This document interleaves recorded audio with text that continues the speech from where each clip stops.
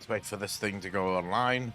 And then, there we go. Sup, ladies and gentlemen, Ackle here, and welcome back to each and one of you. And of course, if you're watching this over on YouTube, please remember to hit that like button, hit that subscribe button, and also click the link in the description down below, because it is always better when it's live.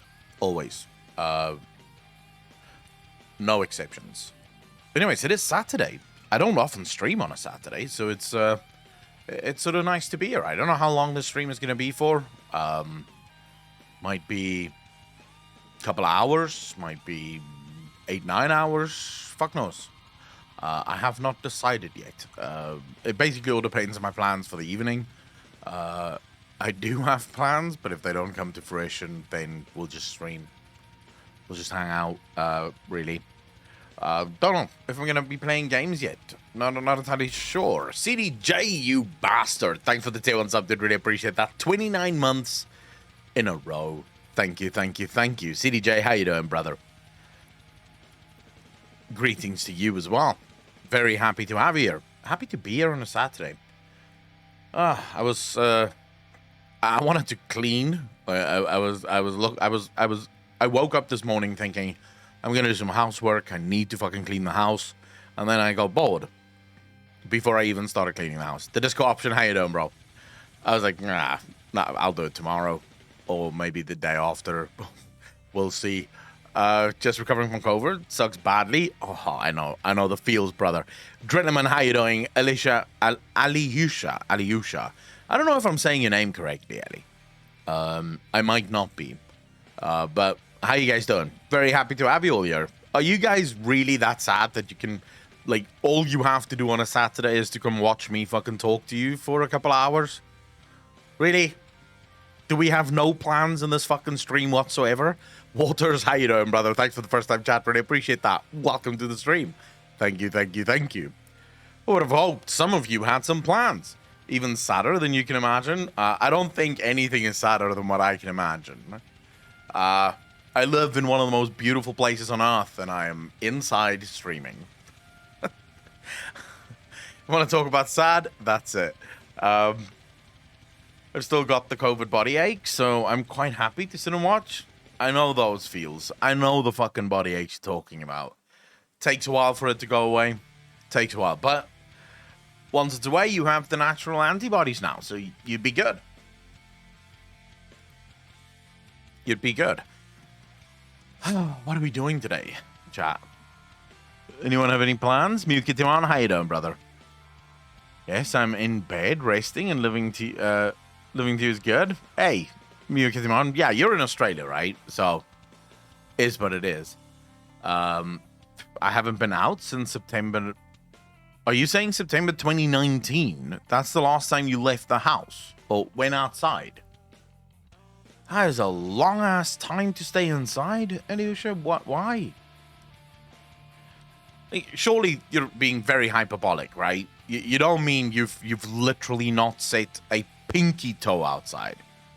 You just mean you haven't really gone out to dinner or drinks or some shit like that, right? Surely leaving the house is almost like required. It's like at some point you need food. Or even something to drink. Will I go out, the other stuff, to buy stuff? Yeah. I thought as much. Just keeping to self. Yeah, I think that's what gamers do best, you know? Just keep to yourself, do your own thing.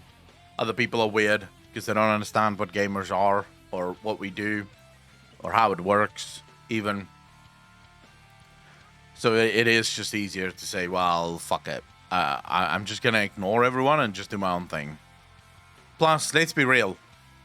Real life might be great, but the fantasy of video games is better.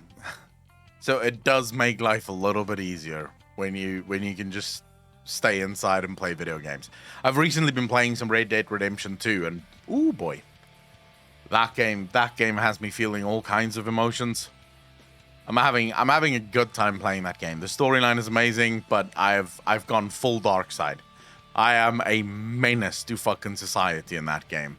Golgoth, how you doing, bro? Hey, I'm good, bro. How are you? Yeah, I've basically just been killing innocents and stealing wagons and making money. And robbing banks and stores and shooting the sheriff. I've shot a few sheriffs now. Spellcross, thanks for the raid, bro. Really appreciate that. Rootin' tootin' shootin'. Oh yeah. Oh yeah. Spellcross, how was your stream, bro? What were you streaming?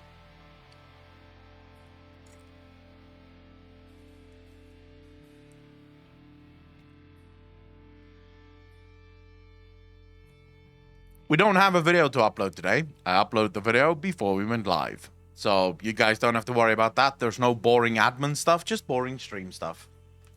Just gonna sit here, hang out, and chat. And then figure out what to do later. Because I don't know yet. I'm not sure what we need to do. There's a new game on Xbox Game Pass that I've sort of been thinking about trying. I don't know if it's a game or if it's like I don't actually know what it is. It's very weird. I'll show you guys. It seems like it's some kind of interactive thriller type thing, you know? Shadow Skylag, how you doing? Nothing like playing ESO at 5 a.m. and catching an Accolon stream? Whoa. Whoa. Nothing good happens at 5 a.m. It's when all the bad thoughts come out. Shadow, so I'm very happy that you're here. It's called Telling Lies, is what the game is called. Like I have no idea what it's about. Even. Like, no idea. It seems like it's some kind of detective game. And you detect stuff. Whatever the fuck you detect, I don't know. But yeah, do you guys want to see what it's about? Like, do you want to see the I guess you call it the trailer? Not sure if you call not sure exactly. Shadow's got. I mean, I can't complain. I can't complain. I had a good day yesterday. Had a shit ton of shit to do. Went to the mall. Went shopping. Bought some shit. Just grocery stuff. Novak, how you doing, brother? Did like a bunch of shit and then played Red Dead Redemption 2 for the rest of the evening, whilst watching League of Legends Championships. Tonight's League of Legends Championships as well. But I might go out for dinner tonight. I haven't decided yet. We'll see how I feel. I've been really in the mood for a place called Spur here in South Africa. I haven't been to Spur in like a good 4 or 5 years almost. So I've really been in the mood for some Spur. But I haven't decided if I'm gonna do that yet. I guess we'll see. We'll see how I feel later. So this game is called Telling Lies. It's on the Game Pass. And it says, an investigative thriller game with non-linear storytelling. Telling Lies revolves around a cache of secretly recorded video conversations. Starring Logan Marshall Green, Alexandra... But it doesn't actually say anything. It just says, creator of Her Story and Silent Hill Shattered Memories. That's the game, apparently. Seaton, thank you so much for the follow. Really appreciate that. Welcome to the channel. Thank you, thank you, thank you. Swatter time in about 4 years? Yeah, in about 4 years, we'll probably reach Swatter. Considering the fact that we'll probably end the Final Fantasy saga in about 5, maybe we'll take a break from Final Fantasy and then quickly play some Swatter for a year or two before going back to Final Fantasy. Banadonna, how you doing? So Banadonna, my new stream schedule is 7 days a week, whichever of those days I feel like streaming. That's my new stream schedule. So I basically, I can stream on any days in a week, and I'll always try to do at least 4 or 5 of those. Like, I'm building up. So the thing for me right now is I want to get to 7 days a week streaming. That's where I would love to be, is to be at that place where I'm streaming 7 days a week, every single day, 365 days a year. The issue right now is stamina, and I guess people will look at me and go, what do you mean stamina? You're literally sitting there talking to a camera. Emotional stamina. So on Friday, yesterday, when I woke up, I was just like, bro, I'm fucking drained. Like, I have nothing left. Like, my tank is just on empty right now. So that's why I took yesterday off. I was just like, nope, not going to be streaming today. Because I knew I wasn't going to be entertaining at all. I knew I was going to sit here and I was probably going to go, let's react to some stuff. But this time it wouldn't be reacting because I want to watch it with you guys. It would more be reacting so I don't have to entertain you guys. And I was just like, I'm not willing to do that. I'm sorry, I'm just not willing to do that. So I decided instead to take the day, recharge the batteries, and come back once I feel ready. And, you know, woke up this morning and was like, fuck yeah, I feel like streaming again. So let's do some streaming. So that's basically the thing for me right now is I'll work my way up there. Hopefully at some point. Hopefully at some point I'll get to the 7 days a week, like, because I love streaming.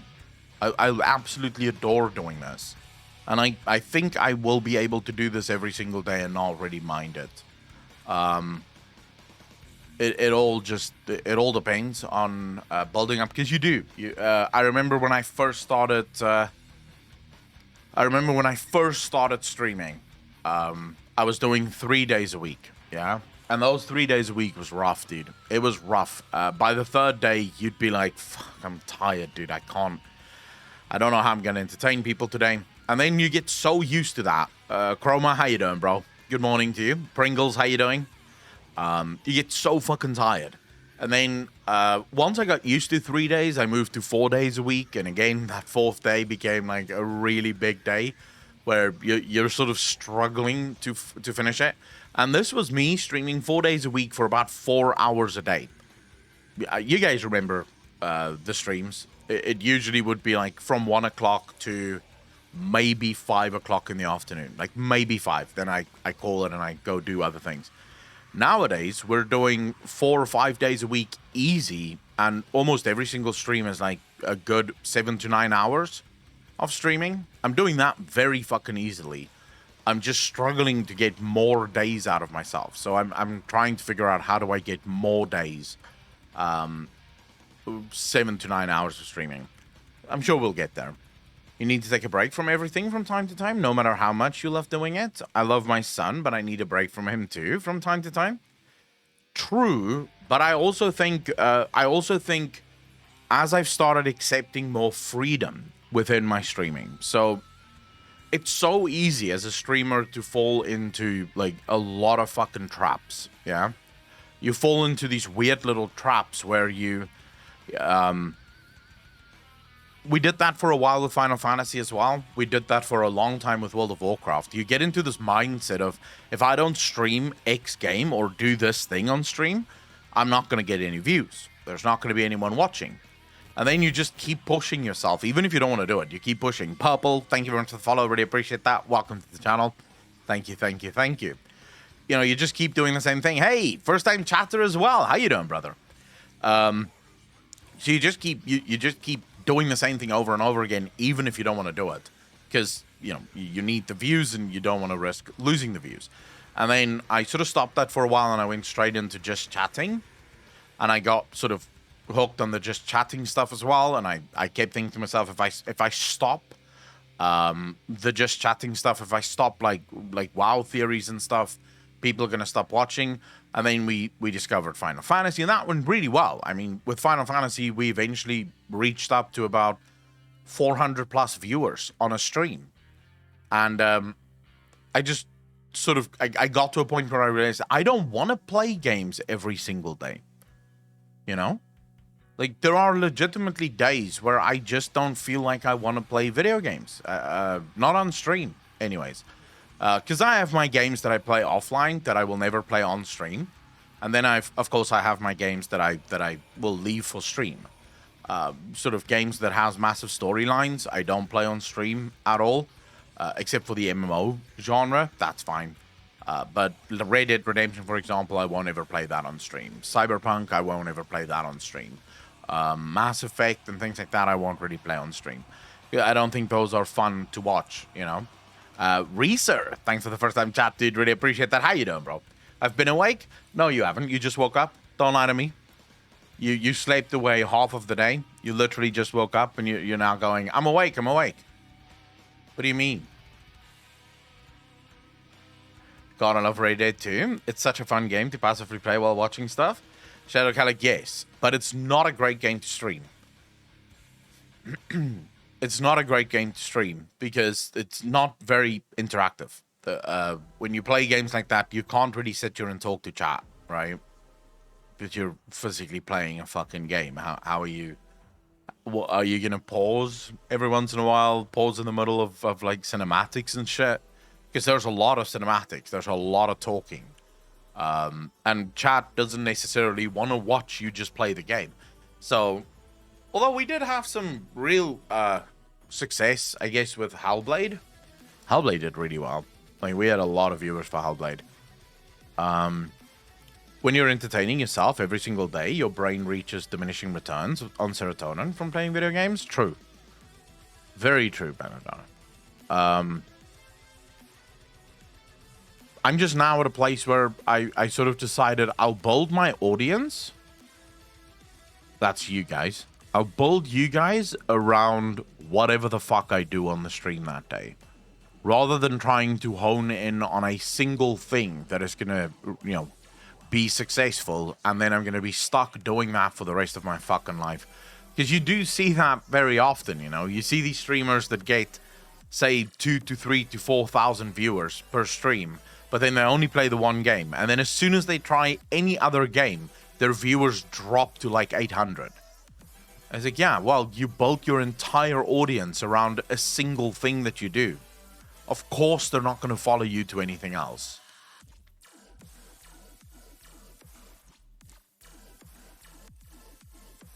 Do something because of it being your work, then you end up losing your love for it. Golga, very true.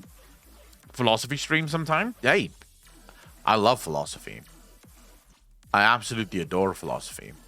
I actually want to do some debate streams. I would love to debate some people. The issue is just most WoW content creators or gaming content creators are fucking pussies.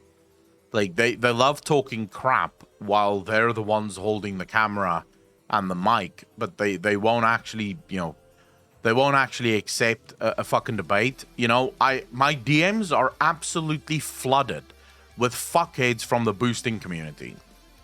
Like, I have about 7 DMs. Just yesterday. Yesterday I woke up to 6 DMs from different people within the boosting community on varying levels. You know, of positions within these boosting communities, all telling me how I misrepresent them, how you know, I'm lying to them, or I'm lying to people about what they do, telling me that they would be happy to talk to me offline. But the reason I can't show you is when I approached all of them and I said, hey, you are welcome to come on my stream and make your case. Every single one of them says the exact same thing, which leads me to believe that someone at the top told them to say this. And I fucking kid you not. Every single time I say this, I get the exact same response. No, people on the internet are nasty. I'm not willing to subject myself to that, but I'd be more than happy to speak to you offline. And every single time I answer with the exact same thing. I have no fucking interest in spending my free time conversing with you about bullshit. You come on my stream, of course the internet is nasty. Of course the internet is nasty. But if you want the nastiness to stop, come on stream and prove that you guys don't RMT. Come on stream and prove to us that you guys are somehow good guys and that you're not the bad guys here. If you want the nastiness to stop, then fucking come prove it, right? No, I won't. So it's just like, well, then fuck off. I have zero interest in asking you a question which you then have time to figure out the fucking answer for, right? Because I could ask you, so explain to me what's your money structure.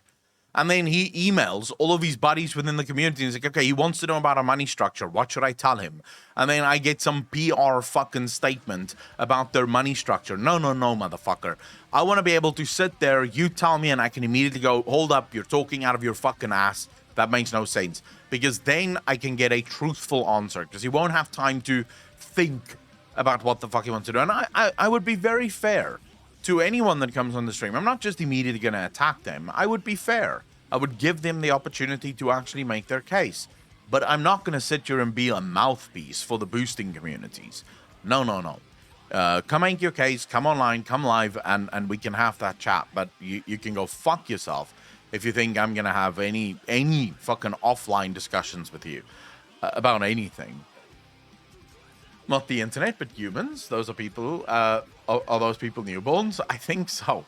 They won't, because they BS everyone and pretend to be the good guys. Yeah, but then they should stop DMing me, because I just find them to be weak little pussies. Your stance in boosting community is bad, or boosting in general, no matter the size. So to board, my stance is that boosting is inevitable when you have an online game. You can't stop boosting in an online game. But boosting communities are bad. They basically replace the ability, or they replace the need to play the game with the need to swipe your credit card. And I think that isn't healthy for the game, because it also creates a sort of skewed incentive for developers. So Blizzard's development structure have been skewed for a long time now towards making content that will almost require boosting so that they can sell more tokens. And I think that it just creates a very, very, very weird incentive structure around how you develop your games. Yeet Mama, how you doing? We'd love to see you debate some Blizzard devs about WoW. I would be open to speaking to absolutely everyone and anyone. Boosted people for any reason other than financial gain is just living in their own reality of BS. My thoughts on this is so waxy. Yeah. Of course, Blizzard is going to remove WoW tokens. Of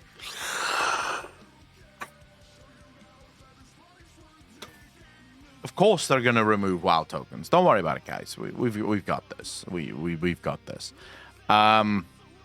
Blizzard is going to do all those things and more. The show's going to be housing in 10.0, ladies and gentlemen. While we're on that fucking hopium, why not just wish for everything? But no, the truth is we're basically, I'm open to debating anyone. I'm open to talking to anyone. The problem is most people aren't open to talking to me. And my thinking around the boosting communities, and this is why I say they are completely and utterly full of shit if they want me to believe that they didn't do this for RMT. And that is because look at the organization of these communities.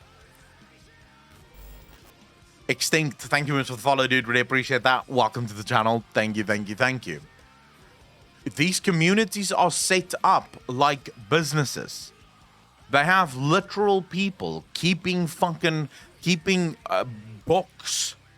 They have bookkeepers and accountants making sure that everyone gets what they need. They have suppliers, right? They have advertisers. These communities are run like businesses. No single person will do this much and put in that much effort if there's not financial gain on the other side. Bullshit. I'm a streamer. This is my job, and I don't even do that much to keep this shit going. Why would you do that? Why would you put in so much effort? For what? Well, if it's only for gold, what possible value could gold have to you past a certain point? We're going to say on LFR community. So I do actually have a DM that explained to me exactly how things are changing.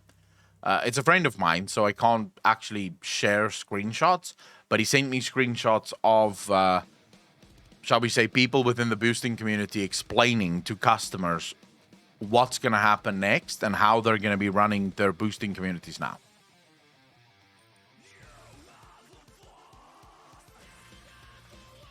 So it's actually quite genius.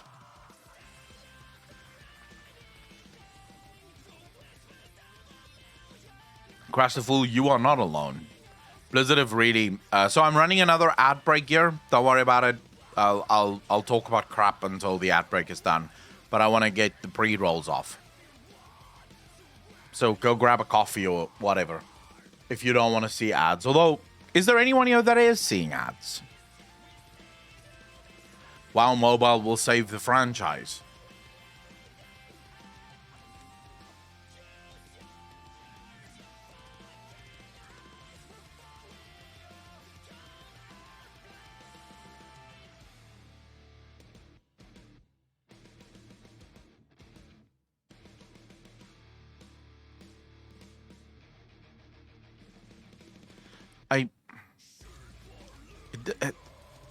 It very much depends on what we view as saving the franchise, you know? Will it bring in more money? Yes. Will it bring in more players? Yes. Will it make World of Warcraft a good game? Probably not. Right? So saving the franchise, I'm not sure. The problem is simple math. If I can buy a 200k gold token for $20, so if it's more efficient to buy gold than farm it, then people will choose the cheapest route. Of course it is, JC Bear. Of course. The thing is,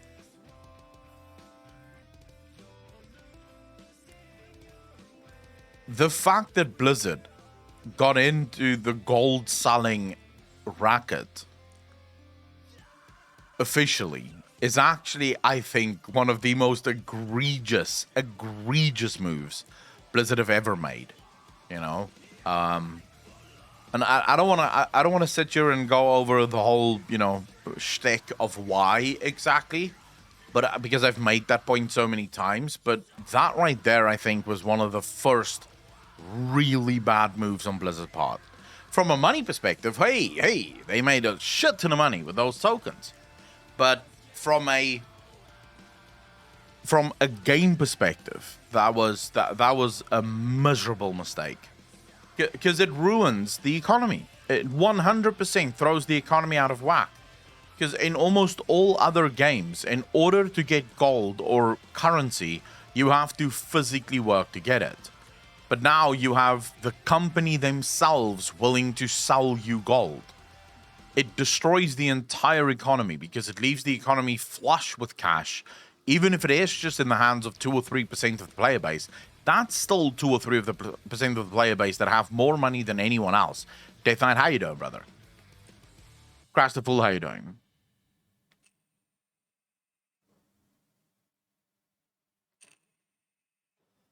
Crash the Fool, I'm looking to see what MS is going to bring up. You know, what's going to happen with MS? Playing with phone? What, did you get a new phone, Death Knight, or are you just playing with your phone?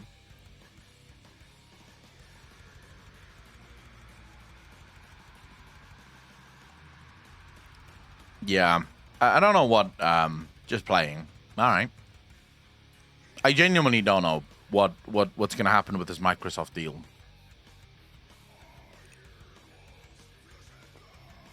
How do you get a new battery? Because most phones these days you have to take it in order to get a new battery in your phone. Like my phone, I need to literally take it to a store if I want to get the battery replaced. It's a big fuck up.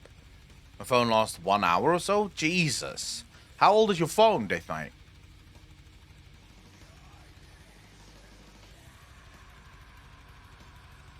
Because my phone is now about a year old, I think. Like 1 year. Maybe 1.5 years old. And it still lasts about 2 days, almost 3. Depending on how often I use it. Like if I'm very active on the phone, so I'm constantly, you know, checking Twitter or checking Instagram or doing all manner of crap, then maybe 2 days, maybe 1.5 day that the phone will last. I mean, I'm very happy with this phone. I just have to say, which phone's that? Jesus, 2 days nowadays is quite a lot. So this is the Samsung A31, I think. I think that's what it's called. The Samsung A31. It's like a cheapie. Georgie, how you doing, bro? Claytaurus, how you doing, bro? Rob, how you doing? It's like a cheap phone. Very cheap phone. I think it cost me like $250 or $300. And at the time, I was physically just buying it because I needed a phone to make phone calls. It has a great camera in it. The camera is just fine, you know? Does what it needs to do on the camera side. And the battery is incredible. So I'm just like, I'll never go for the flagships ever again. I'll never go for the S-tier phones ever again. Because my Samsung Galaxy S7 Edge, when I first bought it, would last like maybe 8 hours, you know? Like maybe 8 hours. Then it had to be charged because it has so many gadgets and things that it needs to power that the battery just can't fucking power it. This A31 is like, yeah, I don't have that much to power. I'll just do the basics and I'll do them really well. So that's great. No, I don't have an iPhone. I've never had an iPhone in my life, King Julian. Change that stuff. What I did with mine, it's Android. I've always used Android. Lunari, how you doing? Can you play mobile games on it? I've never tried. I'm sure you can, but I've never tried. I've never actually installed. I'm lying. I at one point we didn't have power at my old house in Pretoria for almost a week. I don't know if you guys remember that, but there was like a whole week that the power converter exploded at the power station. And so we were without power for like a week. And then I installed Angry Birds on my phone. I played it exactly for 5 minutes before I uninstalled it and just sat in the dark instead. Because I couldn't enjoy it. It's on the phone. The screen is small. It's fucking boring. Nope. I was like, no thanks. I'll just sit here instead. I ended up watching some YouTube videos and crap. You stream from the phone? Yeah, I've streamed from the phone. I've made videos from the phone. So this phone, for its price, you know, $250, $300, is brilliant. It's probably less than that. I paid 3,599 rand to dollar. So how much is that? $232 is what I paid for this phone.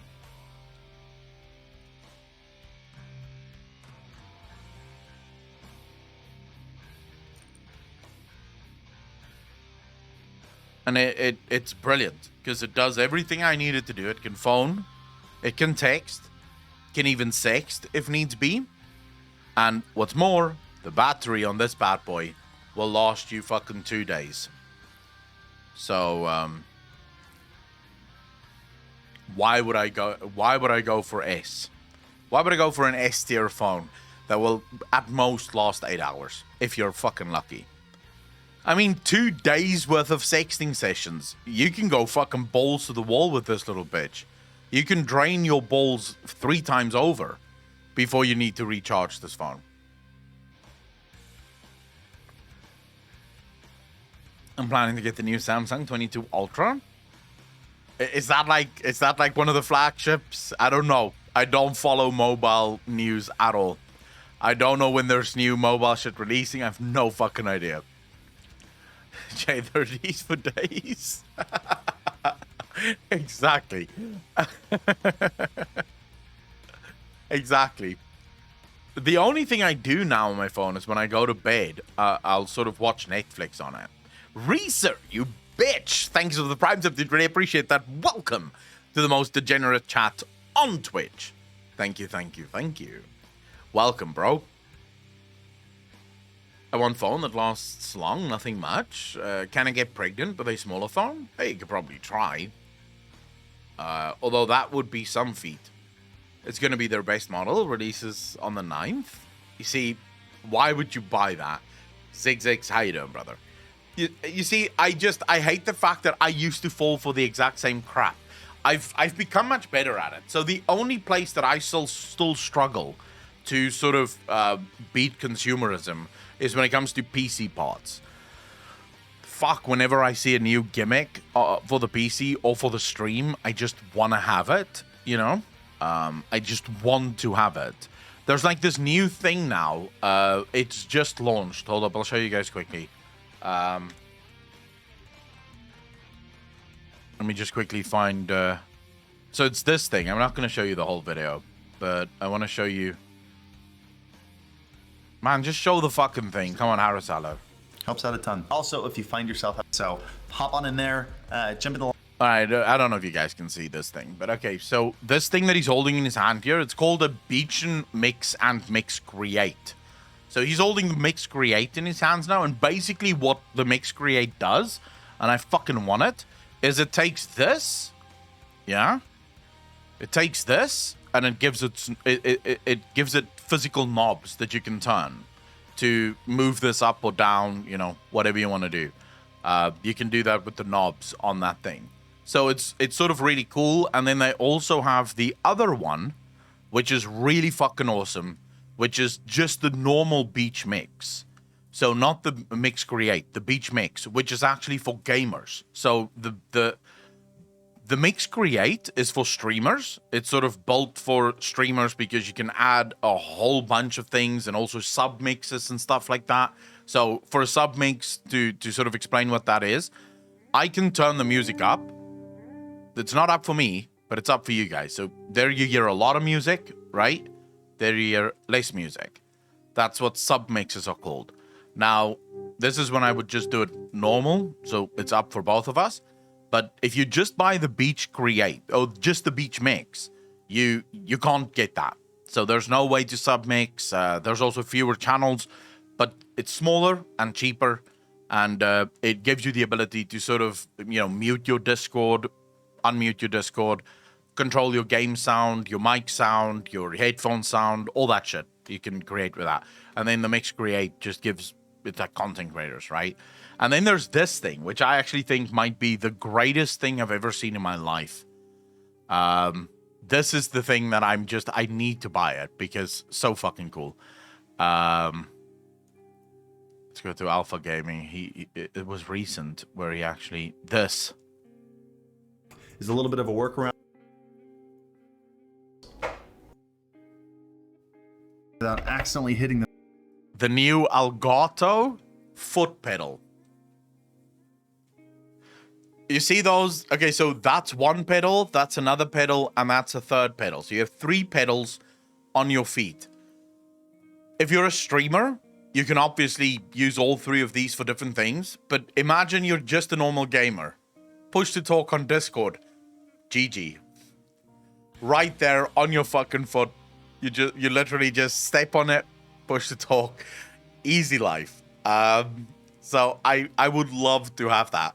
Not because I'd use it all that often, but, you know, this is sort of stuff that I live for. Is sort of like gadgets. I love gadgets. On the new Blizz game coming out on mobile? I mean, we don't know anything about the game, so I would need to wait and see. Because I genuinely don't know. Savant Elite 2. So I don't know what that is, but I can see things that I would love to do with this foot pedal. Just because it's so easy to implement into, for example, maybe using this button to go from just chatting to screen share. Yeah? And then this middle one for Discord. Or using this one to turn people up in Discord, this one to turn people down in Discord, and this one to mute myself in Discord. You know, all manner of things that I can see myself using this for, which would be so fucking easy. Oh man, I have no idea how much this thing costs. They usually explain it in the beginning, but I have no fucking idea how much it costs. I don't know. Let's see. Does he actually have a link to it?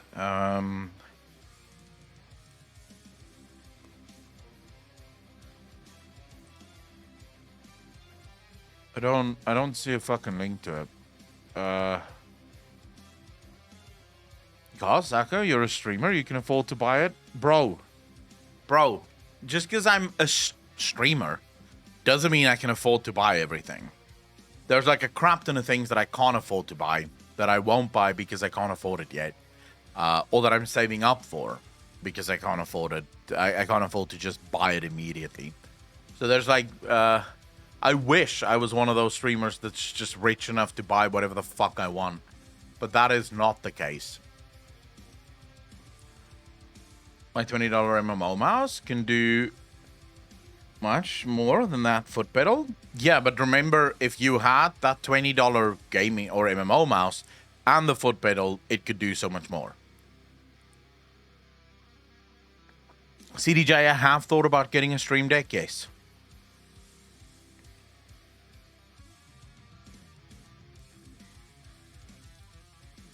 I don't even, I mean, I get donations, but that's not even like, well, you guys can see how much donations I get. It's literally right there next to me.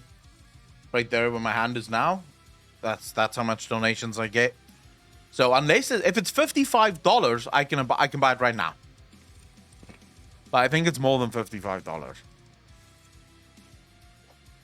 Plus, I don't really use donations and shit for that. We're saving up for Alex's fucking edit PC. So I don't really use money for that. Hold up, I want to watch. We've been wanting to watch this game for a while now. Telling Lies. I want to see what the fuck this is about. Give me a moment. Give me a moment, chat. One momento, please. All right, let's just see here. Telling Lies. This is gonna be very loud, isn't it? Yep, very fucking loud. Hi there.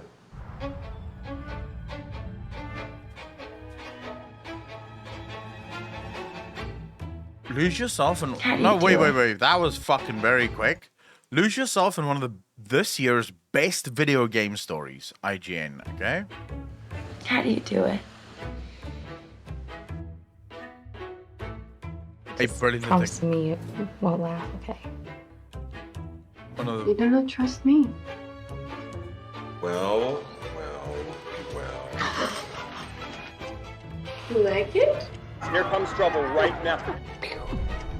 1, 2. 3. You lie to people and they believe you. You lie to people and they believe you. But what's the point of the game? I still don't know what the fucking point of the game is.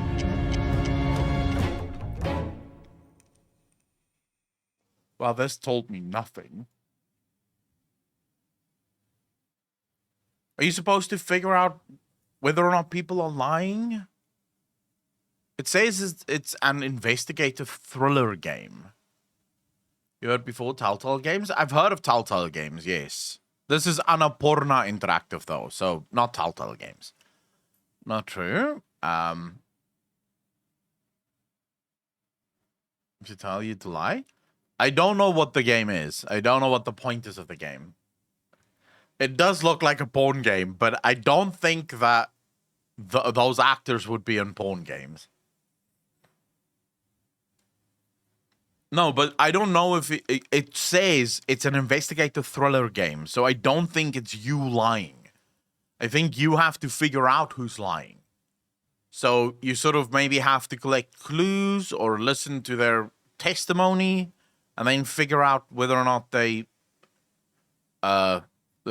telling the truth. And then when they tell you the story, that's when you try to figure out, you try to figure maybe out who's lying, who killed who. I don't know. I have no fucking clue what the point is of the game.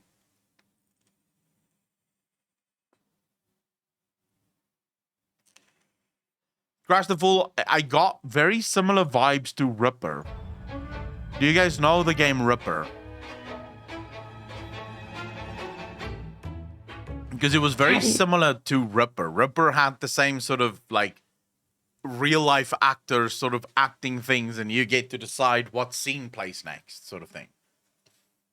50-50. Maybe it can be a porn game. Like, you could probably turn it into a porn game if you wanted to, sure.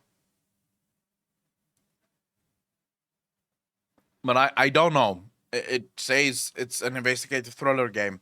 And I am, after watching that JCA stuff, I am so interested in getting another investigative game, dude. It's even in the title, Echo, telling lies. There you go. Boom. It's about lying. Yeah, but my fucking God, dude. You genuinely can't fucking be that stupid. Come on, King Julian. I don't know if you're the one telling the lies or if they're the ones telling the lies. Or maybe you decide what they say and they have to not lie or not be caught lying. I don't know. We could try it out if you guys wanted to. We could see if it is, like, what it's about. I'd be happy to see if we can catch the lies.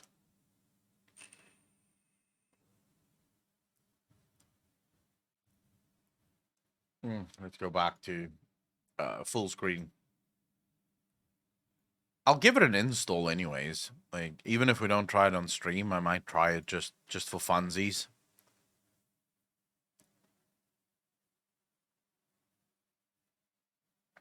Oh, music. But yeah, there's like I don't spend a lot of money on anything that I don't need, but gadgets get me. Like, I still find myself quite weak in front of like gadgets. NyQuil chicken? No, what's that?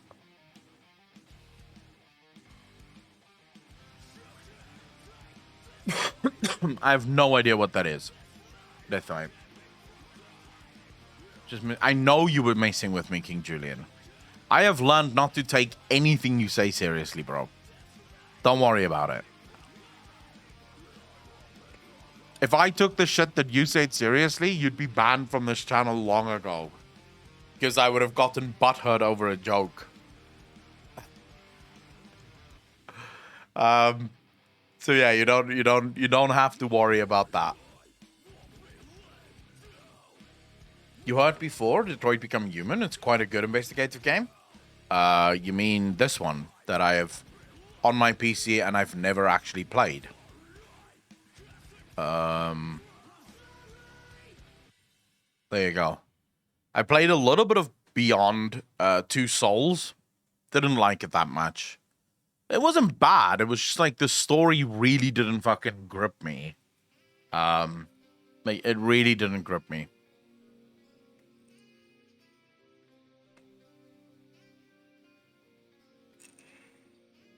I try not to, Crash the Fool. So, what game is really laggy, Clitoris? Some idiot think of new challenge to cook some chicken in medication and called it NyQuil chicken. What medication was he cooking it in? Wait, Detroit Becomes Human has a 30 FPS cap. Why? Why would any game in the modern age... Like, I know Detroit Become Human came out when it was, what, PlayStation 4? But PlayStation 4 could handle 60 FPS, no? I'm pretty sure it could. Why would any fucking game have a 30 FPS cap? That makes no fucking sense. Like, zero.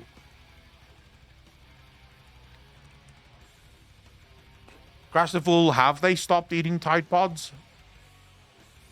I don't think they've stopped. They're just no longer making videos on it. But there's still stupid enough people out there.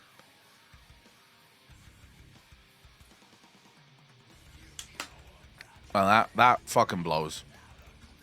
Yes, this is Baldur's Gate 3. We played about 9 hours of it. I'm waiting for the full game to launch, and then we'll finish the game. The movie experience frame rate. Oh my god. They really went for the movie experience frame rate. I have a program on my PC that boosts all movies to 60 frames per second, so I get a very different experience whenever I'm watching movies on my PC. I am waiting for the Give me a video of some dumbass that almost died from too much NyQuil. I don't know why anyone would cook chicken in cough medication.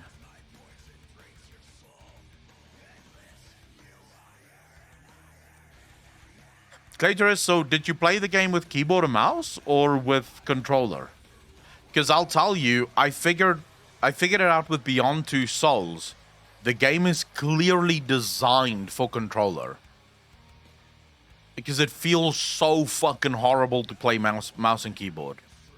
The movements is so weird. Like, sometimes A will move you in the left direction. But then other times, A will move you down. And it's like, what the fuck? I just want to move to there. Then you have to sort of refigure out where the keys are going to take you whenever you're moving. It's very weird. It's very, very bad ports.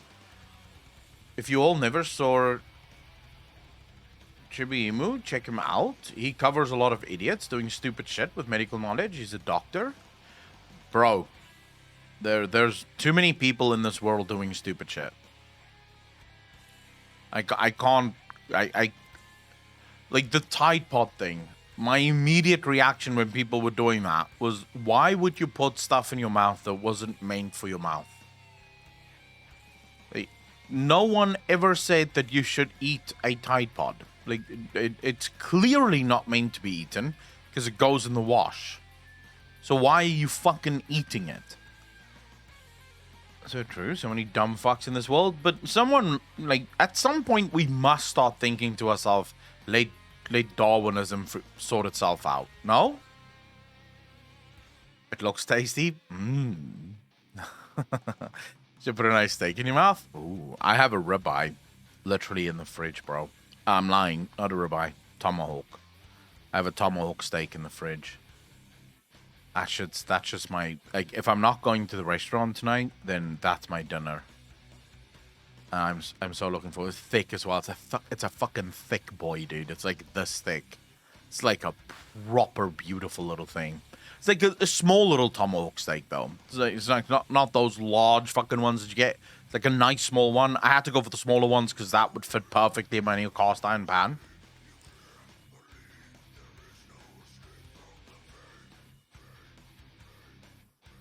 Zig, you went to a different school than me.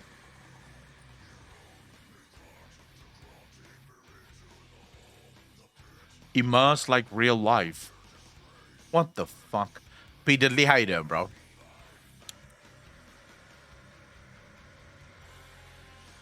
Well, yeah, and I can tell you stories. Wait, Bananoy, you used to work at YouTube? Holy shit, nice. He didn't have the time to watch Twitch in the last month. A Lodi, you bastard. Welcome back, bro.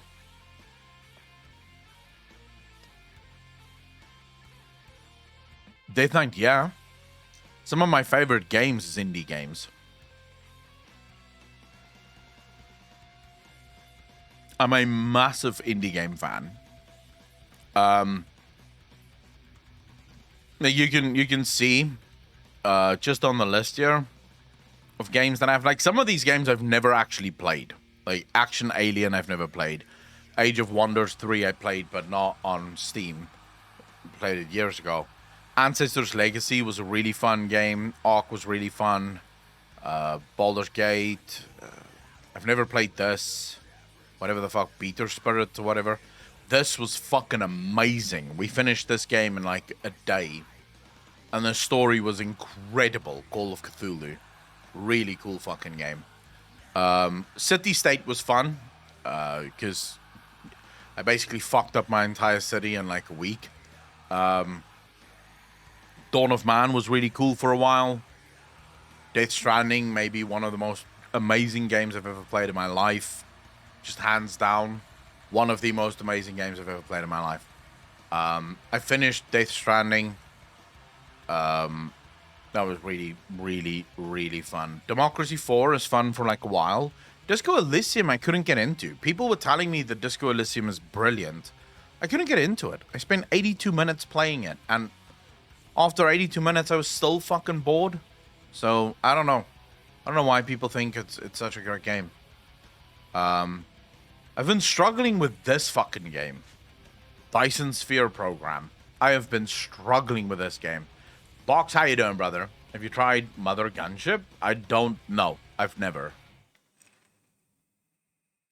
This is also good, by the way. If you're looking for like a weird Eldritch horror type of survival game, try out Fade to Silence.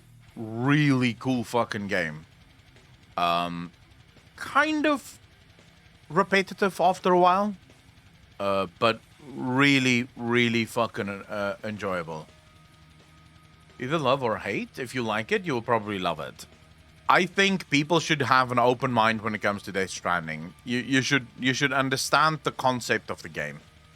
Hades was fun as well for a while. This game is probably one of the most fun games, city building games that I've ever played in my life. The issue is it's very limited. Like, there's a couple of missions. The missions are incredible. And I had 68 hours of really good fun in Frostpunk. If you're just looking for a game that you can sink at least a couple of days into, try out Frostpunk. Really, really cool. I'm looking now to see what else. I enjoyed Lost Haven as well for quite a while. I have about 14 hours played in that. Also got very repetitive after a while, but it's like a zombie city builder. You build you build your base and then zombies attack. That's sort of like that's sort of the game.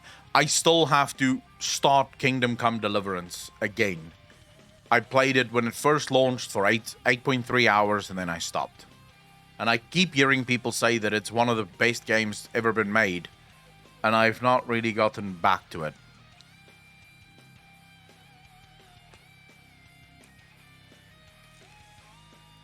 Fantasy 14 and Monster Hunter.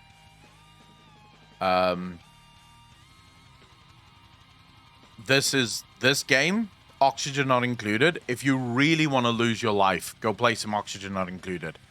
This War of Mine is also so good. I have that too. It's very similar to Mr. Prepper. I've played about 108 minutes of Mr. Prepper.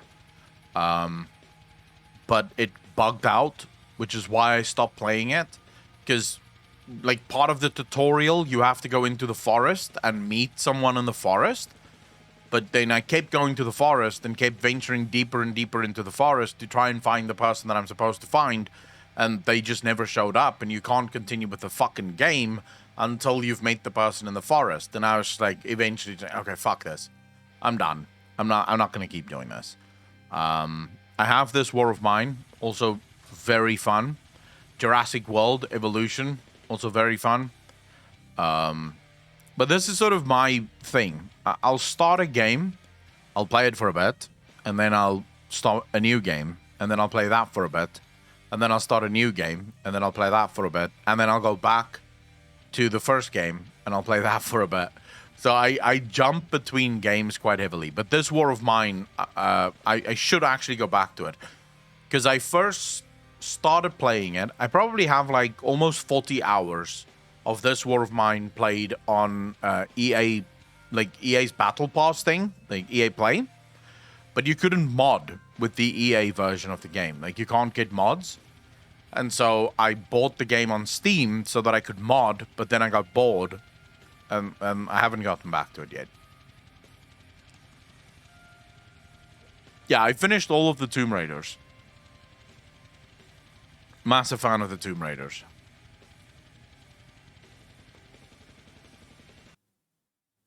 I still have to, like, there's so many games that I want to play, but I'm not always in the mood to play them, you know? I'm very weird when it comes to shit like that. Like, I have to be in the mood to play something. It can be the best game in the world. If my mood isn't correct, I won't play it. Ninja Gaiden game? I've never heard of that.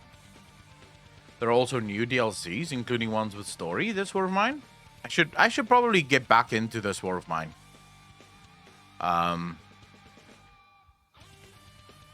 Honestly, right now, the only game that I'm sort of interested in playing is Red Dead Redemption 2. Mainly because I've gone full fucking bandit in that game. I have been shooting up every single town, stealing every single carriage, just killing civilians and fucking looting them. I'm basically wanted in every town in Red Dead Redemption 2. And my bounty, the bounty on my head is like $1,000 in one of the towns already. So last night, I spent almost an hour killing cops. Like, I hold up. I had this perfect fucking vantage point, and I just shot the fuck out of every cop as they came running towards me. I'm just killing people, and then I ran out of bullets and they killed me. It was so fucking sad, dude. I was so sad to die. But, you know, it is what it is. I ran out of all my bullets. Most fun part of the games? True. It is really fun. It's really fun to just go full ham. To just kill people, just steal their shit. Fucked in until run out of bullets, or Alf? Yeah, bullets was the problem. Like, I knew that I was fucked. I was down to my last gun, and it was a shotgun. So I had to wait for them to come close to me before I could kill them. And then when that shotgun went click, click, click, I was like, fuck. I'm surrounded. There's no way I can run. I tried to make a run for it, but as I got on my horse, they fucking killed me. I was like, ah, damn it. This sucks. So now I can't go back to that town for a while. I forgot about the story entirely in Red Dead Redemption 2. I've just been killing people. Although, late last night I was fishing. And the fishing is sort of really fun.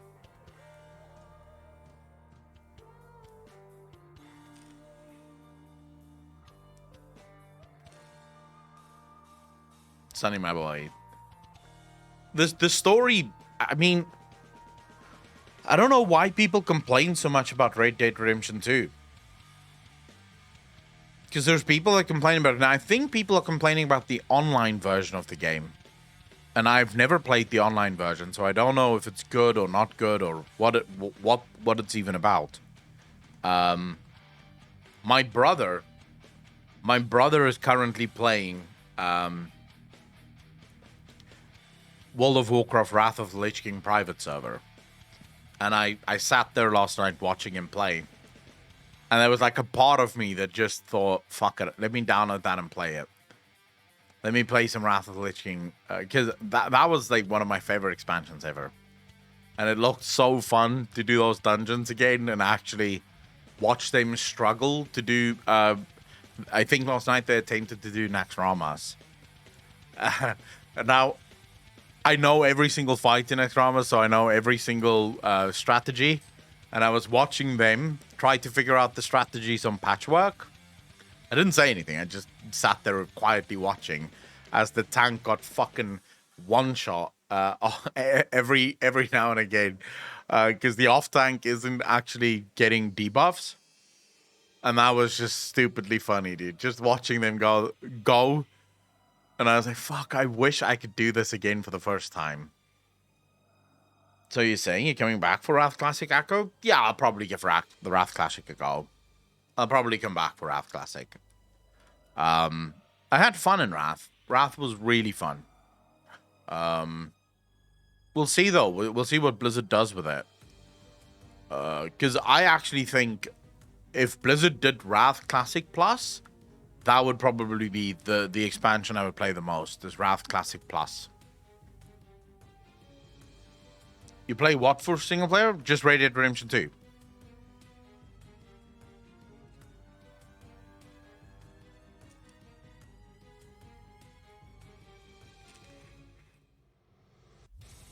Jumbo, which game didn't you have fun with?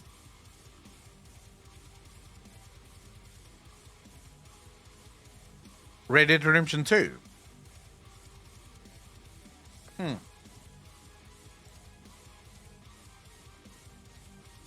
That is interesting to me, because I would say the missions isn't repetitive at all. So last night, for example, we had a mission to go rob the bank.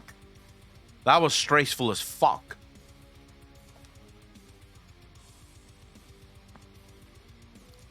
No, the amount of detail they paid attention to in that game. It's just amazing. I really fucking enjoyed Red Dead Redemption 2. We need to give Star Wars The Old Republic a go. I'm really, like, so many people have told me so many good things about Star Wars The Old Republic that I really want to try it out and see if it's any good. Even your house's balls shrink in the cold? Your horse's balls. I haven't even checked into that. The details is amazing. The game is good. Anyways, what's everyone up to today? You know, besides watching stream. What are you guys doing today? Is there anyone that has any, like, really cool fucking plans for today?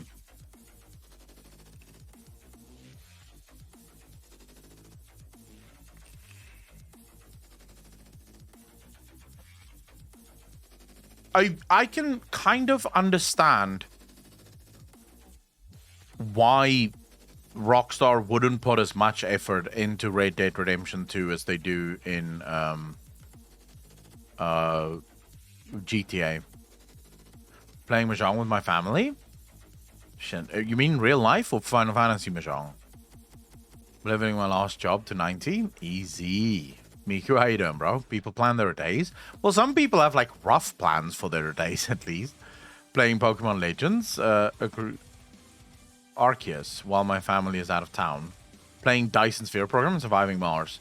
Zigzags, I'm trying to play Dyson Sphere Program, but the game is triggering the fuck out of me. Because it wants me to build my base in ways that I don't want to build my base. Like, I get triggered by the layout of how my base should look, at least in the beginning. So I've sort of stopped playing Dyson Sphere Program. Going through Shadowbringers since I can't leave my house because my dad caught the Rona. Oof. I hope your dad's okay. I have a monk profile at 181 in Path of the Dead I'm pushing. Leveling in Final Fantasy 14 and attending a grand opening in one of the residential areas. What grand opening?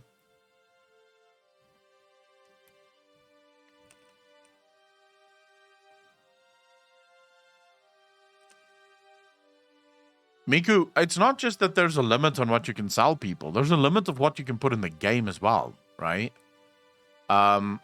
So if I remember GTA correctly, I haven't played GTA 5 ever, but if I remember GTA just in general correctly,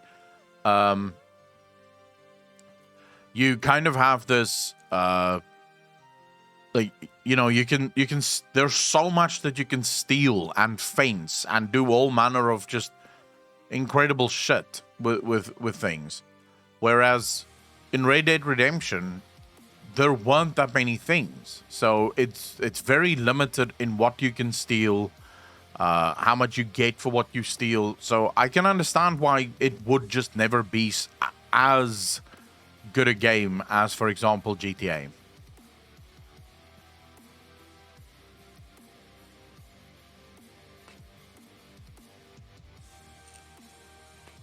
It's like some music bar thing. Never checked out those kinds of things before, but apparently there's going to be player-based bands and such. So yeah, easy. Where is it, Box? What city? I have not seen Noble's new video. No. You can link it in content suggestions if you want me to react to it. Could have been the best open world game in the world if Rockstar would give it proper support. But like I said, I don't know if it would be. I think people would eventually get bored with something like Red Dead Redemption 2. Got Omicron, who knew? It gives you a fucking pox as a bonus. A pox? What? You got pox? Interesting. I mean, the new Omicron variant is like nothing. Yeah, a lot of people get it, but almost no one end up in hospital because of it. So it's sort of like, at least in South Africa, a lot of newspapers and shit is saying this is sort of the end of the pandemic. A healer job quest. People still play this game with zero support to the day. Think of what would happen if it was supported. Maybe. The symptoms is red dots on skin. My body is itching as hell. Some kind of rash. Have you tried to read Overlord light novel before or hear of it? I've never heard of that. Patches, how you doing, brother? As the virus mutates, it gets less dangerous to increase its odds of survival. Well, we're lucky, Patches, in that is what the virus is doing, because when it mutates, it can usually go one or two ways, right? It can either become more dangerous, so it could kill more people, because it's all accident, it's all, like, up to chance which mutations stick and which don't. So I remember right in the beginning of the pandemic, I was watching this epidemiologist speak on this, and he said there's one or two things that can happen. Either the virus mutates to the point where it's basically like the common cold or the flu, so the symptoms are pretty much similar to that, or it mutates to very dangerous, right? So highly, highly fucking dangerous.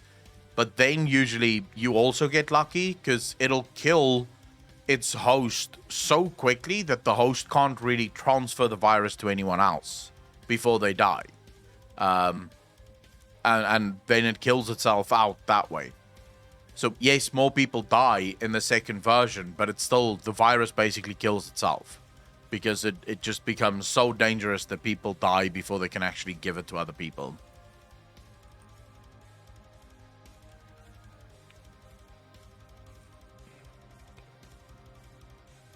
Without wearing a mask again? I'm right there with you. I'm so over this fucking mask, dude. I go to the gym, yeah? So I'm in the gym. Everyone is in the fucking gym. Everyone's working out. There's people literally to the right of me, to the left of me. I'm allowed to take my mask off while I'm training. So I'm sitting there, I'm training. There's someone literally, like, I can touch them to the right of me. They don't have a mask on. There's someone to the left of me. I can touch them. They don't have a mask on.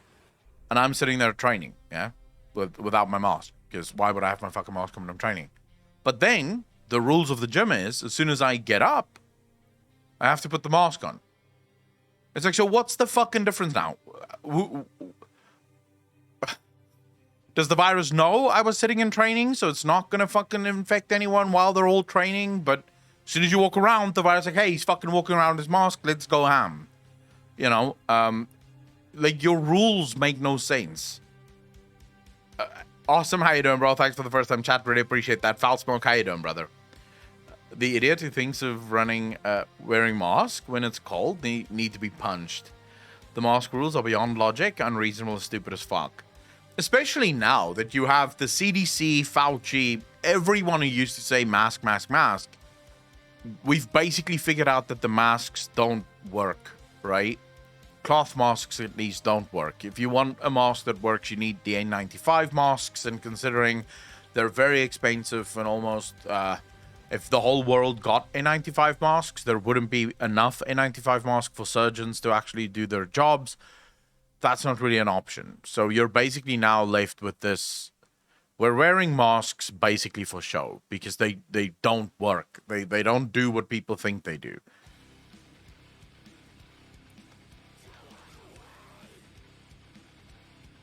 Going to the morning club is the best? What morning club?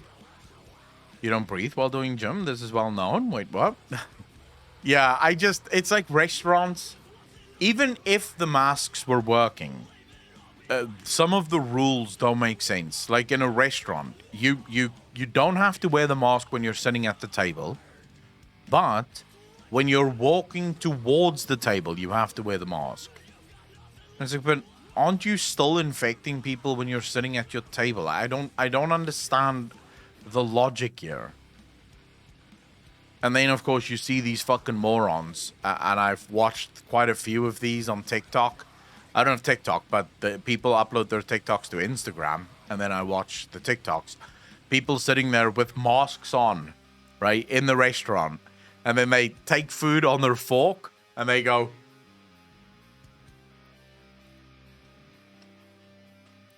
And I'm like...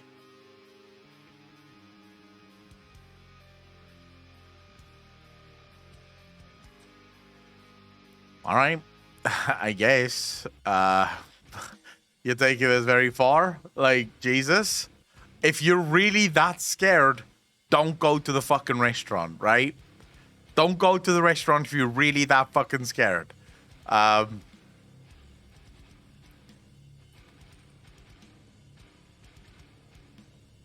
Oh, fuck. I wish I could have shown you guys this. I didn't save it. I'm a bit sad that I didn't save it.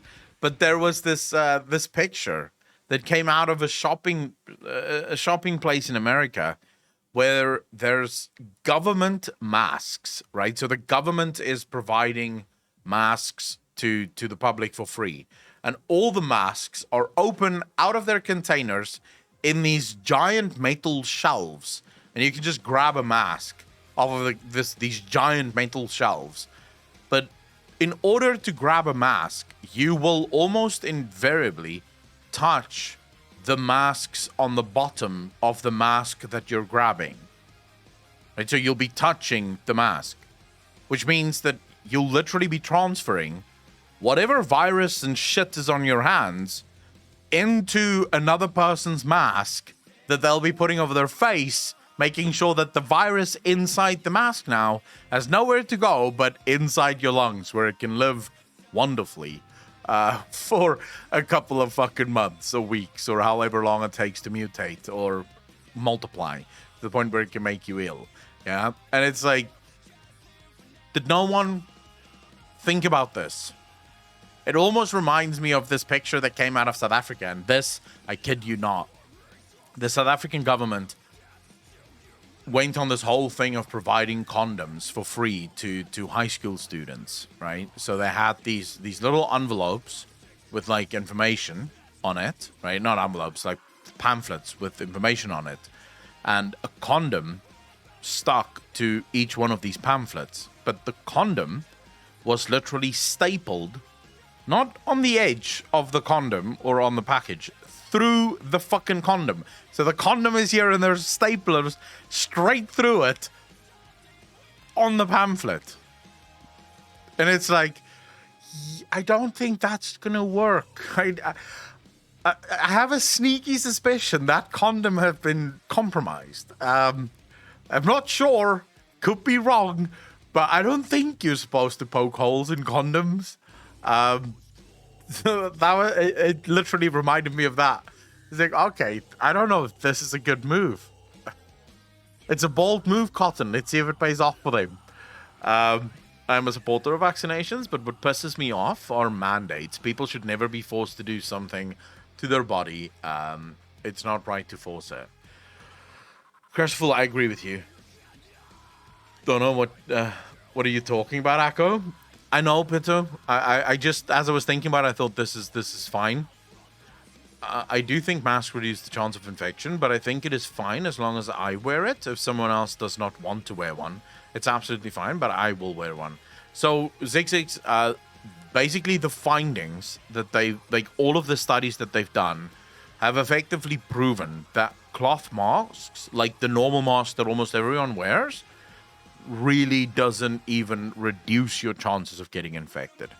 They do nothing because they're not actually designed for it.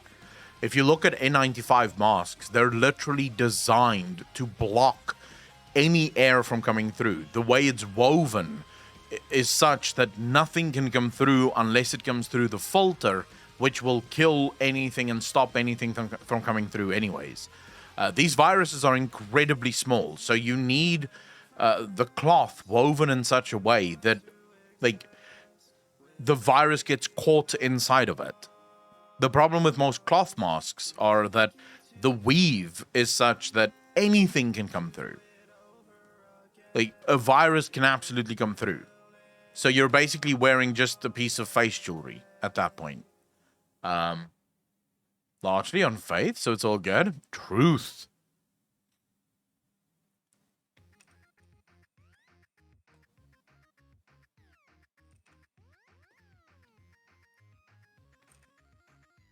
So my thinking on this around vaccinations and the mandate stuff is we have to decide what's more important,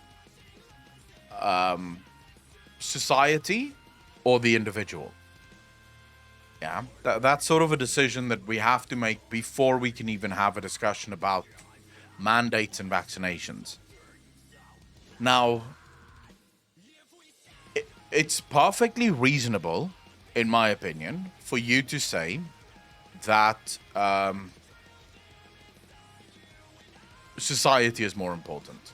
Yeah, because if society gets ill, if too many people die in society, it could have a very negative effect on humanity. That's a perfectly reasonable stance to have. So, Galeplay, I'm not worried about vape because I have a window open there, and a fan moving the air around. I have filters, massive filters on my computer everywhere. My computer is behind the screen there. The wind blows the vapor that way, and it goes out that way. So, there's more than enough circulation to ensure that whatever vapor there is will most likely not get caught in my PC. And I clean my PC like once every month. So, I will be able to see if there's any sort of residue that builds up as a result of it, but it is something that a lot of people don't realize. I've seen some pictures on Reddit of people's PCs getting fucked because of vape juice. Okay, so the other very reasonable stance that you can have on mandates is that the individual is the most important, since individuals make up society. There is no such thing as society. There is only the individual. You can call a collection of individuals society, but it doesn't remove the fact that it is still the individual. Okay? So those are the two philosophical stances that you can have when you talk about mandates and the vaccines. Those are the only two stances that you can have. Anything else would simply be posturing and ignoring the original stance. Because everything else is really just an application thereof. So, for example, if you fall in Camp 1 and you believe that society is the most important, then you are absolutely within your rights to mandate vaccinations and even get to the point where you force people to vaccinate. So this is what's happening in China, for example. In China, the police knocks on your door, a nurse comes in, the police basically holds you at gunpoint, and they vaccinate you. If you refuse, you get taken away. It's as simple as that. There's no arguments, there's no discussions, because China is a communist state. In communism, the individual doesn't matter. Society is what matters.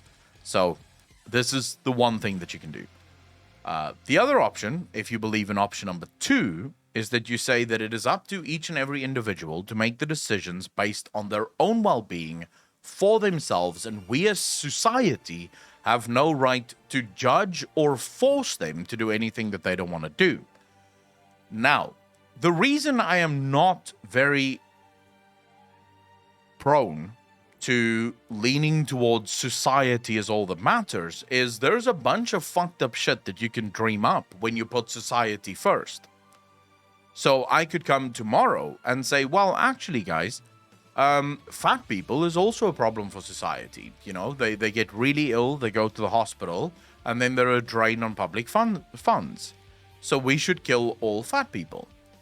Now, if you put society as the highest order of priority, then that argument is valid. You could make an argument that, you know what, the poor is a really big issue for society because the government and society constantly have to take care of the poor. So how about we just kill them, you know? Or we put them in camps and make sure that they don't spread their poverty and their theft and illnesses everywhere, right? You can make that argument too, and it would be a valid one. You can say it's evil, but it's valid. I am looking out for the best of society, right? I'm trying to fix society. In that manner, we can do so many things in the name of society. And if you want evidence of what people have done in the name of society, you need only look so far as places like Cambodia, Soviet Russia, and Communist China to realize that when you do things in the name of society, it generally leads to some of the worst human atrocities that we have. What if the individual wants to commit murder? Do we just let the individual do whatever they want? Boyden, thanks for the first time chat, first and foremost. And secondly, your argument makes no logical sense. Would you mind refining it or explaining it? Because your argument isn't logically sound. If an individual wishes to commit murder, then said individual will now force themselves upon another individual, which at no point did anyone give you the right to do that. The only right you have is to make decisions about you and your body. You don't have the right to make decisions about anyone else, because then once again, you're now making decisions on behalf of other individuals without them actually having a say in the decisions that you're making. Which is literally the point where saying you can't do that, right? Water is dangerous, people can drown. Yeah, well, obviously. Yeah, you could start doing a whole bunch of things when you put society first, and you can start pushing a whole bunch of things when you put society first. So I tend to believe that the individual is the most important element. You have to, if you can protect the individual, I believe society at large will be okay. Now, here is where I think both of those stances are null and void when it comes to the vaccination discussion, specifically these vaccines. Now, in the past, we have absolutely mandated vaccines like polio vaccine. Why did we mandate the polio vaccine? Because the polio vaccine or the polio virus didn't kill some kids. It killed a lot of kids. And those kids who didn't die from it basically suffered for the rest of their lives with it. So polio, the virus, wasn't just a small problem. It wasn't like it was killing like 1% of the population. It was destructive as fuck. And the problem with that virus is there was no real way to cure it at the time. We had no like medications that we could give you. We basically just had to hope that your body recovers from it, right? That your body fights it off. And we had to make sure that your body had the tools to do it. And maybe it did, maybe it didn't. There wasn't really any other options. And then we got a vaccine for it. Now, what did the vaccine for polio do? I'll wait for chat to answer. What was the vaccine for polio? What was its job and what did it do?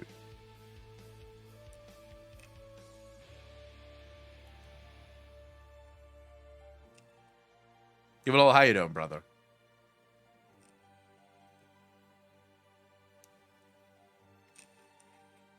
It provided full immunity to polio. Not some immunity, not lessen the effects of polio. It provided full immunity to the virus. In other words, once you were vaccinated against polio, you were 100% safe and could no longer get polio. Yeah, which is how we eradicated the virus. We eradicated it because we had a vaccine for it. Now, remember our two argument points. Remember the two sort of spring points for our arguments. You can either make an argument in favor of society or an argument in favor of the individual. The vaccines that we're currently dealing with, I don't think you can make an argument from either of these two springboards, because these vaccines do not provide immunity against the virus. And this is not a conspiracy theory. This is literally the CDC that admitted this. Fauci have admitted this. Bill Gates have admitted this. Every single person that is part of this have admitted the vaccines do not stop you from getting COVID. You can still get COVID when you're vaccinated. What the vaccines do is lower the symptoms. So it lowers the severity of the virus. Now, what is the difference then if I decide not to take the vaccine, for example? So let's say I decide I don't want to take the vaccine.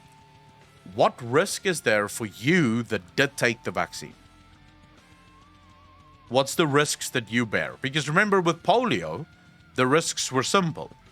If I have the vaccine, I can't get polio. If you don't take the vaccine and you get polio, there's a chance that the virus can mutate and jump the vaccine, which then means that everyone that's just been vaccinated is now no longer immune because the virus have mutated.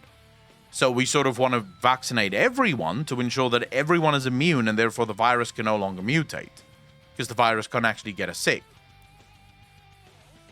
But when you have a vaccine that does not provide immunity, in other words, you can still get it and still pass it on to anyone else, what is the dangers that is in it for you when I decide not to vaccinate and you decide to vaccinate, considering that both of us don't have immunity to the virus?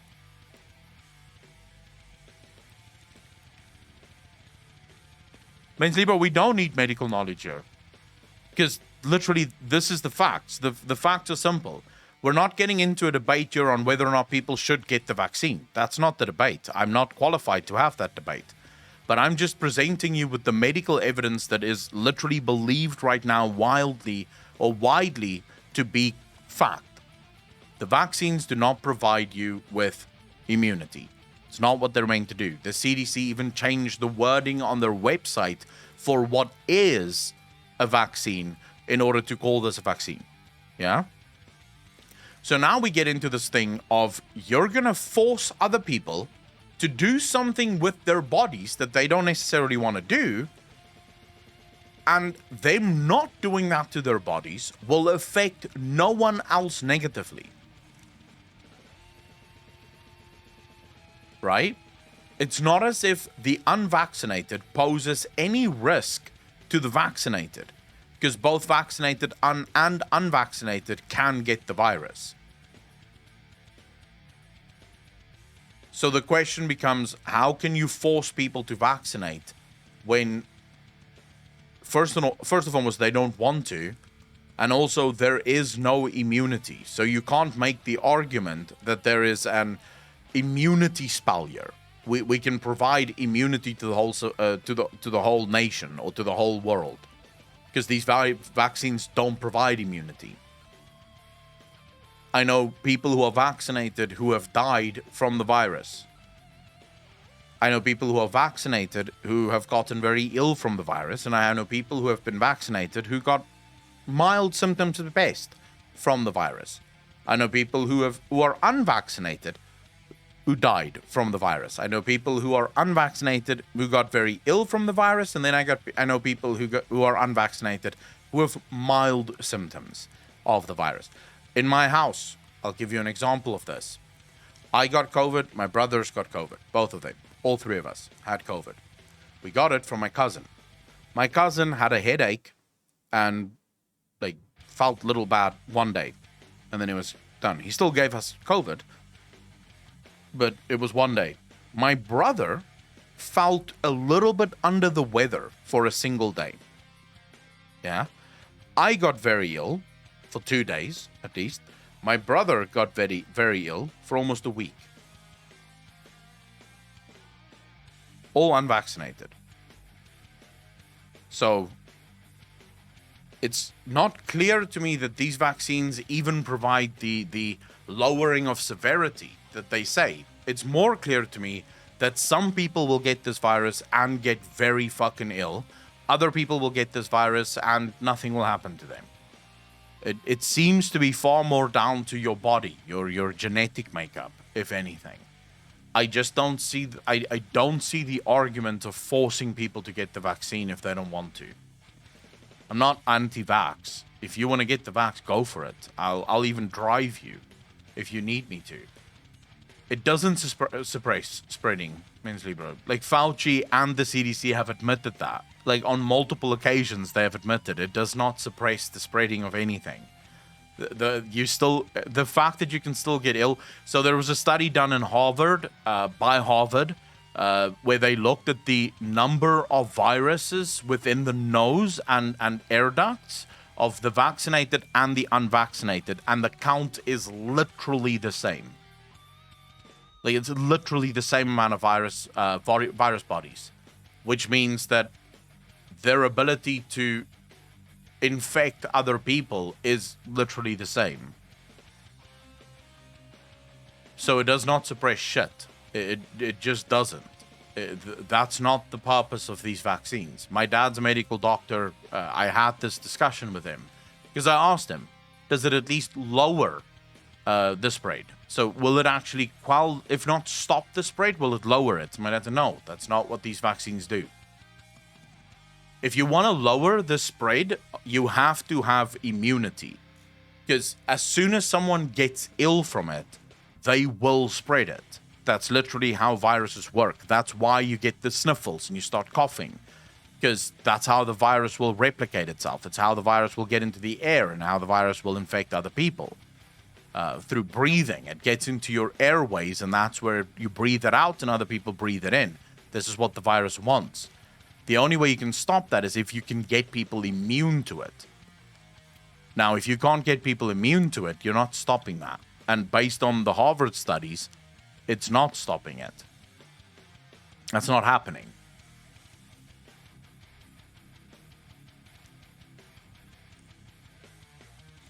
I just think, I think we've done a bunch of scientifically correct things throughout these lockdowns, and I think we've done a bunch of scientifically mute things throughout these lockdowns. And I'd be very interested to see what people say 100 years from now.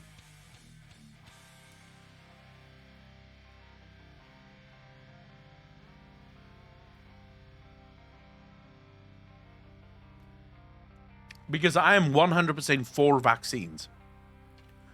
There is something that bothers me, though.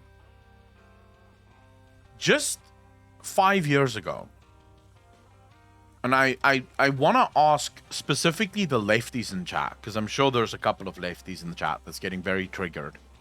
But I want to ask the lefties in chat specifically this. 5 years ago, all of you absolutely despised Big Pharma.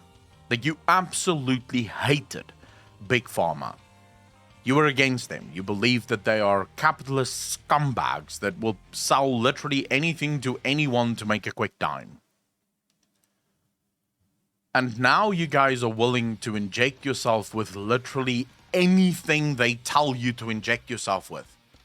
1 booster, 2 boosters, 3 boosters, 4 boosters, 5 boosters, 6 boosters, 7 boosters, 8 boosters. Doesn't matter how many boosters.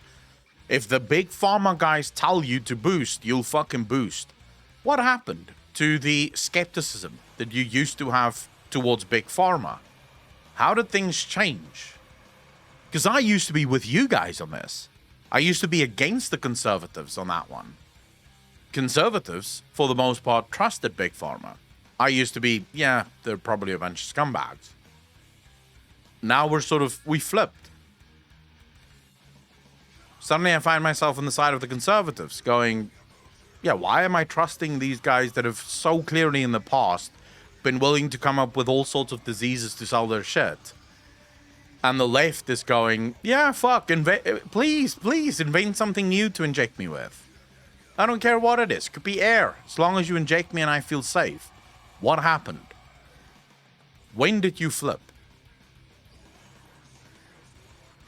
Because it's funny to me that we have so many left-wingers that is willing to do whatever the big pharma guys tell them, as long as it comes from some kind of authority.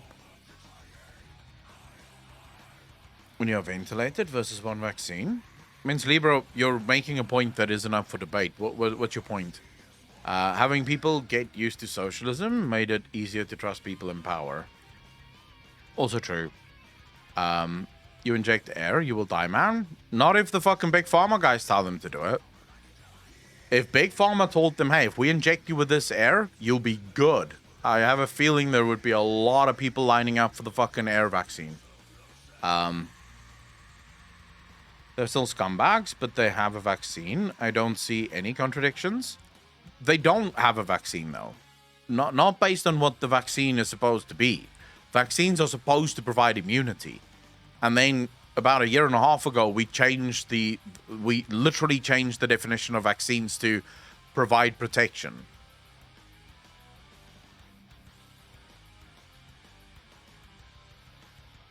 Which is also weird.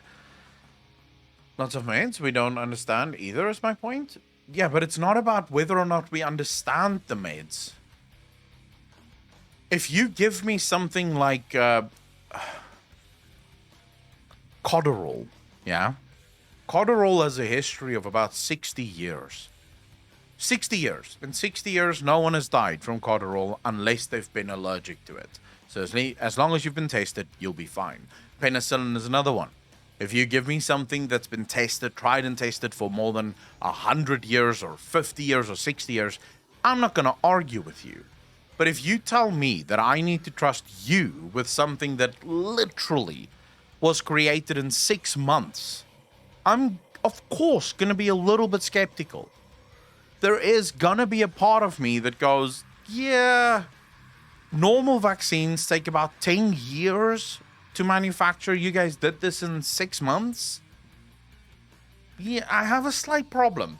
I don't think I'm going to inject this right now. Lies, how you doing? Good Saturday to you. Saturday to you. Have a nice weekend.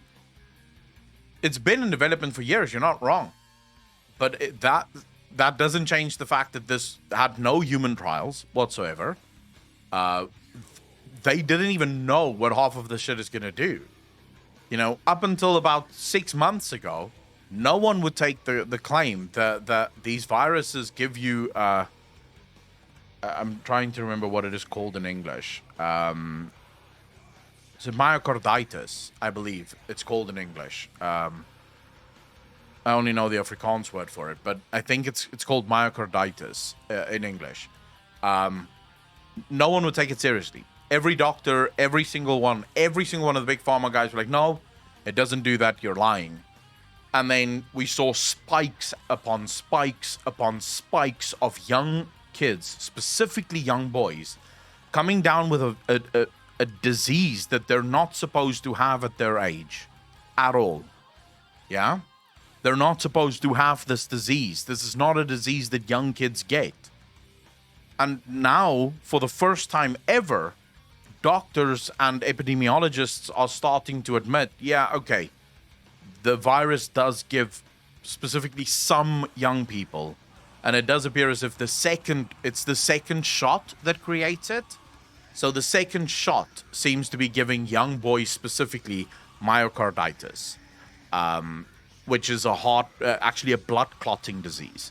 Yeah, which you shouldn't have at that age. So there's a bunch of things that these vaccines are doing that's not necessarily bad. All vaccines have side effects, even the flu vaccine. One of my cousins got the flu vaccine a few years ago and ended up in hospital because of it. Turns out he was allergic to the vaccine. All vaccines have side effects. There's never, as far as I know, there's never been a single vaccine that doesn't have massive side effects. With one big difference. We know what those side effects are. Yeah, they've been documented, tested. We know exactly what they are. The problem with these is we're still figuring out a lot of this stuff. And I don't think they're bad. I think they do a good job. And I think if you're really scared of getting COVID, you should get a vaccine. 100%, you should get it. I'm not here to stop anyone from getting it. I'm not against the vaccines. I'm not.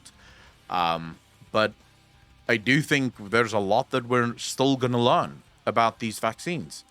Because they were rushed. And if you don't believe me, go look at the deal that's in place between every single one of the vaccine companies in every country in the world. I tell you what, try your luck at suing one of these pharmaceutical companies that create the vaccines. Just try it. Go to any lawyer in your country and say, I want to sue Pfizer.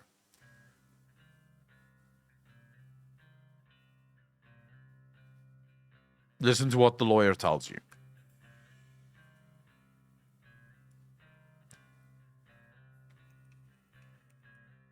It's not that they'll say you're insane.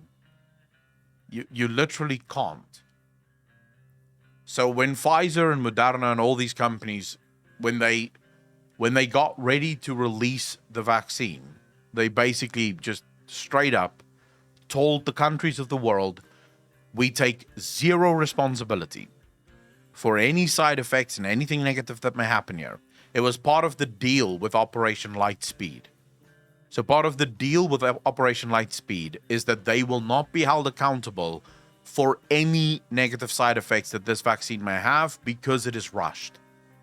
Because the world basically needed the vaccine.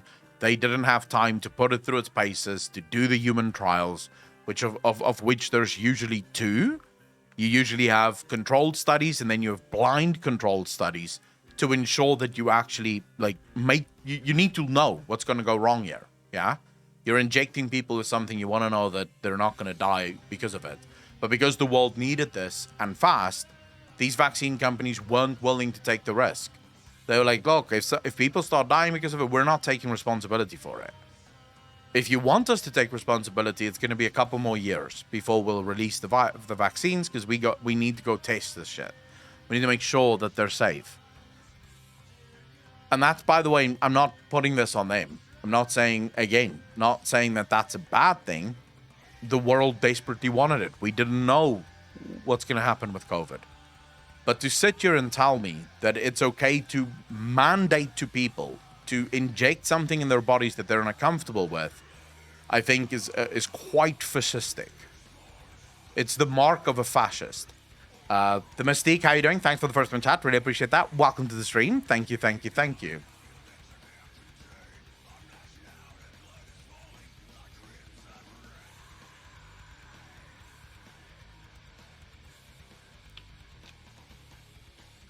Lucy, you're correct.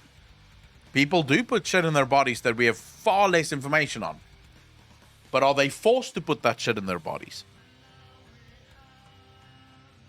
Do we force people to put shit in their bodies that we have very little information on? Or do we say this is your choice? I think there's a lot of you that's getting very lost in this argument. I at no point said that people are not allowed to take the vaccine. In fact, I said literally the opposite. The point of this argument, ladies and gentlemen, isn't to figure out whether or not the vaccines are good or bad. It's not the point of the argument. Someone said that they are for vaccines, but they are against vaccine mandates.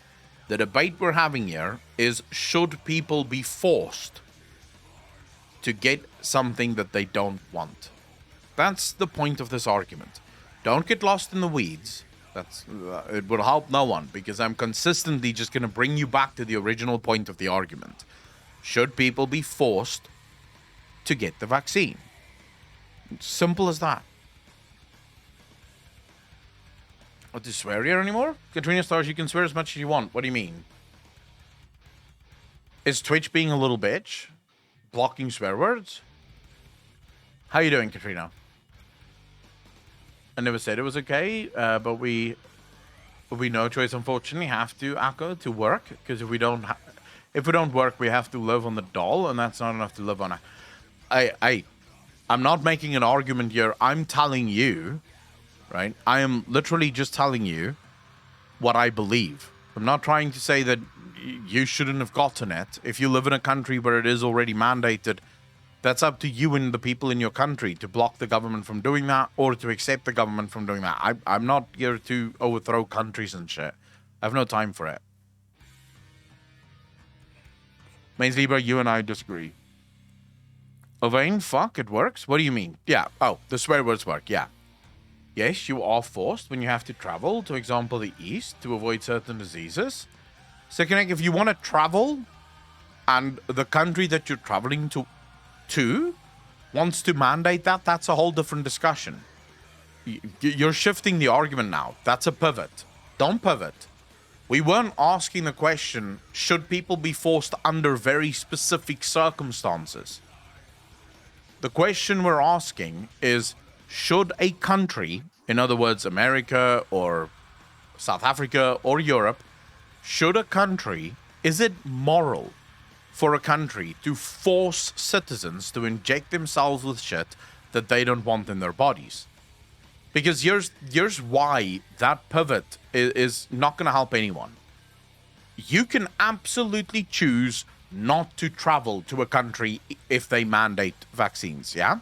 So if you want to go to a country and they're like, hey, if you're not vaccinated, you're not getting in, you can absolutely choose not to go to that country. But if you're living in your own country and that country is forcing you, right, to take something that you don't want to take, where the fuck do you go? Are you going to go live in the ocean? Your own country is forcing you with no ability to actually, like, block it. Because if you want to live in this country effectively, you have to now inject yourself with something. That's the argument. It sort of muddies the water when you pivot to these sort of like exotic examples of where, oh, look, gotcha. You have to vaccinate if you want to go to these countries. So what the fuck is the problem with this one? You're talking about a very small percentage of the population that travels that much and that would need to travel that much. Vast majority of people just stay in their states, in their towns for most of the year. That's the question. The question is, should they also be forced to vaccinate? Apocalypse, how you doing, bro?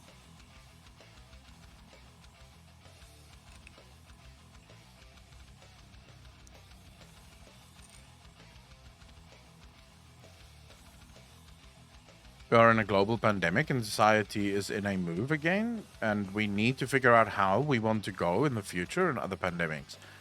No. Why do we need to figure that out? I think I get what you're saying, but I'm not entirely sure how that relates to this debate, Lucer. Like, how does that, like...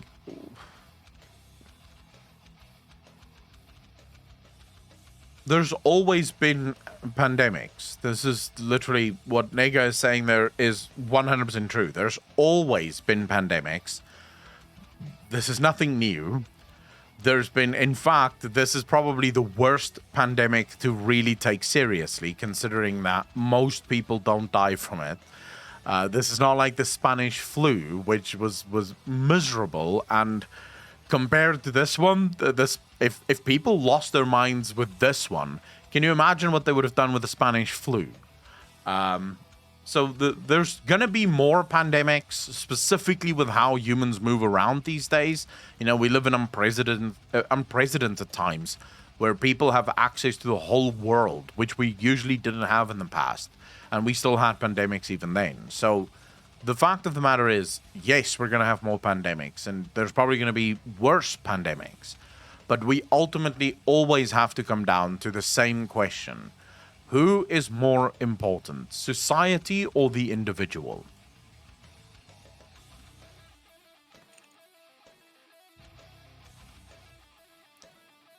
The bubonic plague is another good example, yeah.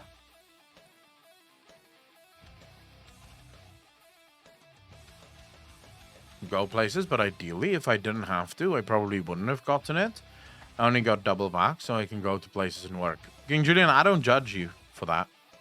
That's your choice. The SA government dealt with it well.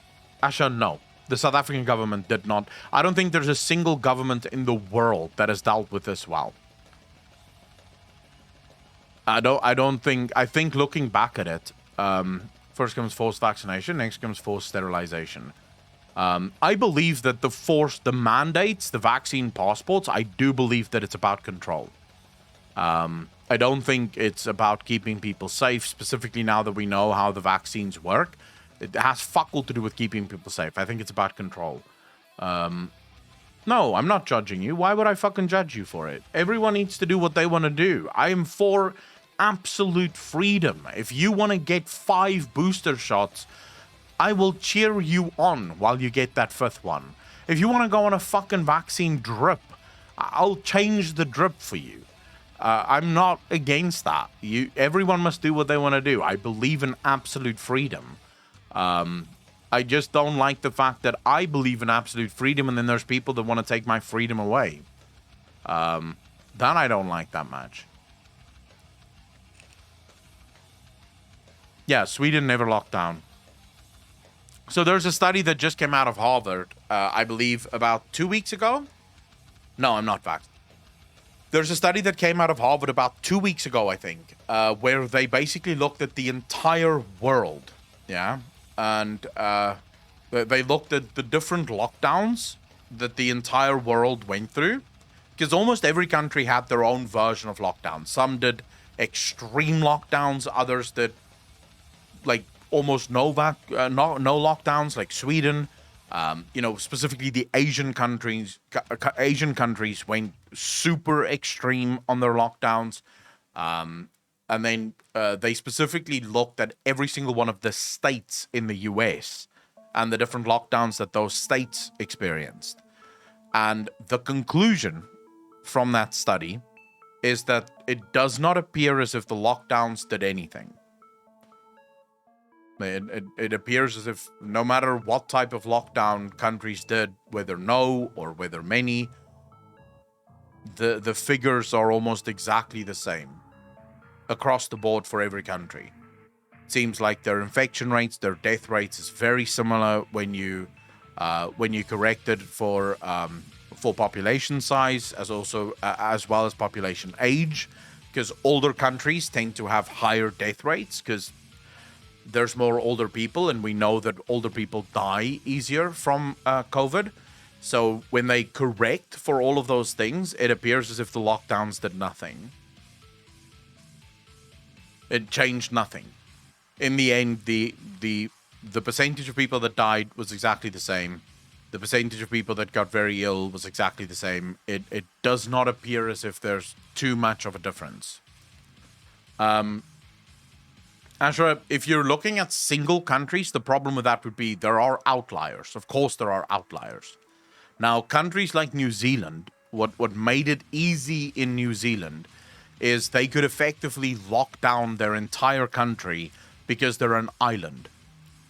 Yeah? So they could effectively make it impossible for people to move around or come into the country. So they were able to stop the vast majority of it getting in before it actually got out. But there were still people who, I believe, died in New Zealand, still people who got ill in New Zealand, and I believe New Zealand's population is also quite young, which attributes to their amazing numbers. But the study itself, and this is not some backwater fucking Midwest, conspiracy theory study. This is done by Harvard. You can look it up. It was done by Harvard, and their conclusion is it doesn't appear as if lockdowns did anything. Lockdowns destroyed the economy, and it destroyed people's livelihoods, but it does not appear as if lockdowns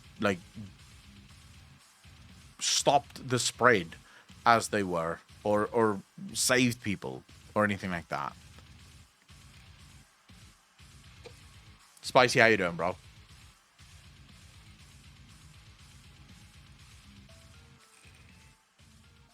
Yeah, like anyone with comorbidities, which is usually older people or fat people, so this is sort of why this Harvard study is so important, because they did normalize for all of those factors. So they would look, for example, at the country, the age population of the country, or the population age of the country, the comorbidities. So how many fat people do they have versus healthy people do they have?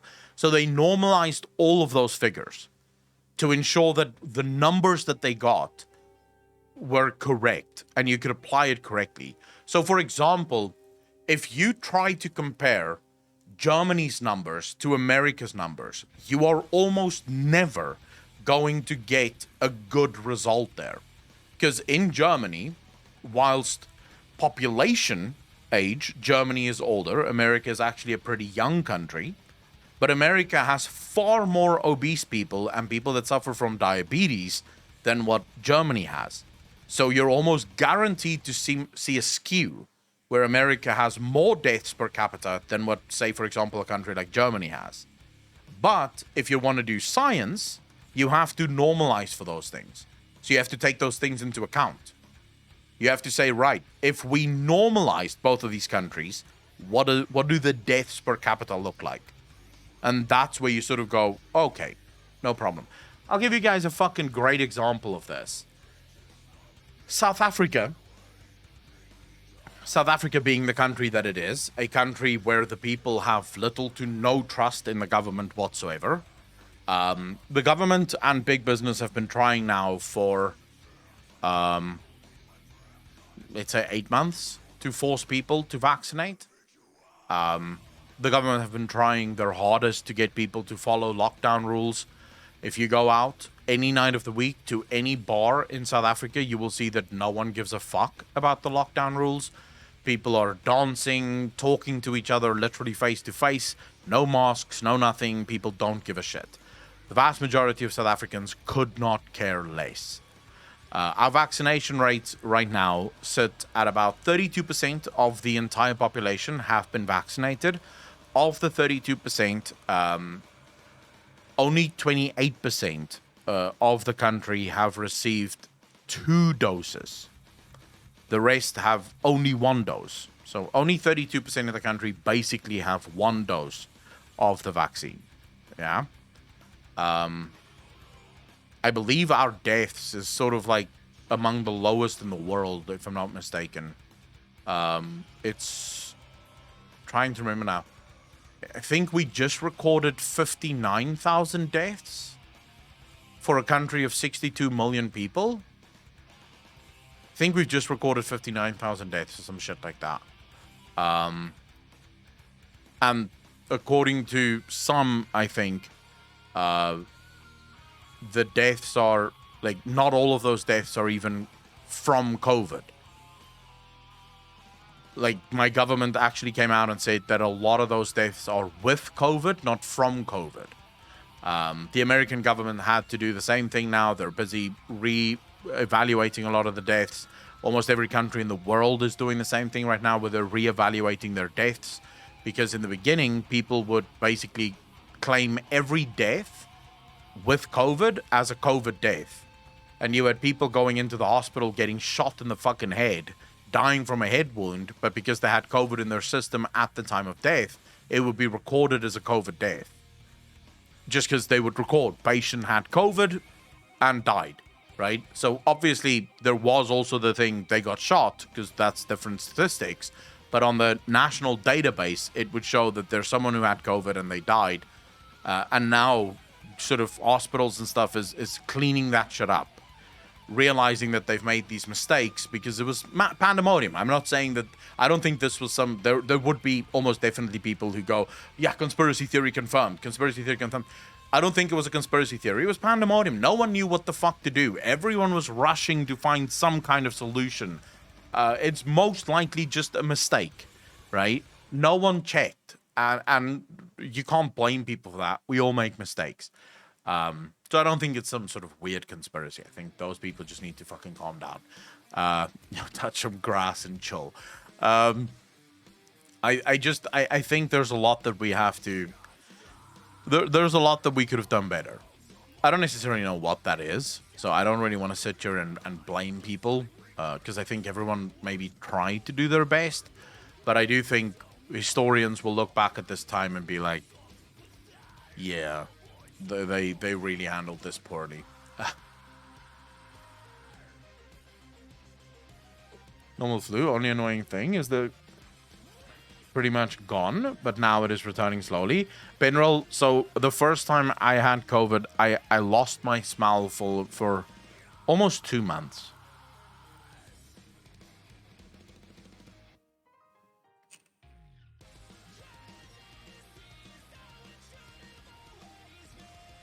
I think lockdowns are bad, but if you can't wear a piece of fabric on your face to prevent giving it to an older person who's just getting her groceries.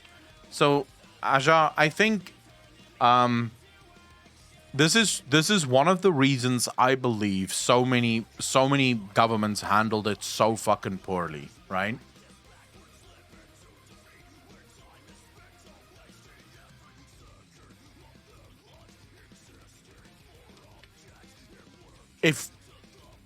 If governments came out and worked with their people, so rather than forcing people to stay at home, rather than little, how you doing, brother? Thanks for the follow, really appreciate that. If governments came out and said, hey guys, we are, there's obviously a pandemic, things are rough, we ask people to stay at home as often as possible, right? If you don't have to go out, don't go out. We're not going to stop you, right? We're not going to stand in your way. And we ask that you wear a mask. We now know that the masks don't really work, but At the time, we didn't. So they came out and they said, hey, would you guys, if you don't mind wearing a mask, that'd be great. Yeah. I think a lot more people would have been 100% on board with helping out. I think a lot of people would have been like, yeah, sure, I can do that. They're asking nicely, why not?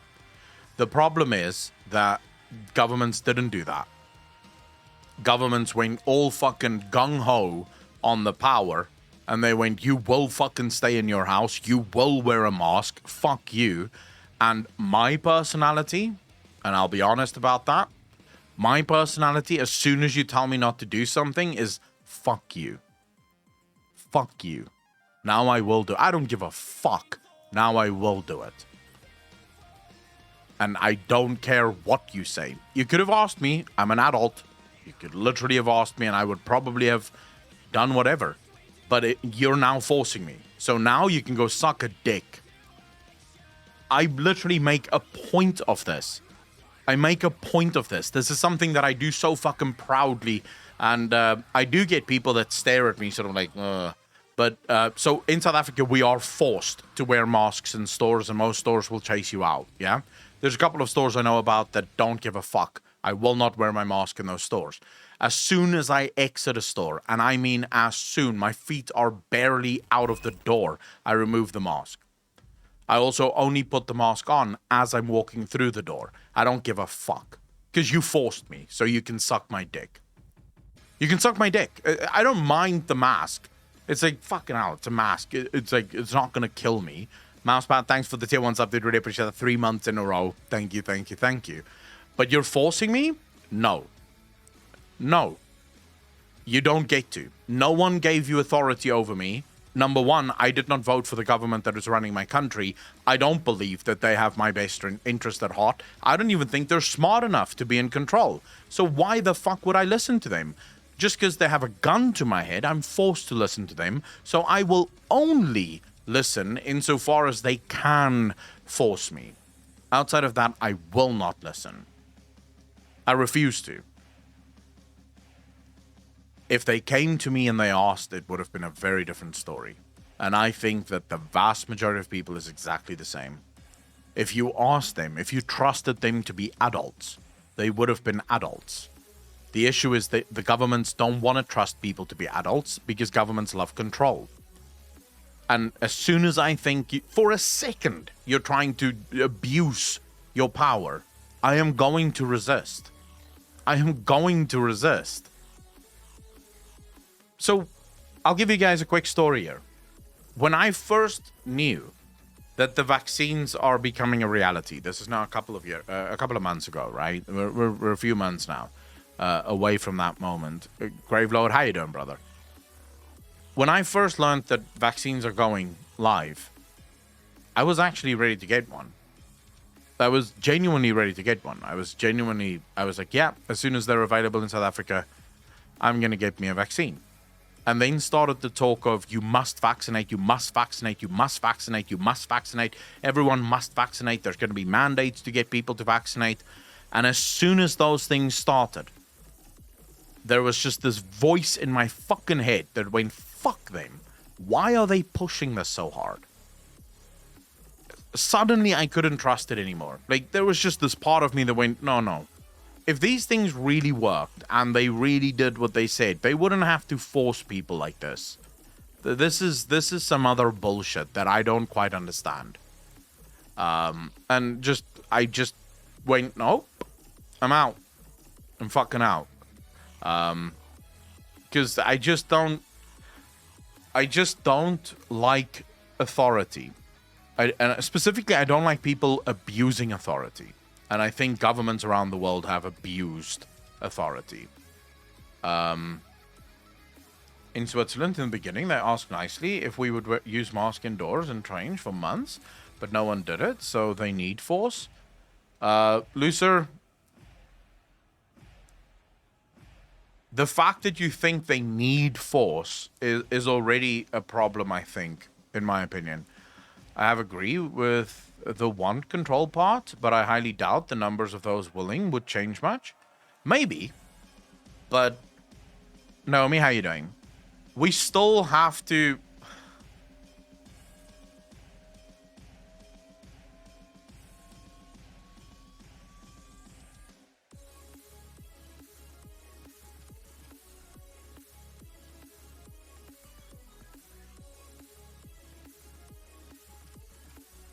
So what is the definition of fascism?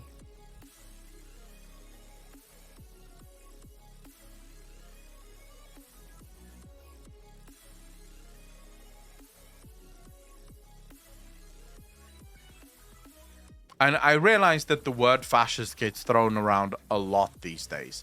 But what is the actual definition of fascism?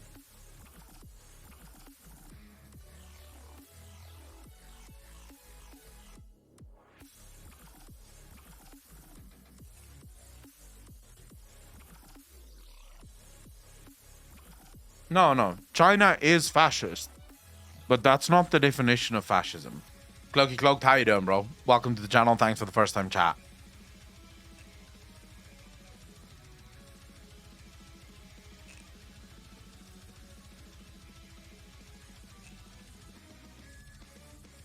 So fascism is the coercion of any citizenry through the use of force. This is fascism. It's when a government interacts its policies, whatever those policies may be, good or bad, through the use of force. That is the literal definition of fascism. I realize that people love to call anyone who is against anything that isn't mainstream. I realize that those words have lost a lot of meaning. These days, being called a fascist really doesn't mean shit to anyone because it's being used to literally blanket anyone with some insult that no one understands. These days people literally go, yeah, I'm not for vaccines, and they get called fascists. It's like, what are you talking about? That is such an insult to the people that have suffered under fascism. Because fascism is literally that. It's when a government employs force in order to get their citizens to adhere. It's a government style, if you will. You could either use democracy or you could use fascism, right? Democracy would be where the government votes and people get to vote for the government that would vote on the laws that is passed, and there's a structure to how the laws are passed. Or you could do it fascism way, where you don't vote for laws, some guy just decides this is the law. So the very argument that you need force in order to get people to stay in line is fascistic. That is fascism. That is literally the definition of fascism. I want to keep you guys safe, so you will fucking do what I say. Yeah, you're a fascist. It doesn't matter what's the English word for it? Your goals are. You might have noble goals, and maybe yes, you really want to make the world a better place, but you are still a fascist, right? Because you are using force to coerce people. Own good or not, I don't like it. Because I'm sure the Jews were also told to get into the showers for their own good, right? But I'm pretty sure none of them enjoyed it. And I'm pretty sure none of them have a wonderful view on fascism. So I'm quite against the use of force in anything. I think force should be used only insofar as to protect individuals from other people using force. So, for example, if someone runs up to you with a knife wanting to stab you, the police can use force to stop the perpetrator from stabbing you. But I don't think the police can use force on you because you wanted to defend yourself, you know? Occultist, thanks for the follow. Really appreciate that. Welcome to the channel. Thank you. I have a problem with any use of force. So, we said rules. One of them is everyone is untouchable, but also the government needs to protect against pandemic and such stuff. So see the problems there. Look, it's a contradiction. It really is. I 100% agree with you. It is a massive contradiction, which is why we started this conversation with, you basically have two things that you can do. Occultist, really happy to have you here. Thanks for the first time chat. It starts from there's two fundamental viewpoints in the world, right? There is the freedom and liberty for the individual above all else, and then there's the society one. And there's almost always going to be some level of cooperation between these two, right? Specifically where a lot of people live together. It's almost inevitable that you're going to get some level of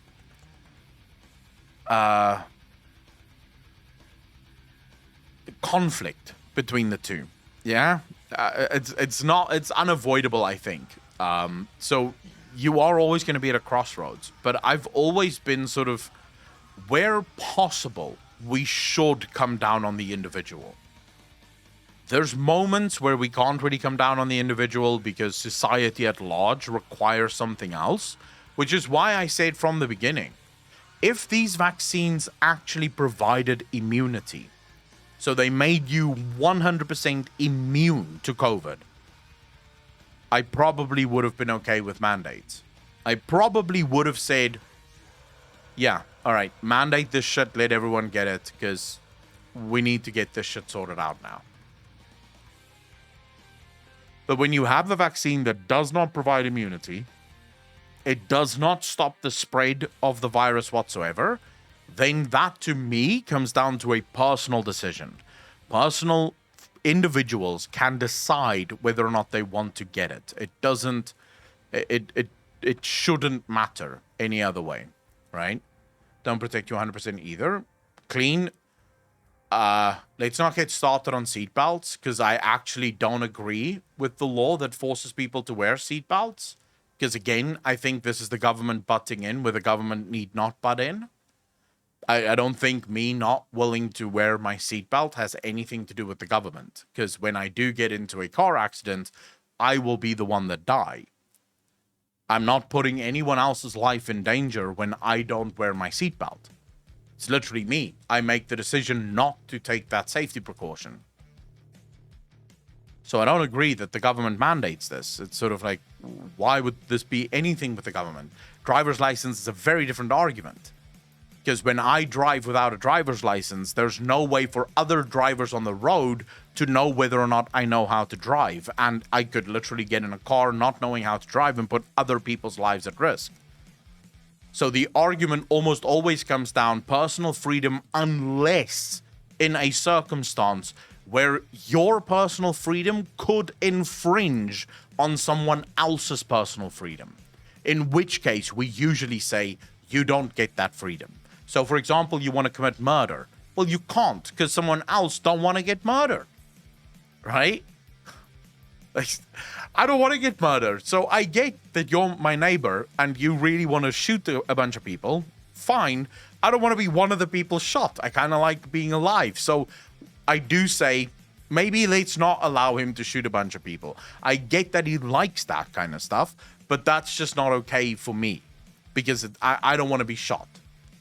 So that's where we sort of say, your personal freedoms can't matter here.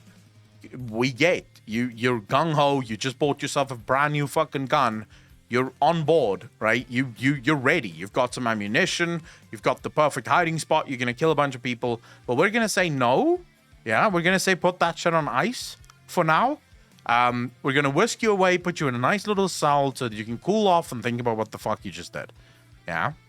Because other people did not necessarily willingly agree to your fucking game here. That would be the difference. So to make the argument, what about the argument for or against seatbelts being countered by the argument for or against driving licenses is a weak one at best, and not really comparable. Same with drugs, alcohol, cigarettes. You want to drink, smoke. So I'm also against government being against drugs, alcohol, or cigarettes, because I don't see how that has anything to do with the government. If someone wants to drink, let them drink. You can absolutely stop a drunk person from getting into a car, because now they're putting other people's lives at risk. But if they want to get fucking sloshed, let them do that. Drugs is sort of the best example we have here. Why can't someone walk into a pharmacy and buy themselves some heroin? If you want to shoot up some heroin, you're only hurting yourself. You're not hurting anyone else. Now, if you decided to shoot up some heroin and then also like inject a bunch of other people with heroin, that's a different discussion. Because I maybe don't want to get that high. You know, maybe I don't believe that life should be lived at that level. Maybe I think life should be led at a slightly lower level of enjoyment, you know? So there you could say, no, you can inject yourself with heroin, but don't inject other people. That's bad. Yeah. So I'm also against the war on drugs or whatever the fuck, right? I think people should be able to buy whatever drugs they want. Why block that shit? The same with smoking, right? I don't think smoking is bad. I think smoking around people that don't want to smoke is bad. Yeah. So if a restaurant wanted to say, look, you can't smoke in this restaurant because we've got a bunch of other clients that don't like smoking, then you don't have a right to tell that restaurant to go fuck themselves. It's their restaurant. They can fucking do what they want. But I think the government saying, no, you can't smoke in public, it's sort of like, what are you talking about? You should absolutely be allowed to smoke wherever the fuck you choose, as long as other people are okay with it as well.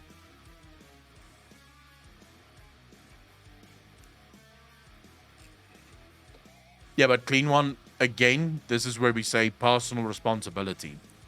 So the argument comes down to, do you want the government to be the nanny? Do you want the government to be the parent that sort of goes, no, bad boy, stop doing that. You're going to hurt other people. And the answer is no. I don't think most people would want the government to be the father or mother figure of a country. So the argument there comes down to personal responsibility, personal freedom, and is that going to lead to a lot of bad things? Yes, of course it is. Clean. I'm not sitting here saying for a second that more freedom is going to lead to the perfect world where everything is just great and we have utopia. It's not. But it is almost certainly preferable to China. Because China is the end result of government playing mother or father.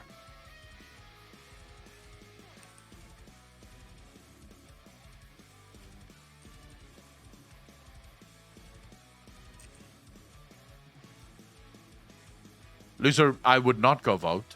I don't agree with that at all. I think if you go vote, you have no right to complain about anything.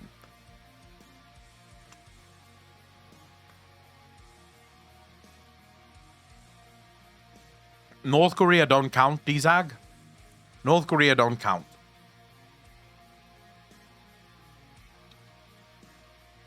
HK, no. I've always wanted to, but I never actually did. What do you mean yours tells you can't donate blood?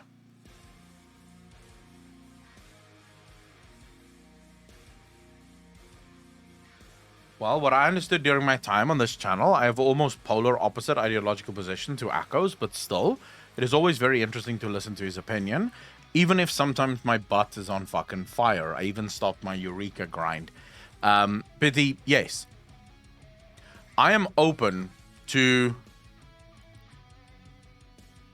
all views. I don't like shouting people down. I don't enjoy the whole I don't want to be one of those people that go, I know exactly what the truth is and I can learn nothing else, so shut the fuck up and listen.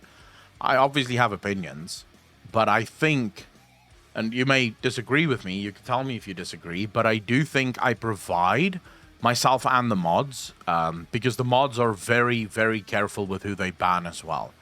Like, you guys can check that. Like, if you wanted to taste it, you can taste it. You can disagree with me as much as you want, and the mods will almost never step in. Because we try to provide an open discourse here. We try to create a space where... And there's a reason why I do that as well, right?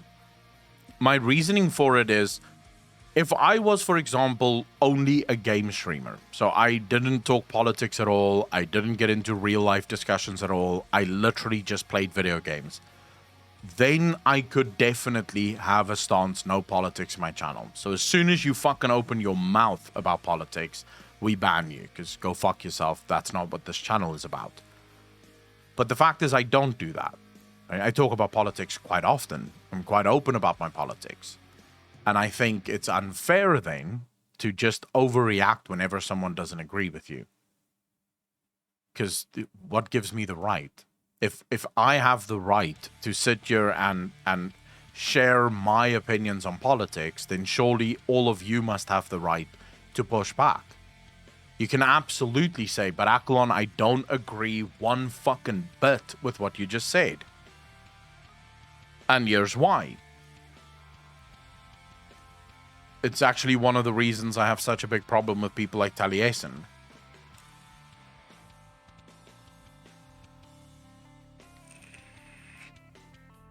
Wait, Tempest, what? You'd get a kick from a YouTube video. Pretty much connect more Chinese female gamers in guy games in China means China treats women better than the West.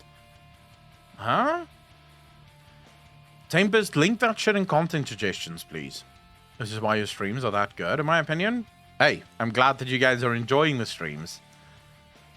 I rarely agree with your politics, but I'm never going to get you to see anything different, so I don't try. Me and Apocalypse actually do disagree on quite a few. I would say, Apocalypse, you are quite a lefty, no? You are quite on the left.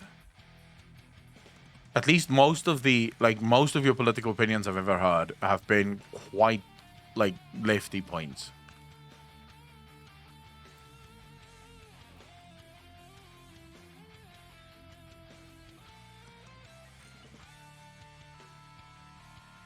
I'm not on the left at all.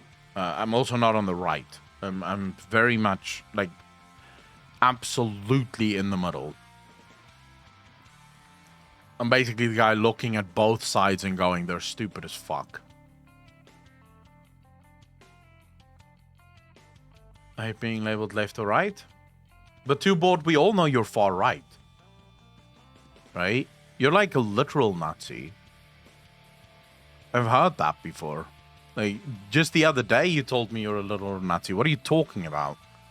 I hate being labeled left or right. When you see studies that sometime only 40% of the people vote. Oh, the last time South Africa, our last election, only 18% of our entire population voted. I was so proud. I was so fucking proud. What makes you not appreciate a streamer or a content creator? What's that tipping point that makes you say, nah, this guy's not cool? Cloaky Cloaked, okay. Clean Goal, I am joking, by the way. I don't think I have a single far-right viewer. And if I did have a far-right viewer, I'd actually get them online to have a debate. Because I think it would be very interesting to speak to both far-right and far-left people. Because, well, they both have very bonkers views, right, on the world. And it would be interesting to talk to them about that. So my view on what makes me hate content creators or makes me write off content creators, people who... Okay, so first and foremost, bad faith is one of the things I see so often from content creators. The bad faith arguments that they enter into. And the thing that I hate most is the number of... So I will start right off the bat. I hate most of the left-wing streamers and content creators. Can't stand most of them because they're all morons. At least, the funniest thing about socialist content creators, specifically the political socialist content creators, is they know everything about everything when it comes to communism and socialism, and yet they don't know the first thing about capitalism. And that's their biggest enemy. Is they don't even know their own enemy, but they know everything about the fix that they wish to apply to this enemy that they know nothing about. So that I fucking loathe. I hate when people have these very strong political opinions that is backed up by nothing other than feelings, which is a lot of content creators. most content creators have a bunch of feelings about a bunch of things, but they have zero evidence to back up any of their feelings, because their feelings just make them feel good. So people like Taliesin fall in this regard. Ethan Klein falls 100% in this. Hassan falls into this. Vaush falls into this category as well. These are content creators that they'll use big words that I can't use because I'm not English first language. But if you sort of peel away the big words, you realize that it sort of all falls to nothing. It all boils down to very empty arguments. So I was listening to an argument the other day about that Vosh was having with someone, and he used this sort of anthropologically speaking. And then so anthropologically speaking immediately makes you seem very, like, informed, right? You're making an anthropological point. Oh my God, listen to me. I know a big word here, you know? And then he makes a point that is literally not backed up by any anthropological evidence whatsoever. Yeah? So Vosh goes and he says, anthropologically speaking, I don't believe that the human species is a monogamous species. Is he, wait, what? Your literal point is not backed up by any anthropological science or evidence. So you just use the big word to basically assert an opinion. Now, luckily for Vosh, his followers are also stupid enough to not know that he just didn't make a point there. He just spewed an opinion, right? So lucky for him, I guess. But this sort of annoys me, specifically about people on the left. And then what I find more about people on the right is not that they're uninformed. In fact, most people on the right are incredibly well informed about the arguments that they make. The problem is, more often than not, that their arguments are informed by religion. Now, this is where you lose me again. So, for example, Ben Shapiro quite often does this, and it fucking does my head in. Ben Shapiro will have an argument about abortion. Yeah? And then his argument against abortion is a religious one. And it's like, bro, that is not a fucking argument. Like, what? Jesus. There's a bunch of arguments you could make for or against abortion, but to use your religion as the driving force behind why abortion should be banned does not seem obvious to me as the best argument you could be making here. Because you're basically saying whether you believe in my God or not, you will follow the rules. And it's like, but if you're a conservative, isn't your whole shtick freedom? And if your whole shtick is freedom, then why are people not free to not live under the rules of your religion? So it's only freedom when you agree with the freedoms that they have? I don't understand. What the fuck are you saying? You know, so he had this argument, for example, with a girl. He had this talk about abortion, and a girl stands up and she's like, but what about girls who are raped, you know, and get pregnant? And he makes the correct assumption right at the start. You're talking about a very small sample size of women who get abortions. It is actually very, very small. Even Planned Parenthood, I think, puts it at like 1% of all of their abortions is a result of rape. It's a very small percentage, but it's still a percentage, right? There's still people that get raped and get pregnant, and then bad thing, they have to terminate that pregnancy. He comes down on the fact that God still chose to make that baby, so she should still carry that baby. And I'm like, what? So you're basically saying that a woman should relive the worst experience of her fucking life because your God made the baby. I don't understand. Like, what the fuck argument is that? Like, I get your principles tell you that it is wrong to abort, but your principles cannot be applied the same on every single situation. Even there, you should be able to say, yeah, all right, I think in those circumstances, abortion might be fine, right? Now, I don't necessarily even agree that abortion shouldn't be fine. I think abortion past a certain point shouldn't be fine. But I think if you found out yesterday that you were pregnant and it's literally happened last week or the week before, and you want to get an abortion, I don't see why that's a problem. If you want to get an abortion at 8 months and 1 week, maybe that's an issue, right? Maybe then just have the baby, because the baby will probably live. So yeah, that's sort of like. But that's the problem for me, usually with the right, is they'll have these... actually, I may actually say it's both the right and the left. Both of them have these incredibly stupid, religiously based arguments for things that you require intellect for. You can't insert your religion into these things, because your religion shouldn't be part of this discussion.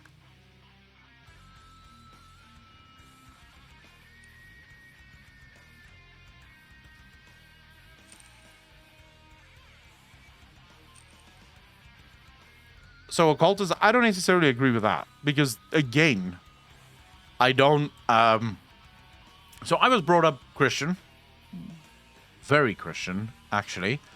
I started sort of questioning my faith at the age of, say, 15, 16, thereabouts. I started questioning my faith. I left the faith at the age of 18. I returned to the faith at the age of 20, and I left the faith finally for the last time at the age of 23. These ages could be off by 1 or 2 years, give or take 1 or 2 years. But around about the age of 23 was when I left the faith the last time. When I first left the faith at the age of 23, I became basically militant atheistic. So I was listening to Sam Harris a lot. I was reading a lot of Richard Dawkins. You know, I was like 100% fuck these Christians. They don't know what the fuck's going on. They should be destroyed. We don't need religion at all. And as I grew up, where I am now in my life, I think religion has a very important place in our societies. I don't judge religion at all. I don't judge religious people at all. I think it must be nice to have something to hold on to. I think it makes life much easier if you have that safety to fall back to. I think religion have done an incredible amount of good and bad for society overall, but it would be a fool's game to try and say that religion have done nothing good for society. Because I do think religion helps with trust. There's an innate morality within religion that sort of allows for everyone to follow the same moral codes, which I think is good. And more often than not, when I listen to atheists speak, they have a very religious belief in anti-religion. So you'll get atheists who go, there is no God. God doesn't exist. You're a fucking moron if you believe in God. And my question usually is, can you prove that? Like, do you have any evidence to show that there is absolutely no God? I'm not asking you to prove a negative, but you sound like you have evidence for that. Like, it does sound like you can provide the evidence. If I asked you proof that there is no God, you'd be able to, because you believe this very strongly. You have a very strong belief that there is no God. And I don't necessarily think that's a very intelligent place to be. I think the more intelligent place to be is agnostic. That's where I am. Where I say there could be a God. There might not be a God, but there could be a God. I don't actually know. Like, I have no evidence for or against this. So until such time where I am provided with evidence, I will just continue to live my life, to be a good person. But I don't actually know what else to really do, you know? 669 for 20 bits, I really appreciate that. I think if our world has a god, it is similar to Yog-Sothoth or Zazod. Maybe. Proven hundreds of times. How have God been disproven? Salmonella. Like, give me one piece of evidence that disproves God. If you put together all the wars, deaths, mutilations, and other shit caused by religion, it beats whatever good it has done. Panadonna, not necessarily. Are you, in other words, so wait a second. You are saying that without religion, there would have been no war, no deaths, and no mutilations. Is that what you're asserting? You are saying that religion is the sole reason for war, death, and mutilation. I just need you to clarify. Is that what you're saying?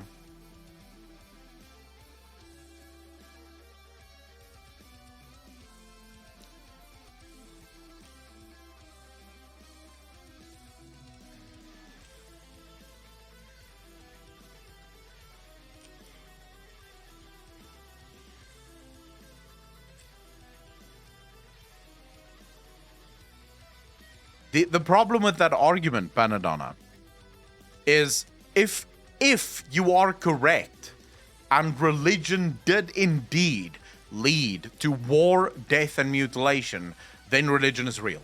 Then God is absolutely real and we should all believe in him tomorrow, because if we don't, we're going to hell. Because that means that God had the ability to influence human beings to go to war, to mutilate people, and to commit murder. Or the opposite is true. Humans created religion as an excuse to do what they do best, which is war, mutilation, and murder. If you are an atheist, you will believe in the second one. You have to, because the first one proves God. The first one proves that there is a God. And if you know anything about the animal kingdom and where we come from, you would know that if you think our wars are bad, do yourself a favor and go look at what happens when monkeys go to war. When the great apes go to war. They don't play. The great apes go to war and they slaughter entire communities. Children, women, men. They don't give a fuck. They pull them apart. They literally rip the children in half during war. They go to war. They have no religion. They have no religion.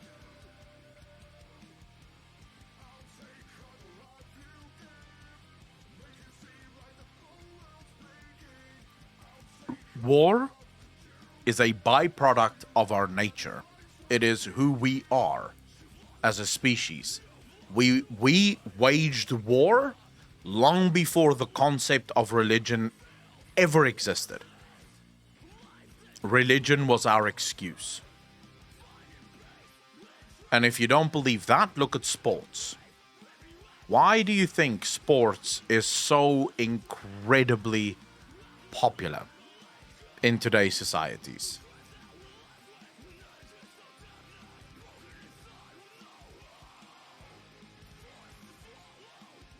Panadonna, monkeys don't burn people because they don't have the knowledge to do it. Bro, you should literally do yourself a favor and go look at videos of monkeys at war. It's brutal. It is fucking brutal.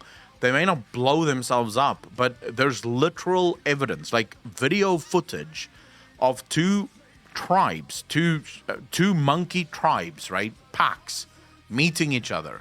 Then that night, all the males from the one pack slips under the cover of darkness into the other tribe while they're sleeping and slaughter all of the babies, all of the women, and all of the men. Like literally complete genocide on all of the monkeys.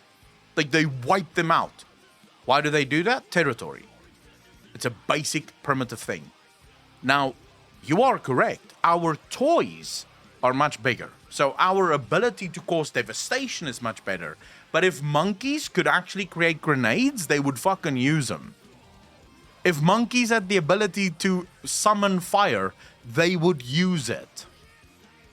Don't for a second think they would be like, oh wait, this is far too barbaric for us. We won't be doing this. We'll just go rip a couple of babies apart.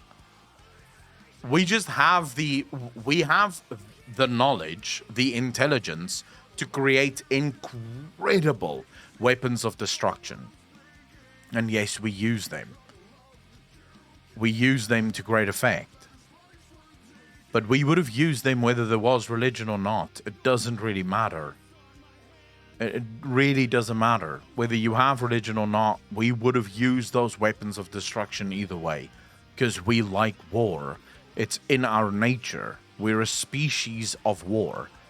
And whenever things go well, we can try to live together. But as soon as things go bad, we go to war. It's in our nature. I don't like the argument that religion caused wars. Because it makes religion the special thing that can do things even though... Like, yesterday, I didn't want to go to war. And then I went to bed, I found religion, and now I'm all for war. It's not obvious to me that that is how it works. I probably wanted to wage war yesterday, and I just had to figure out how to convince a bunch of other people to go to war as well. And therefore, I created a god, and I said, hey guys, let's go to war. God said we should. That's the more obvious one. Is that it's simply our nature. We do things that's fucking horrible.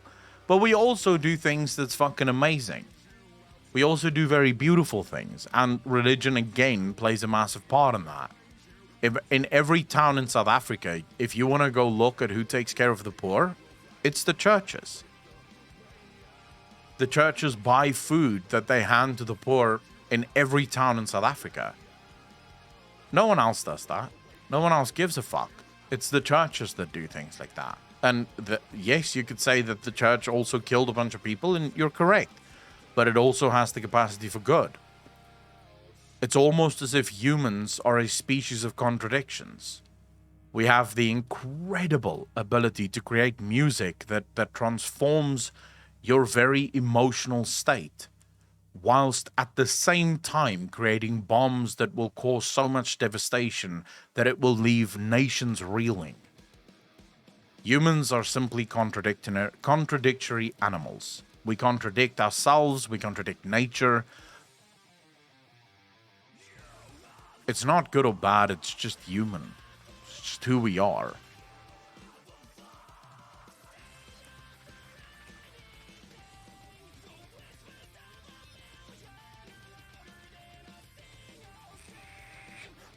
Paradona, but again, you're okay. So you're basically saying religion is incredibly special.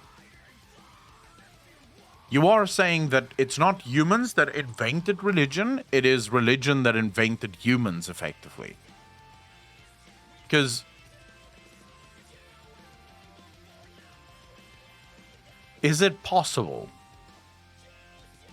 that it was humans that invented the religion that allowed them to do the evil things that they wanted to do? Is that at all possible? Or do you think, no, it is religion that causes these evil things? And then there is obviously a bigger question. Why do these religions not do so still?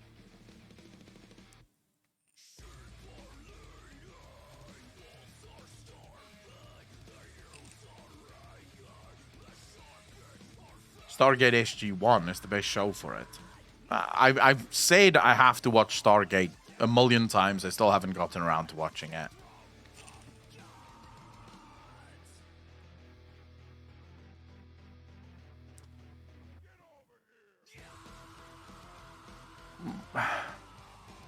Panadona, I think you're blaming, again, ignorance on the church. Ignorance is, again, a very human thing. And you say more could have been done if we allowed... What is your point there?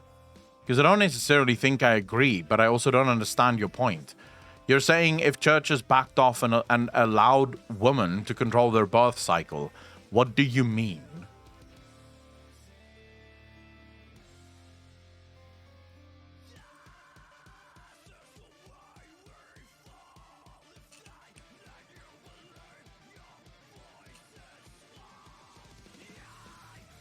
There are plenty of religious people that do incredibly beautiful things almost every single day. Religion is not the issue. humans are. Bad humans will find a reason to do bad things. If it's not religion, they're gonna find a different fucking reason. George W. Bush found weapons of mass destruction in his own fucking head in order to get a nation behind him to invade a nation that had fuck all to do with the Twin Towers, but somehow all the same had weapons of mass destruction. Because, you know, when George W. Bush wanted to go to war, it wouldn't have been as popular to go for the church. Because we were sort of over that, you know. Human beings have reached the point where we go, no, maybe we won't wage war in the name of the church. So we'll do it in the name of weapons of mass destruction that we couldn't find fucking anywhere. But, you know, you never know.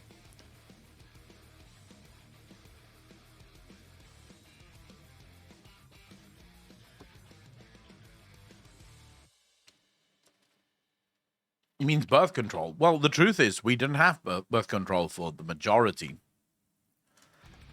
of our time. So I'm not sure how the church is... Like, there is definitely things there that I could agree with you with, that I'm very upset with the Catholic Church for.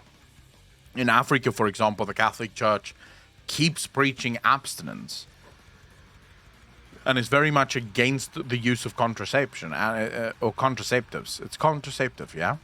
That's the English word for it, yeah? It's very annoying that the Catholic Church still does that. But are we going to say that that is the worst thing and they should fucking stop doing it? Well, no. If there are believers, then, you know, and that is their religion, then go for it. I think we have bigger problems than that.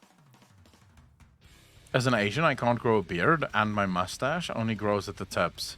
Is that really an Asian thing, though? Because I know some white fucks who can't grow beards either. And I mean whiter than fucking snow. I don't think Asians should be able... Like, there must be Asians with beards.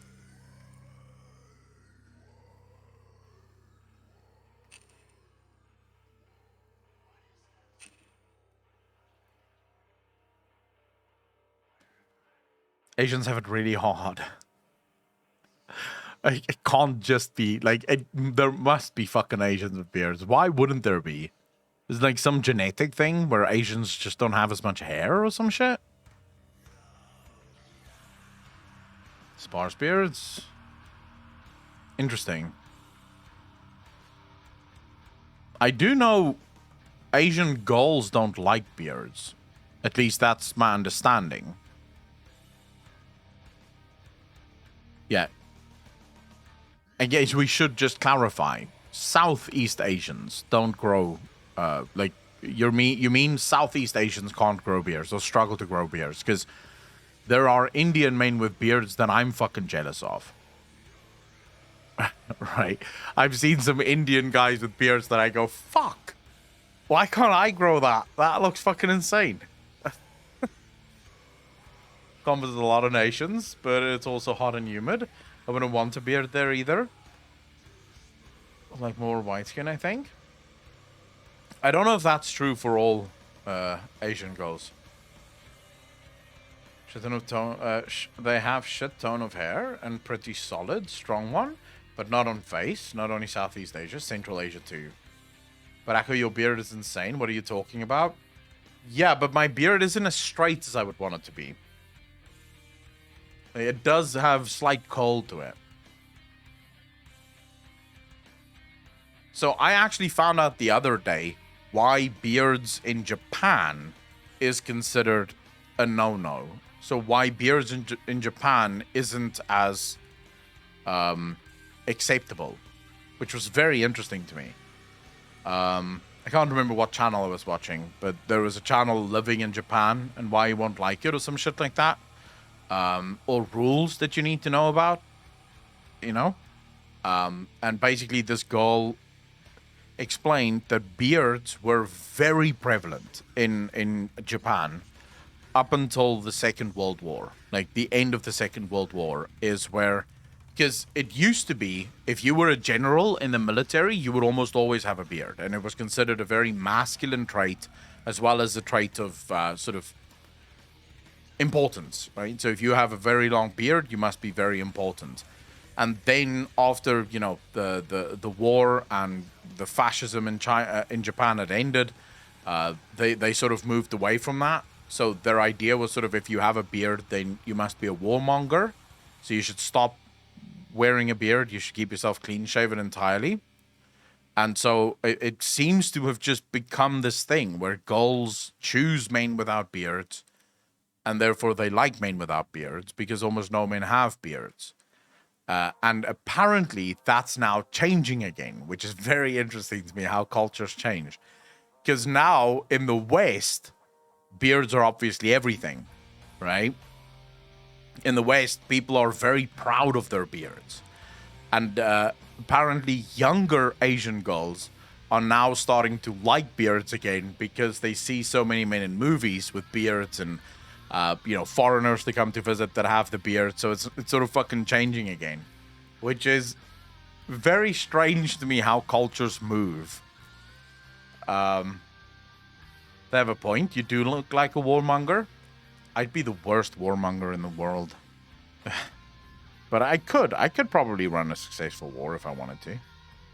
I don't think my beard would be the thing that helps me, though. I'm just very fucking intelligent. I can't grow a beard. It just grows so bad. I'm glad in that I come from a family of beards. Like, my dad can grow the biggest beard I've ever seen in my life, dude.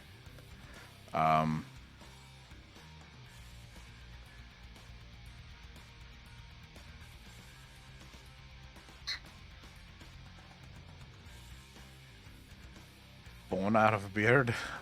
Random off-topic question. Do you have any advice for new peeps that plan on starting to stream, do content creation? Cloaky Cloaked, yeah, but it would depend. What advice do you want? Like, what is it that you're not certain of? Because I love giving advice like this, but there's so much. Chris Evans' beard in Avengers Infinity War. Let's be real. Almost every single girl likes Chris Evans, regardless of beard or not. Don't pretend like it's the beard, right? It's Chris Evans. He wears the beard, and girls love the beard. If he didn't have the beard, girls would love not the beard. But it is Chris Evans, so that gets girls' motors running.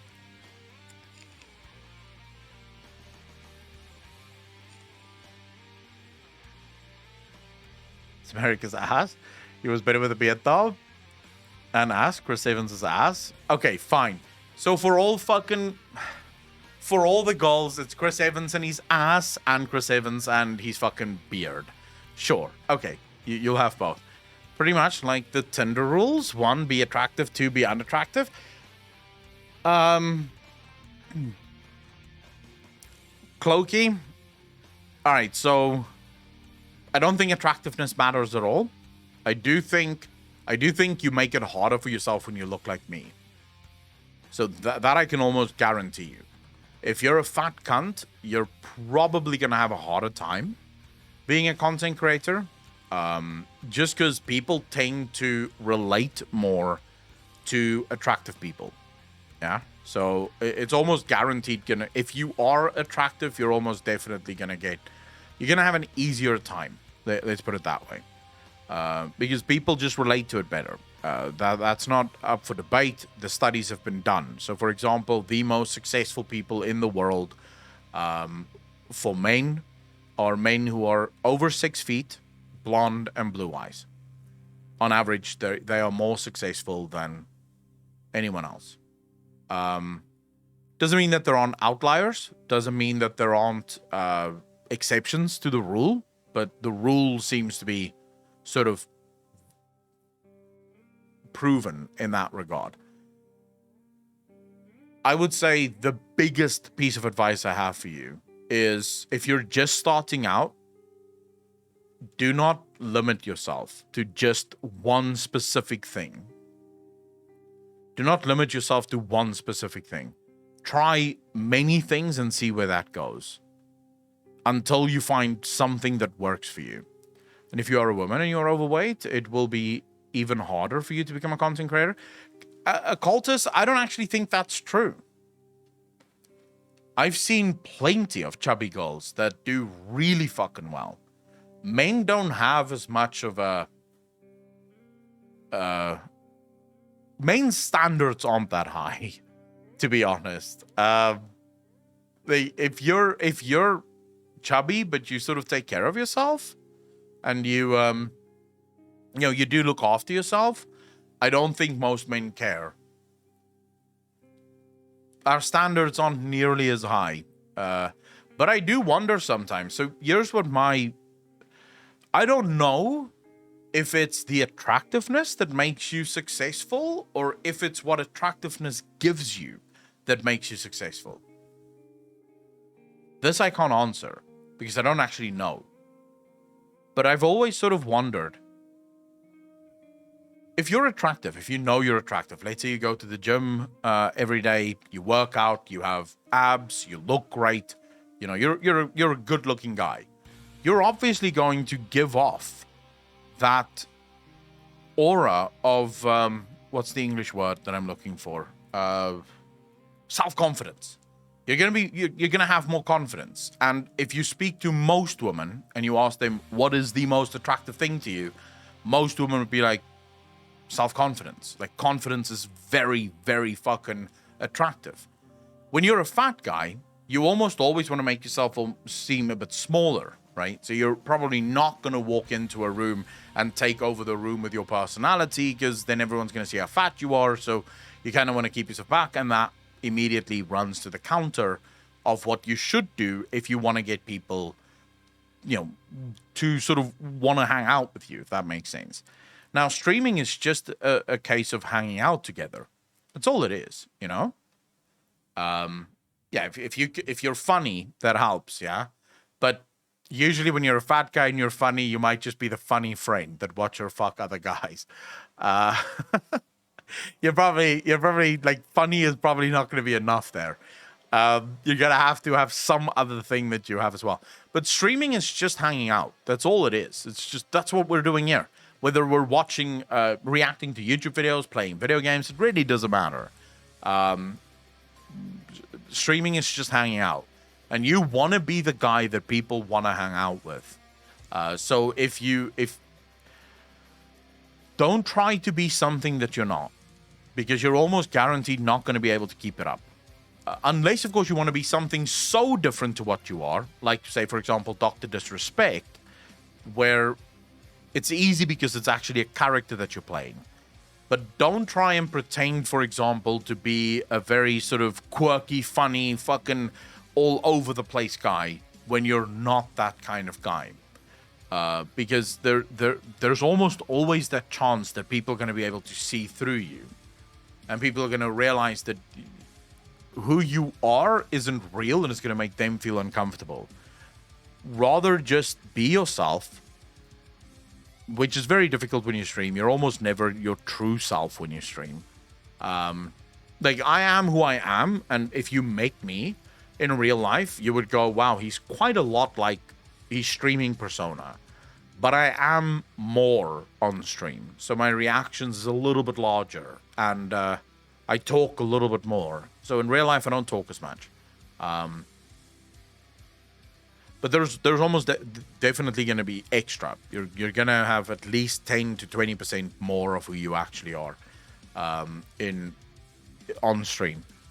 And then just a bit of practical advice for you: do not look at Twitch as the ultimate piece of content, because it isn't.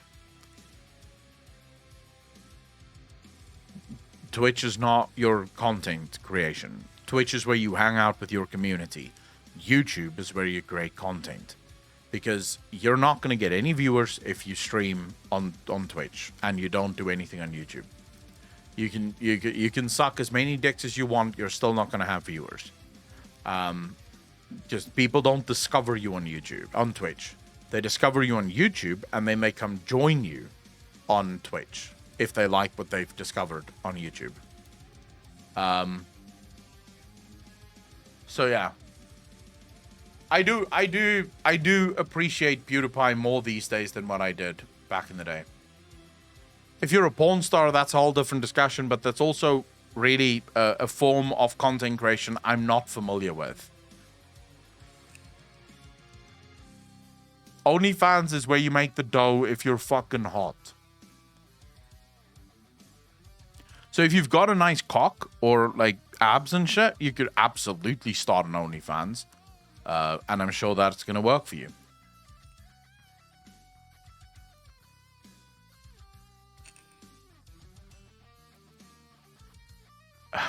That's true. That's what led me here, though. I've forgotten which vid of yours started it. I don't think I have a single viewer that discovered me through Twitch.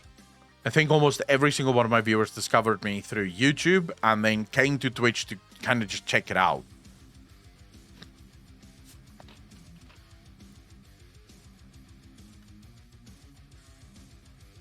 Would feet? I guess there's people who like feet, so yeah, you could probably do the feet thing as well. No, but is there as many girls that like feet? I feel like feet fetish is more a guy thing than it is a girl thing. I don't think YouTube takes a lot of work unless you do what I do. King for girls is a man's hands, actually. There you go. There you go. Kind of weird if you try to bank on your hands. Anyone that likes feet? I guess I'm sort of wondering. Maybe if I like feet and I'm a girl. Well, there we go. We've discovered one girl that's really into feet. Or likes feet at least. I don't want to say that you have a kink for feet, but you like feet. I wonder maybe if, because here's the thing. I can see why guys like girls' feet. You know, girls have like cute feet. That's true. I don't really know why you would have a fetish for feet, because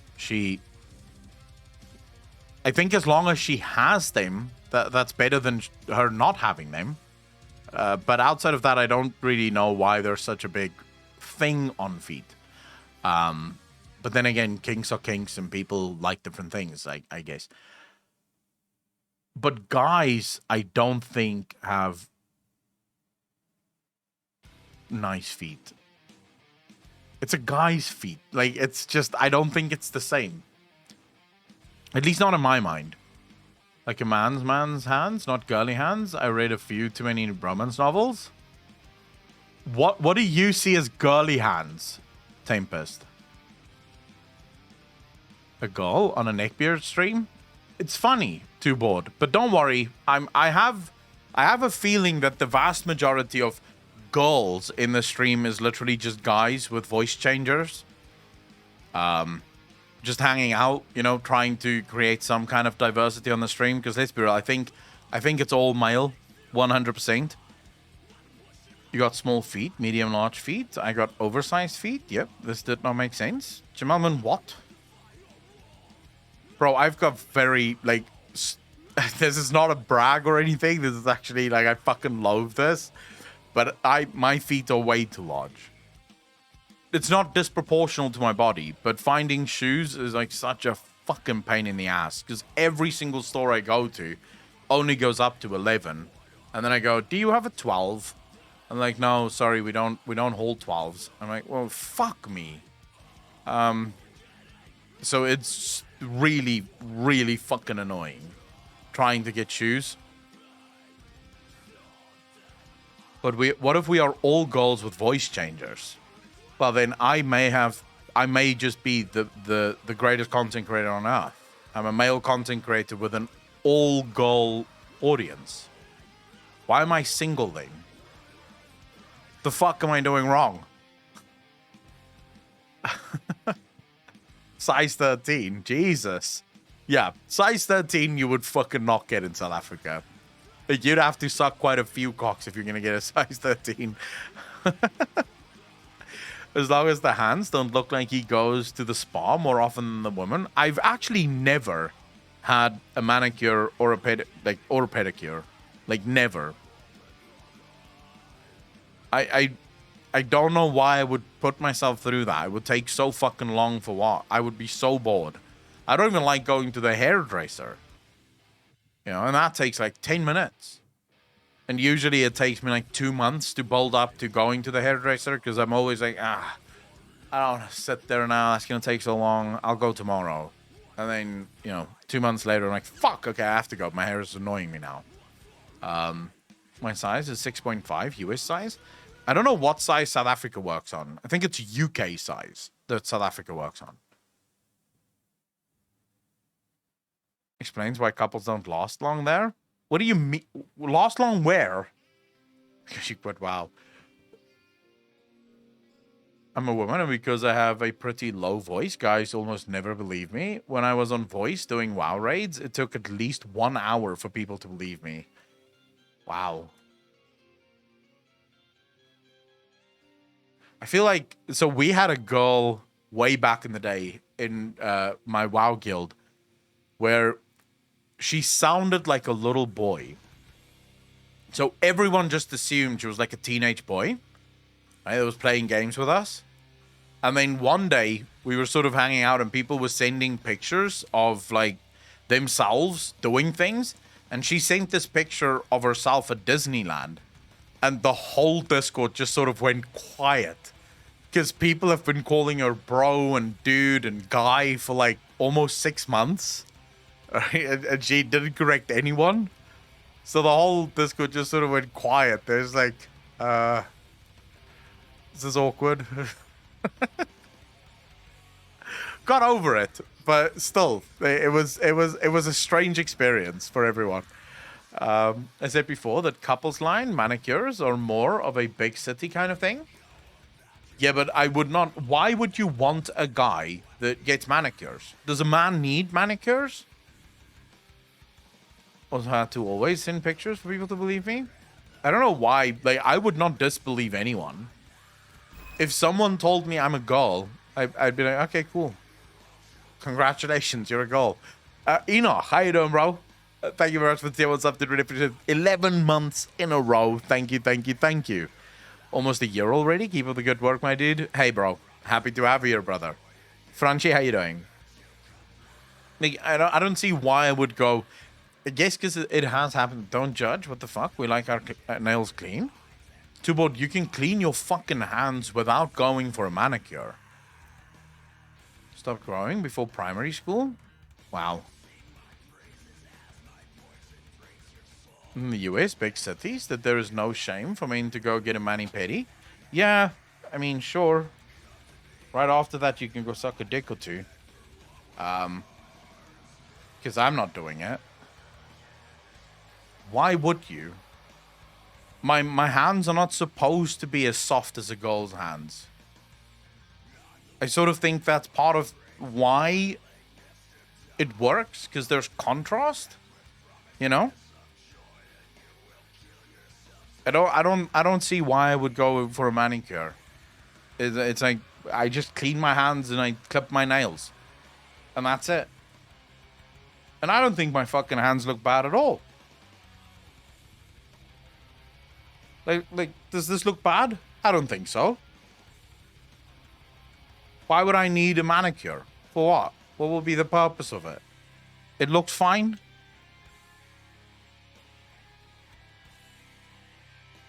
Yeah, I have one callus there. I don't know if you guys can see there. But that's from the gym yesterday. Almost fucking ripped my hand doing deadlift. So that was a bit annoying. But my hands are pretty soft because I don't do shit. I just play video games, so there's no need to I don't do anything that hurts my hands. I make my left hand soft. That's my wanking hand. Priorities, I like it. The content warning before doing that? Why would you need a content warning before doing something like that? Thinking of doing hand modeling on OnlyFans? I don't think my hands are that special.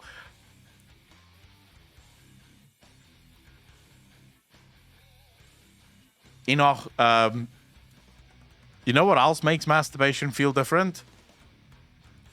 Someone else's hands doing it. I mean, if we're gonna go down this rabbit hole, a manicure is not the best thing you can do to really change up the experience of masturbation. Like, sure, soft hands would definitely change it, and it would feel quite different, but someone's hands, but not a guy's? What if they have soft hands, Death Knight? What then? Good muzzle, Jesus. I feel like we're swiftly moving away from masturbation here. Still no, you say. Hey, no judgment, bro. Damn, this went downhill rather quickly. Benadonna, it really didn't.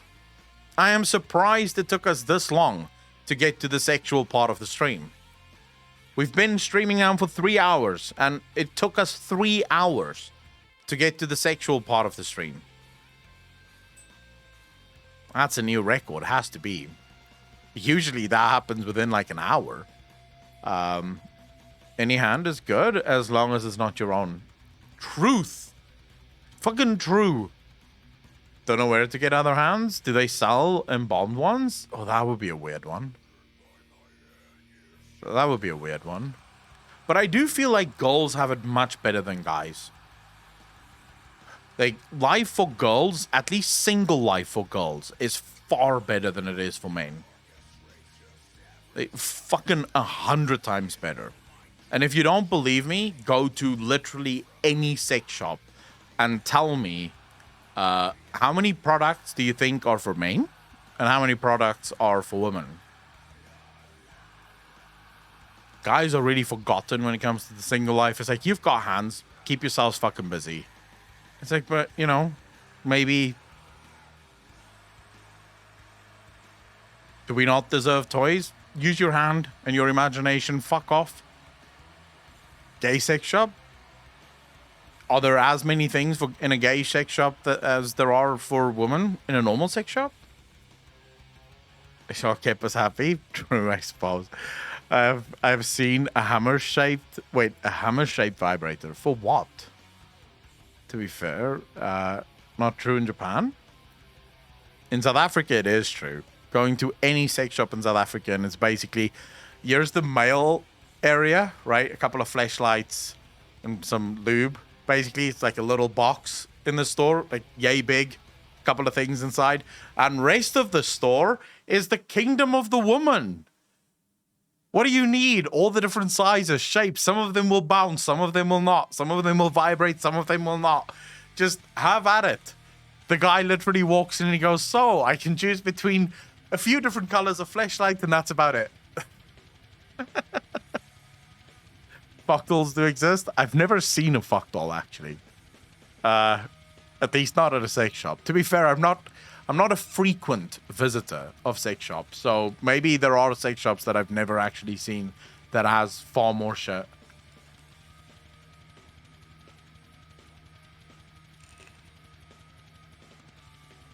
Men aren't picky. True. True. Tell she's beautiful and they love her. Oh my god. Life is different. But Andy, you did make a good point. There is one thing that men win at. 100%.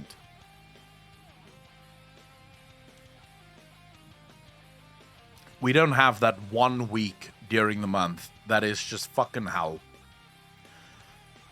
And goals, I want to thank you as a guy for taking one for the team. I would not have been able to survive that shit. Oh, and also pregnancy. Want to give a huge shout out to the girls for, you know, when God was making people, the girls went, yeah, we'll take pregnancy. We're fine with that.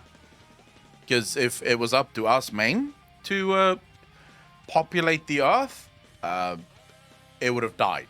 There is fucking no way that I would have gone through with it.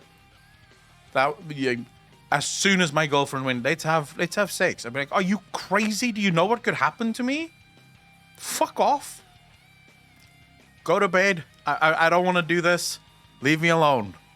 The stakes are too high. Might have taken some banging shots. I could give birth easy. You could not fucking give birth. Pushing out a human Like a full fucking human? No. I don't care how big your shits were. It wasn't a human head that wanted to come out of you. No. I am glad that it's the ladies that's doing that one for the human race. We salute you, ladies.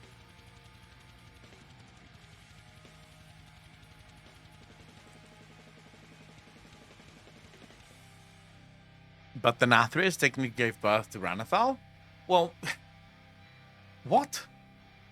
He just created him. I don't think he actually gave birth.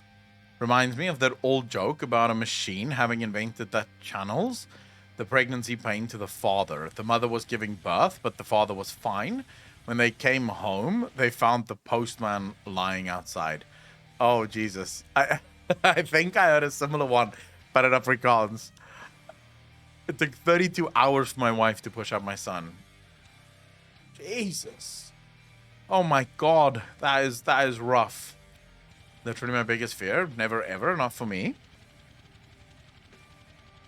The cultists, I don't know. Like, I've heard so many different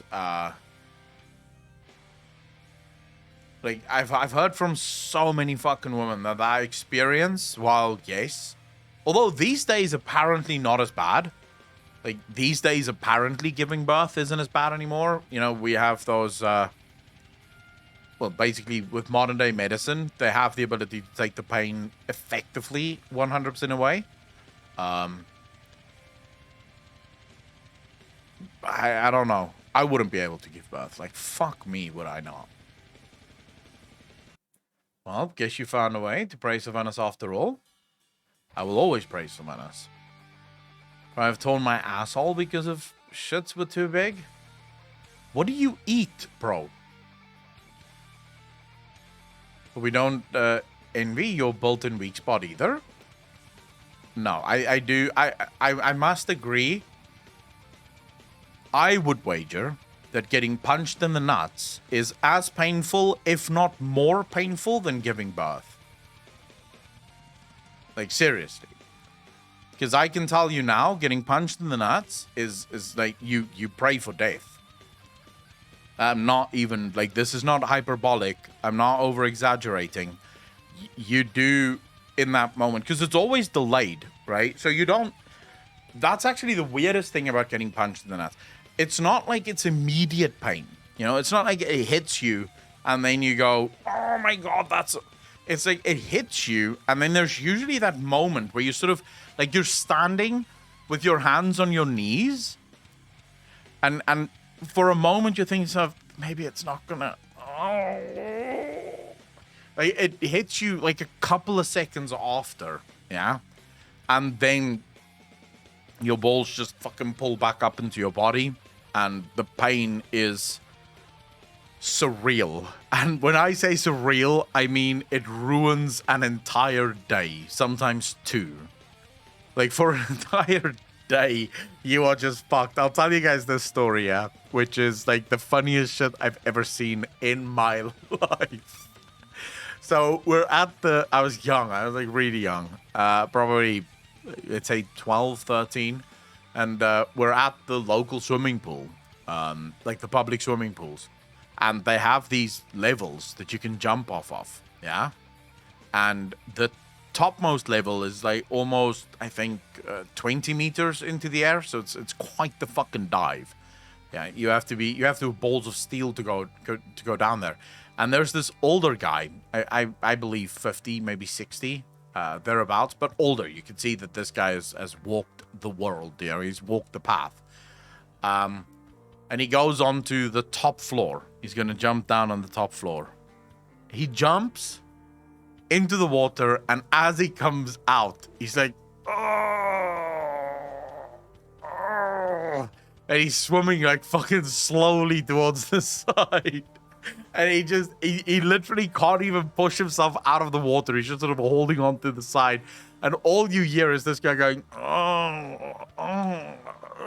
So my dad goes over to the guy and he's like, are you okay? Like, is everything okay? And he explains he was jumping down, and as he jumped down, he has no underwear on. So his balls sort of went free willy for a while.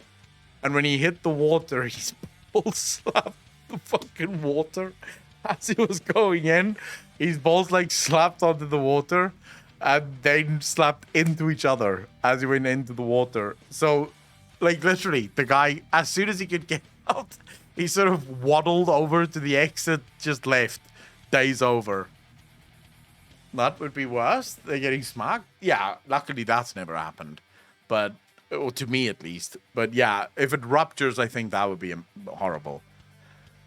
I have a question for the boys. Quick question for all the boys in channel. If you had an accident tomorrow where the only way they can save you from dying is by cutting off your penis, would you take it?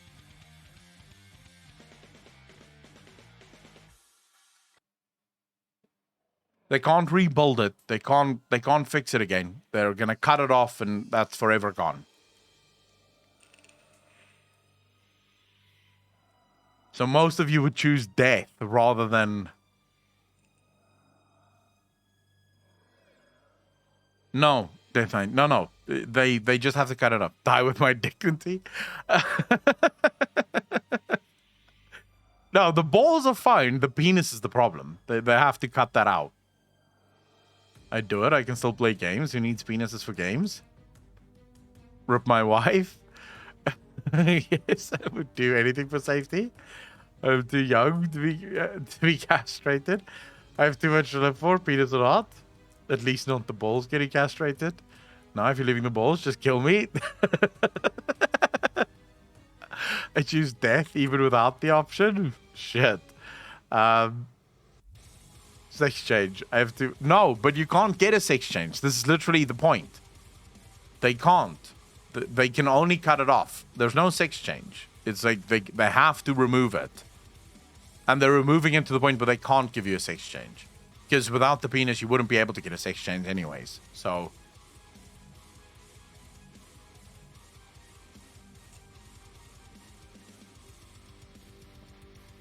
So I can still say I still have balls to the highest difficulty in games.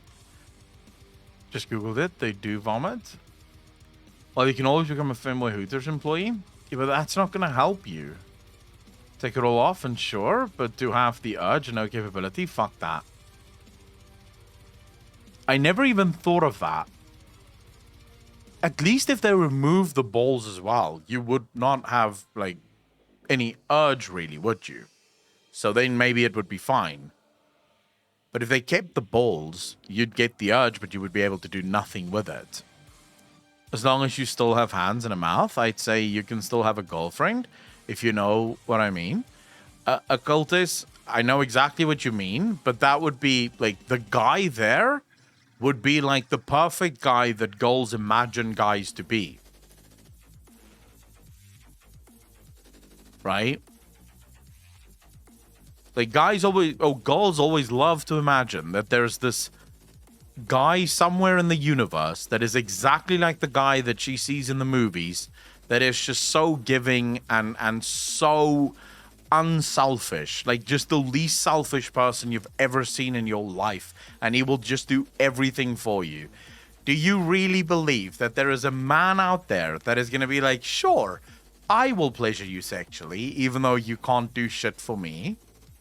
I don't think so. I think you're hunting for a guy that does not exist. Not on this planet, at least. Planet on a no. You can get no implants, no fuckle.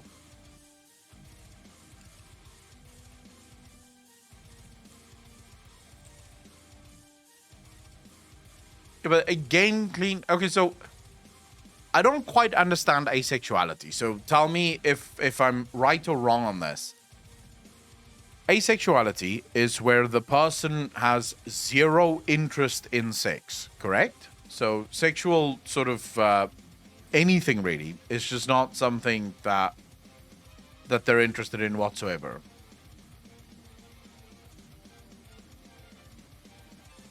Because I feel like that would only ever work if your other partner was also actually asexual. Otherwise, I don't see that working.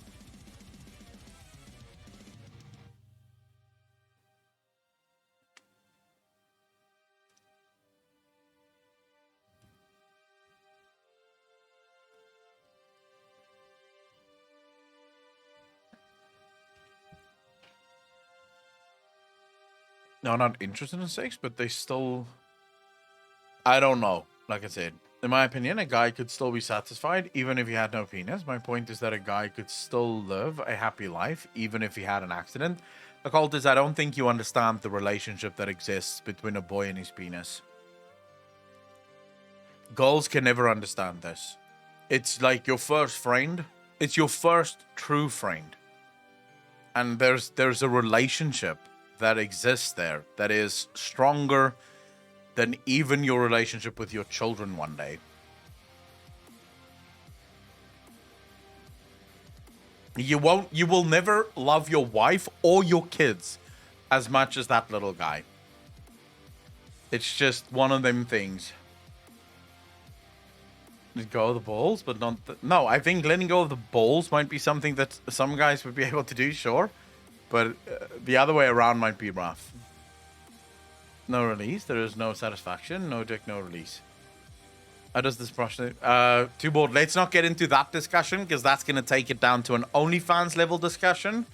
But I know what you guys mean. That is definitely something you could do. Had his body rebuilt? Did he have a penis? He didn't have a nose. Would he have had a penis? What do we think, chat? What are we thinking here? Would Voldemort still have a penis if he didn't have a nose? Because it's clear that his whole body didn't come back. Maybe that's why he was so angry. He was so angry because he didn't have a penis.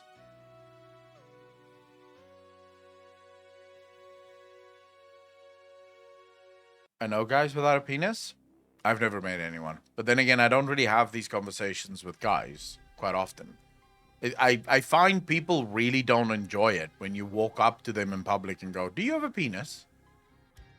So it doesn't really come up. Voldy had a micro. You think it's the micro penis that made him so angry?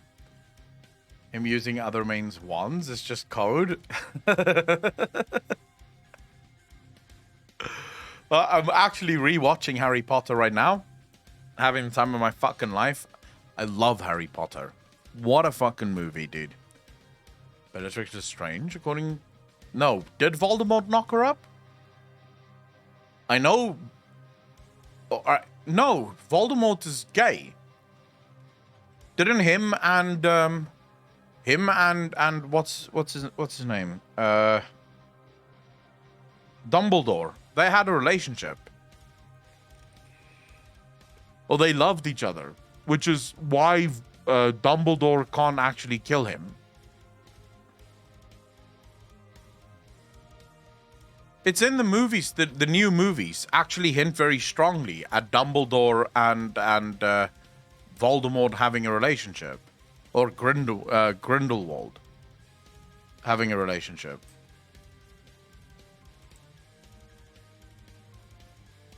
Not Voldemort, sorry, Grindelwald. Yeah, Grindelwald, excuse me. Yeah, the Fantastic Beasts things show that... So they... Grindelwald and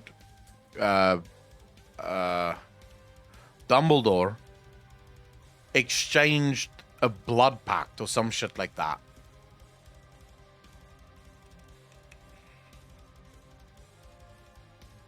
And that's why they can fight each other. With Voldemort, I don't know. But I don't think there's ever been... Like, I don't think he had a child with... Did he have a child with Bellatrix? Does anyone know? Because I don't know the full history of Harry Potter. If it's not in the movies, I don't know about it. Because I didn't read the books. Couldn't be fucking asked. Alright, I'll see you in a bit, bro. No, we know for a fact Dumbledore is gay. I mean, anyone that wants to dispute Dumbledore being gay is not, like, has not been paying attention.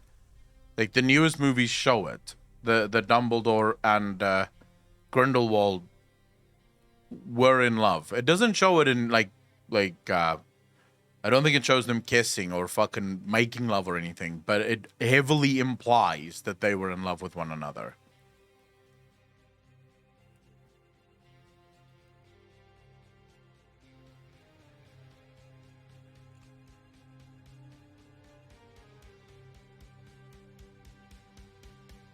It's like, why? So, how many?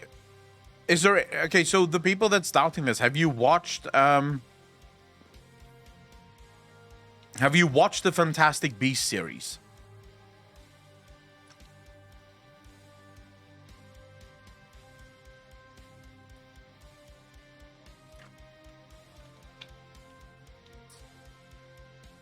Occultist. So, the reason I think so, I didn't read the books, but I did read somewhere what Clean is saying there. I saw someone had an excerpt from one of the Harry Potter books where it implies that Dumbledore is gay. It's a part of the excerpt where Dumbledore sort of speaks about his past, and in his past, it's implied that he that he is gay.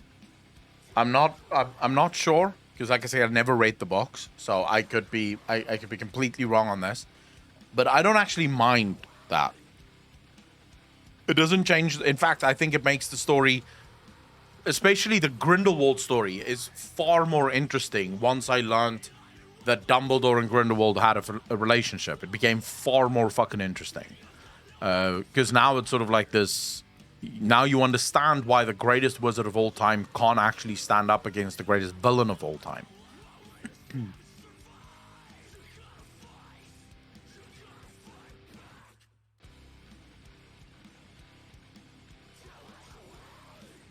I love the Fantastic Beasts stuff, though.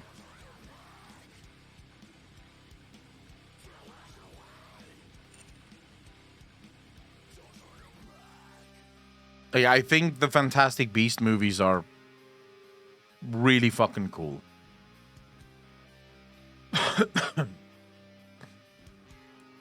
So I wouldn't have, to be honest with you, Matt Saints, how you doing? If in Harry Potter, the movies, they made Dumbledore gay, I would have said that's just virtue signaling. It's literally just virtue signaling because in the Harry Potter movies, Dumbledore, McGonagall, all of those characters, Snape even, their sexuality changes nothing to the story whatsoever. Like, it doesn't add or remove anything. If you found out tomorrow that Snape was straight and he was fucking, like, one of the Hogwarts teachers, it would change nothing, right? Like, it would add nothing to the story, would take away nothing from the story. Outside of some weird romance that exists for no reason whatsoever. But I think it makes sense in the Fantastic Beast series because it actually changes the dynamic between two of the main characters, Dumbledore and Grindelwald. That dynamic changes because of that reveal. So I'm actually glad that it came out in the Fantastic Beasts series and not in the Harry Potter series. I'm still a little salty, though, that Harry Potter didn't end up with Hermione. Is there anyone... Am I the only one that's salty about that?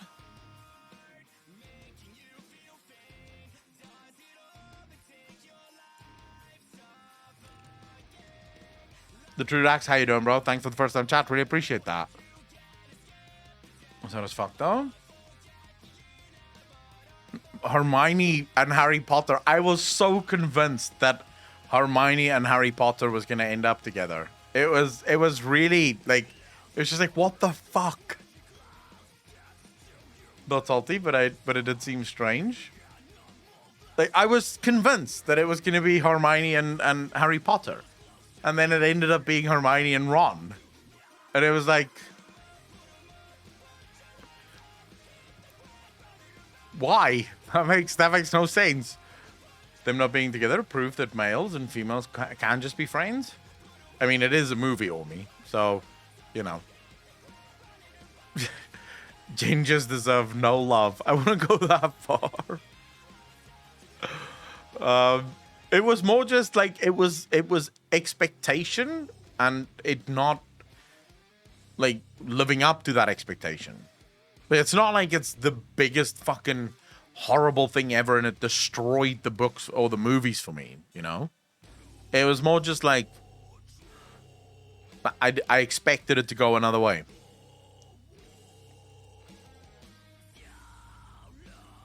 Oh my god, if any of you seen this talk about gingers, reminds me of the South Park episode where Cartman basically tries to prove that gingers are the worst. You know, he basically tries to make this argument that like, gingers have no soul and they should be killed. And then he wakes up with gingivitis the next morning, so he's a ginger as well. And just suddenly fucking changes his entire fucking story. Like pretends he didn't say any of that shit that he said the day before. That was like one of the funniest episodes of South Park. Was Gottman's like anti-ginger thing. Oh shit. Oh my god. I really fucking enjoyed that. The books build all the relationships a lot more. I should probably read the books at some point, but can't be fucked. Already seen the movies, don't need the books. The movies were cool. I've watched them a few times over. I'm actually busy watching them right now. Well, not right now. Right now I'm streaming. But I will be watching them later tonight, probably. Before we continue, I want to try out this game. I want to know what this fucking game is all about. Are you guys gonna come with me on this little venture to see what this game is?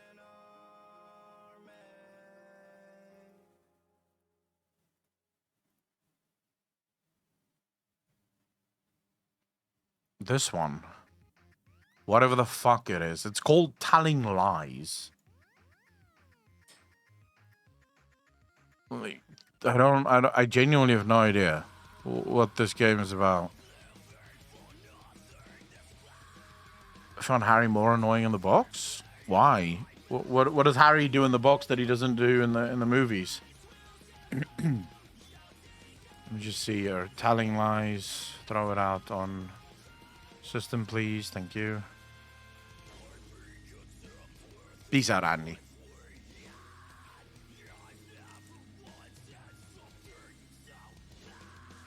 This is a long load screen. It's some kind of detective game. I don't know at all what kind of detective game it would be. We can't sync your data with the cloud right now. What are you talking? I'll play offline, I guess. Oh my god, this thing. Oh man, how you doing, bro? Okay, it keeps fucking looping me. Look at this. It just keeps looping me. Same thing over and over again.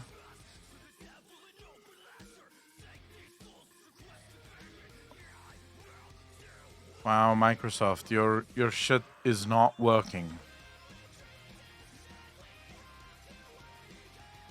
Is there...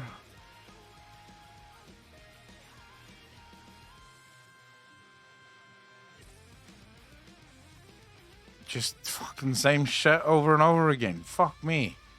Where the hell is this Telling Lies thing in task?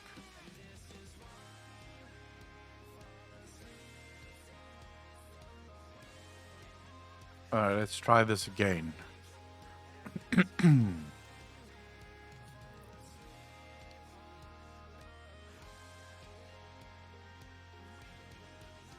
Don't you fucking start with me.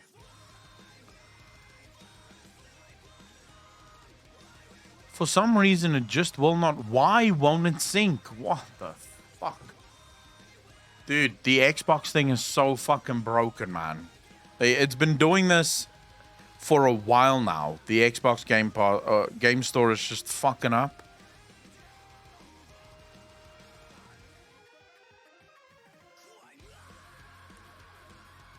For a while now, this is the It's like there's certain games that I can't fucking play on the Xbox Game Pass. It just will not install. So for example, let me show you guys this, yeah?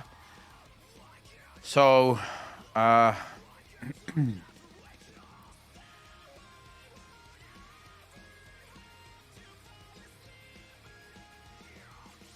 Mass Effect Legendary Edition, yeah? It's on the Xbox Game Pass. Cat, how you doing? Error. Like, there's fuck all I can do. This will not install. No matter what I do, it just will not install. And I can install it. I can try. I've tried it every which way. It will not fucking install. Last week? How did you fix it, Clokey? It worked after countless tries. I hope WoW will not fail this badly when it will be introduced into the Game Pass. I don't think WoW will be introduced into the Game Pass. Bro, like, there's so many things that's annoying about this that I can't fucking, like, why can't I play this game, for example? Why will it not update to...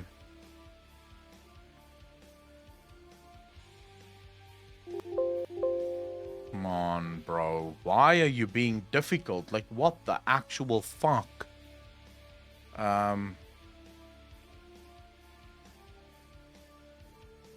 Why is there two... Unity crash handler. Can someone tell Microsoft their game is shit? Anyways, we're not playing that, clearly, because it won't fucking work.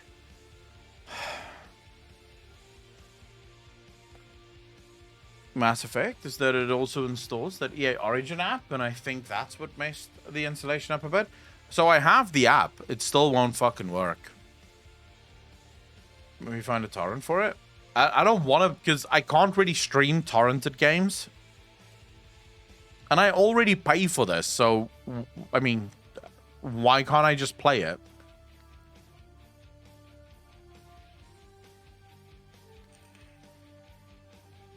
Finish watching murder videos. Yeah, we could probably do that. But too bad I can't now. I'm going to a restaurant. I'm gonna go fucking eat something. I've been in the mood for this restaurant for a while now. It's called Spur.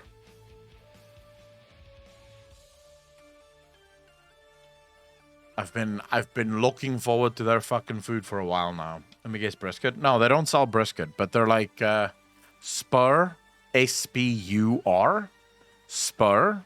People for their fucking slogan, I think, is people with a tasteful life. But it's like, let me show you.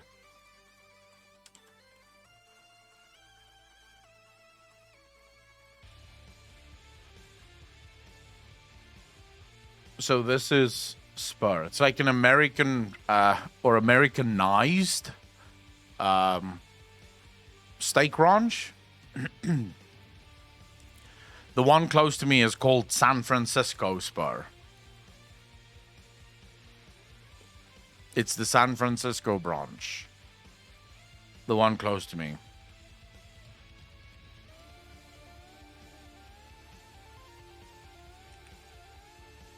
Their food is okay depending on the one that you go to. There's some of them that's really horrible, and then some of them that's really fucking good. So it really depends on which one you go to. Eating there, but I've never found their food good. Burgers especially were super dull and dry. I don't know though. I've had some of their burgers, like their rib burger is fucking amazing. And they have on Wednesday, they used to have on Wednesdays, this eat as much as you can rib night, where it's either ribs or buffalo wings or both. So you can have ribs and buffalo wings, but it's eat as much as you can. And then you just mow down as many plates of ribs as you can. Fucking brilliant. Zuzu, how you doing? Thanks for the first time chat. Really appreciate that. Welcome to the channel. Thank you, thank you, thank you. But yeah, it's like, I don't know how long they've been around. Exactly, but like every single Spur in the country has like a different name. And it's something to do with either Native American like tribal names or Native American area names, like locations or American locations. So, like I said, the one just down the road for me is called the San Francisco Spur.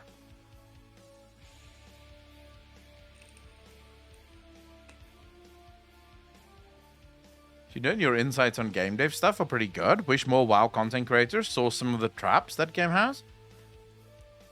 Zuzu, I think that comes just from playing a lot of games, so thank you. Really appreciate that. We'll throw some at you if you stream. Throw what?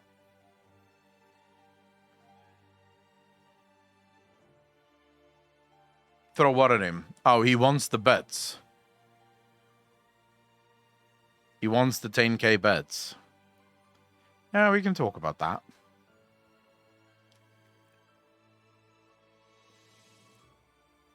Wait, Apocalypse, you've been thinking about starting streaming again?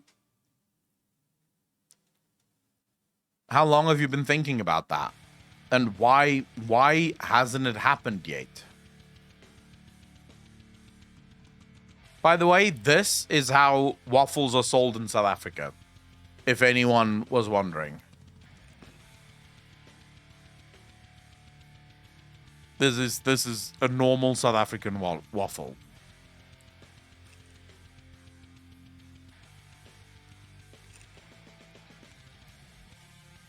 What do you mean it's the first time you ever see an image like this?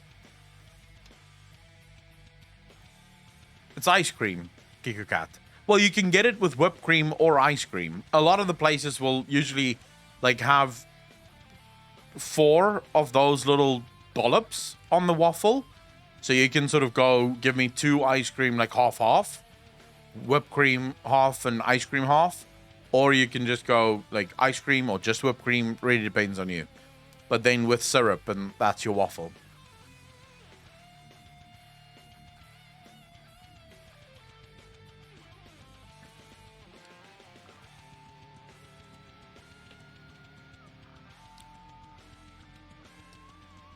Thing called a croffle, which is a mix between a waffle and a croissant. You always get hungry in Akko streams? Lol. Sounds like diabetes. I like it. Hey, we tend to take that to heart from our American brothers. Like everything must be bigger and bigger and bigger. That's sort of the thing. So, for example, Silver Falcon Rock Spur Steak Ranch.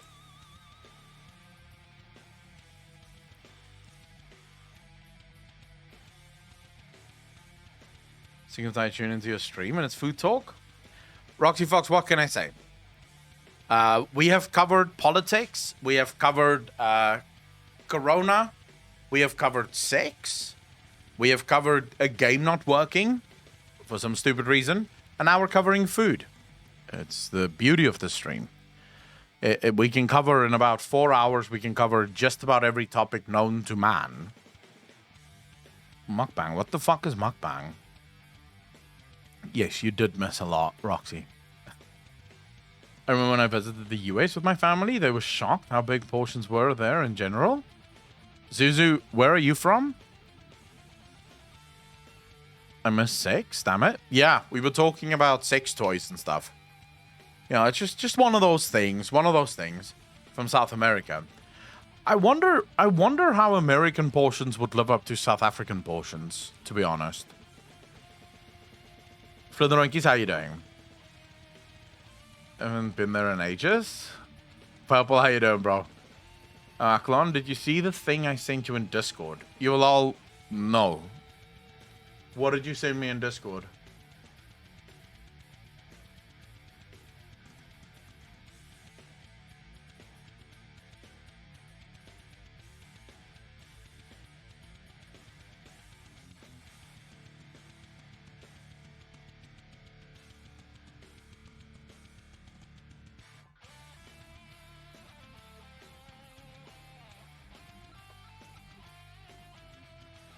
It's possible. Interesting theory. that, of course, depends on whether or not Steve Denuser wants to bring back things like Chromatus. Had a nap, woke up, now I have coffee. Easy. Depends where you go. Portions can be huge or small. So, from what I've heard, the biggest portions is in Texas, correct? American size, large drink in 2 days. So, our drink sizes is very similar to Americans. If you go to a McDonald's here, you have medium and large drinks. The large is usually almost a liter of whatever drink you want it. The medium is sort of like what you, I guess, like half a liter almost.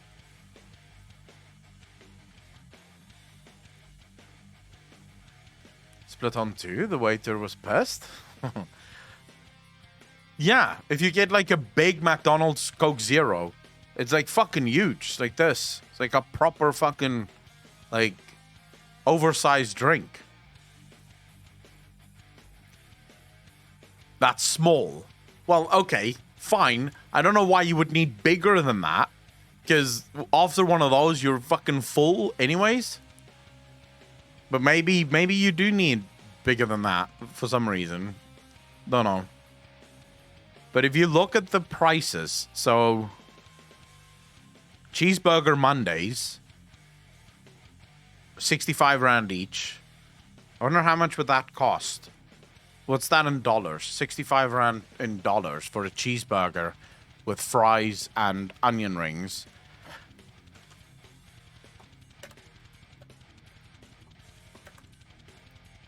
Let's see, how much would Americans pay for it? $4.20.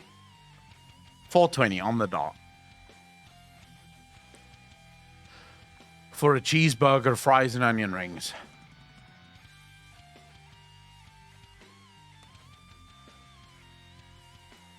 Texas likes to think they are bigger. Go to a diner in a rural area of any state, and that is where the biggest portions are. So diners is definitely something we don't have much of. I don't think I've ever seen a diner in South Africa. Our diners are what you would call coffee shops. We have loads of fucking those. Like, loads of those. Is that expensive, though? Like, if you went to a steakhouse in America and you ordered a cheeseburger and fries and onion rings, would it be, like, would $4.20 be expensive to you? Or would it be, like, normal price? Cheap as fuck. Jesus. All right.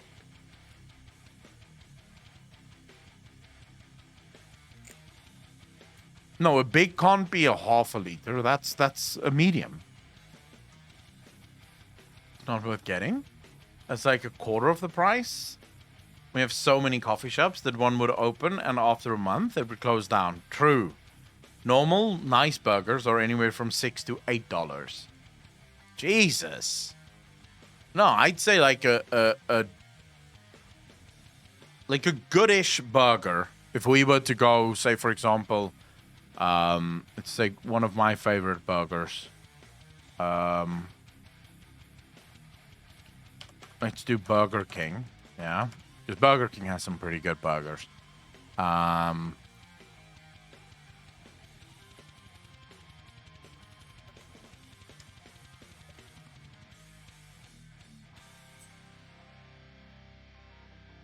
Should really look here. Cheese lovers. Yeah, you could probably look at something like this, yeah? So, the cheese lovers is pretty good. Because it's like fuck tons of cheese. I prefer the one on the right. The bacon cheese burger. Pretty fucking good. Or the one on the left. Either one is good. I think that is for just the burger and some fries. I'm trying to remember the price of that.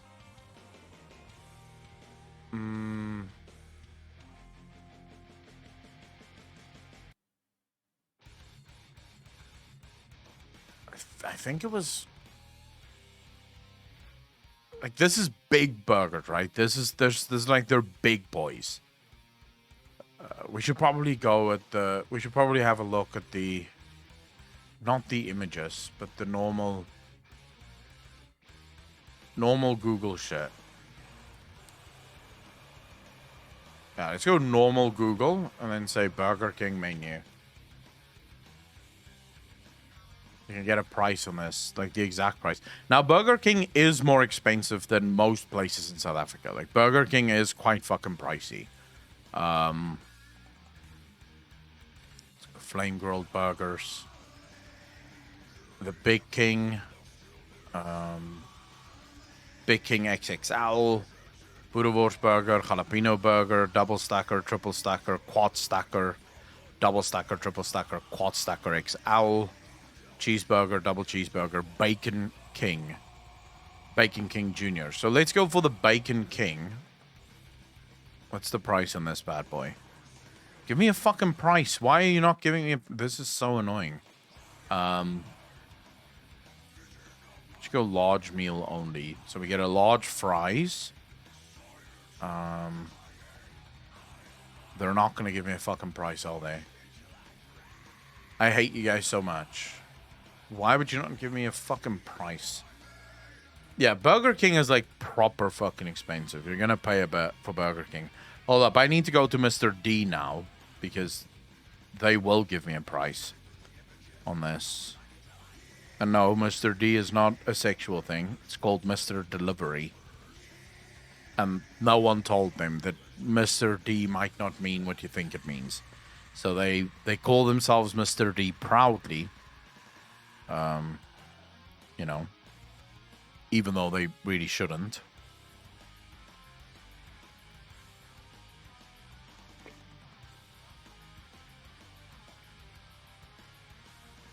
Just show me fucking Burger King, please. Nando's, McDonald's, Sausage Saloon, Panarotti's, Yamakado, Pizza Pug, Cappuccinos, Milky Lane, Spur, Mug and Bean, Rocco Mama's, Ocean Basket, Paul's Homemade Waffles, Burger King. There we go. Burger King Linwood. Let's go.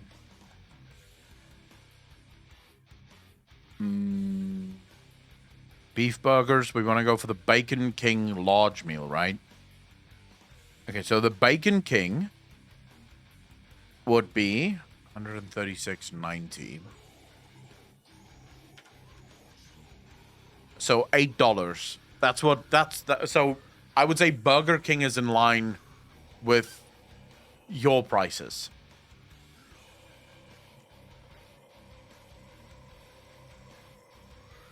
Kiku Cat, where are you originally from? That you tried Nando's for the first time when you went to Scotland? Dick's? Yeah, I know about Dick's. You're from the USA. I don't know how Nando's is in the UK, but Nando's in South Africa is pretty fucking good. They have churros, which is like the greatest thing I've ever had in my life.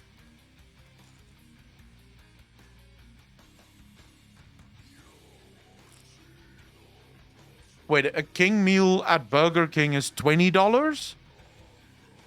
How's that possible? Because this is like the burger that I just showed you there is like one of the most expensive burgers. Actually, let's look at what is the most expensive item that you can buy on their menu. Yeah, we'll look for the most expensive one. Double stacker, triple stacker, quad stacker, double stacker XL, triple stacker XL, chili cheeseburger, double chili cheeseburger, Texas barbecue bacon. So the Texas barbecue bacon is the most expensive burger that you can buy. Now, the reason it's so fucking expensive because it's called the Texas barbecue bacon 3.0. Let me see if I can show you guys what it looks like.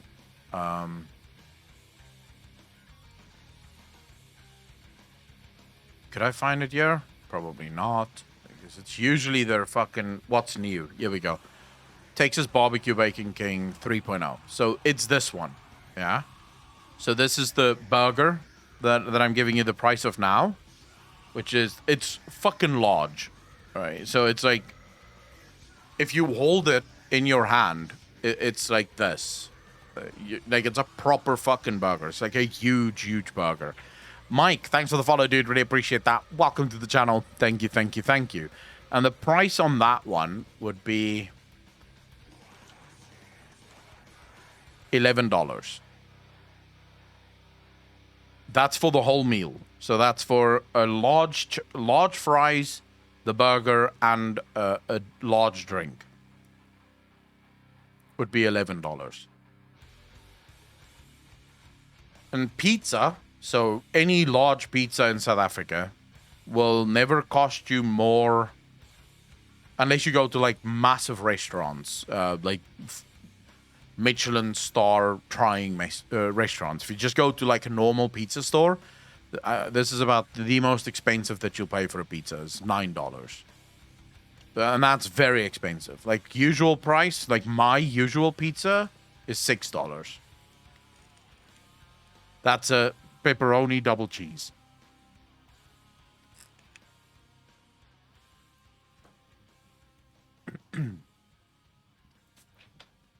Yeah. I mean, I told you guys before, right? If you have a job in the rest of the world that allows you to work from home, yeah, so you don't have to be in the country that you're living in order to make money, move to South Africa. You'll have the time of your fucking life.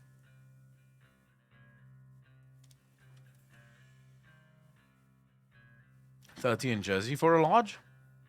So if, let's look at housing. If you wanted to get a very nice apartment, say 2-bedroom apartment, and I'm talking very nice. So you want upscale, upmarket, security village with security guards at the gates and literally all of the luxuries that you could possibly want. You're probably looking at, let's say 11,000. So you're looking about $711 per month for that.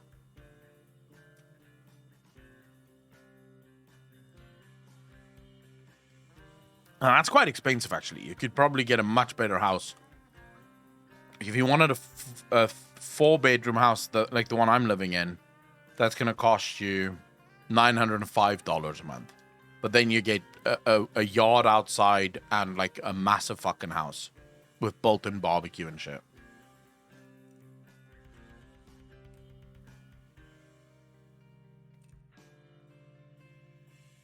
Yeah, South Africa is cheap as shit. To be clear, though, this is cheap as shit for people from the rest of the world. It's not cheap as shit for South Africans. Consider that the average salary for people that actually earn a salary, so we're not talking about domestic workers. If we are talking about domestic workers, the average domestic worker in South Africa will get anywhere from $3,500 to $4,500. So let's say $4,000. The average domestic worker will make about $258 a month. Yeah, that'll be their salary, $258 a month for the average domestic worker. But if you're like an average salary puller, in other words, you work at a company that actually pays a good salary, and you have some kind of degree behind your name, then you're looking closer to, I believe, it's $14,500. So you'll get about $937 a month. So if you look at that property of $14,000 earlier, that's basically your entire salary going to property, going to the place that you work at. If you want to be in the top 1% in South Africa, so this is literally earning like more than 99% of the entire country. So you are in the top 1% in South Africa. I believe that number is $18,999. So if you earn $1,228 a month, you are in the 1% of South Africa. You are now one of the 1% of South Africans. And if you want to be in the 1% of the 1%, so you want to be now like the most special person of the most special people, then I believe that starts... I don't know the exact number, but I know it's more than this. So it's like $25,000 a month will get you into the 1% of the 1%.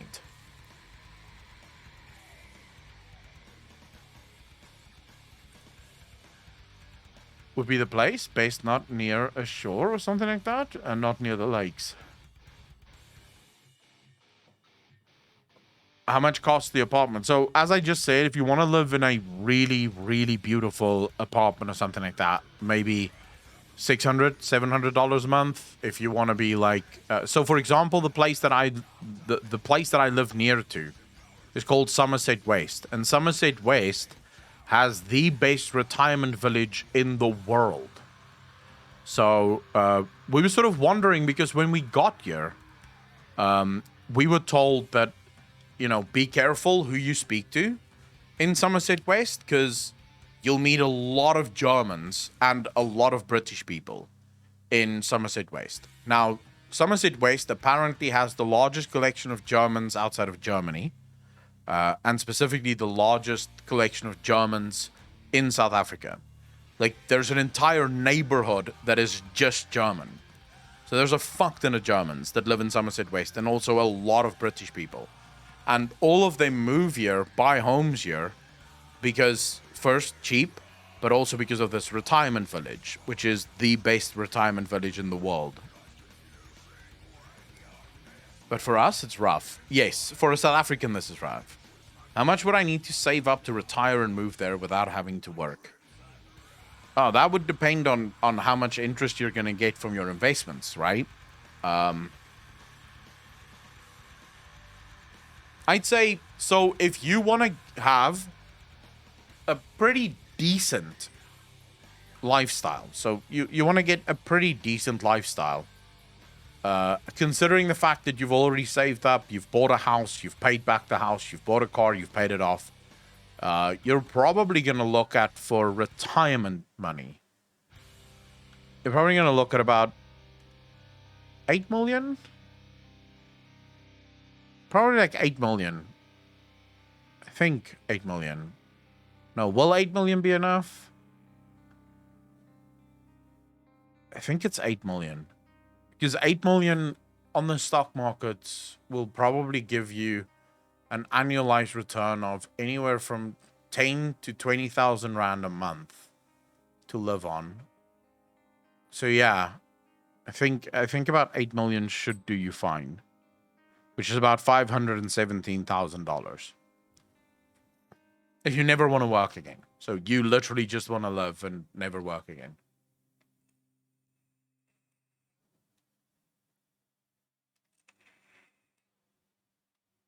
We all moving to Uaklon, prepare for a bunch of American expats. There's a lot of American expats already here. You can move there right now. You're welcome. But yeah, there's in Cape Town itself, there's a shit ton of Americans. But there's a lot of models here. Like, it's actually scary, the amount of models that is in South Africa. Specifically Cape Town, because Cape Town has, like, it is the fashion capital of Africa. So there's like a shit ton of international models that come here for like 6-month periods. To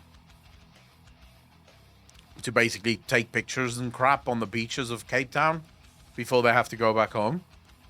So I think that's where the vast majority of foreigners come from.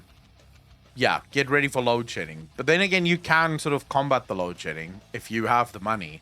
If you're American, you probably wouldn't struggle with... You probably wouldn't struggle with load shedding here, unless you're stupid.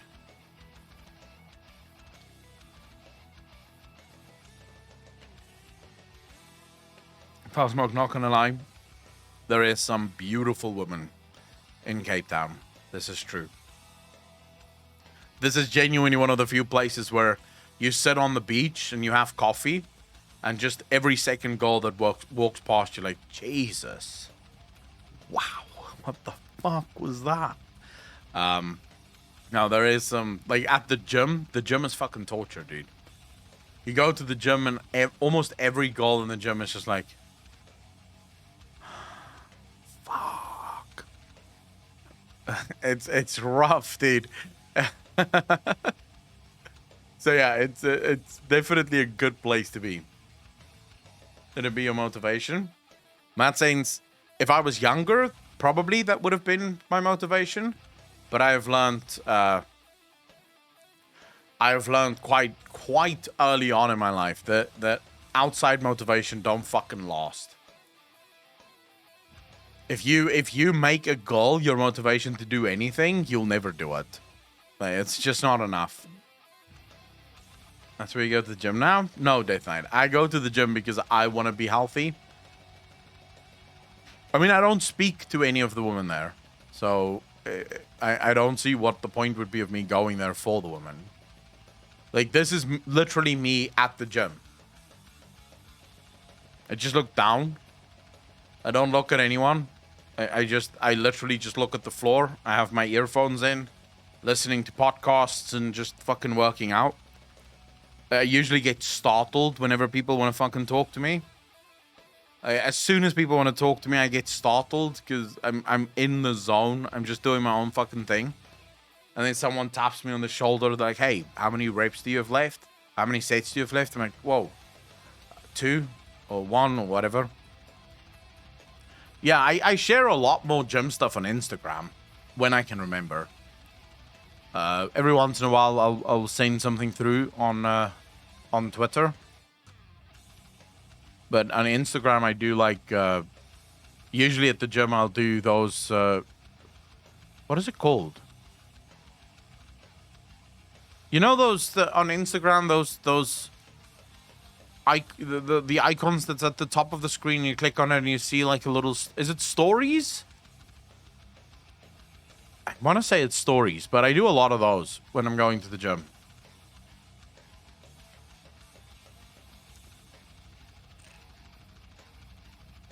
Yeah. I don't use my Instagram for anything else because I can't think of anything else that I need to use my Instagram for. Potato Dude, how you doing, brother?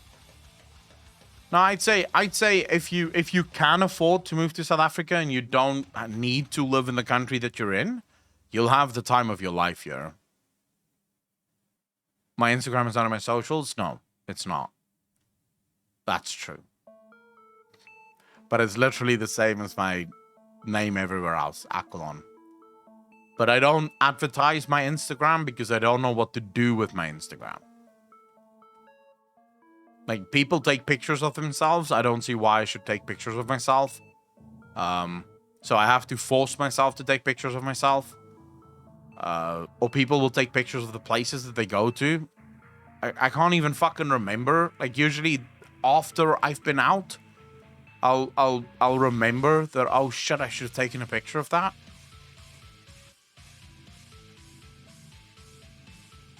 Ass selfies in the gym, right? Of course. Of course, Apocalypse. I do take the pictures, you know, I do look at myself in the mirror and then I do a little, like, click. Of course I do that. Hand model. Yeah, I can take hand pictures, I guess.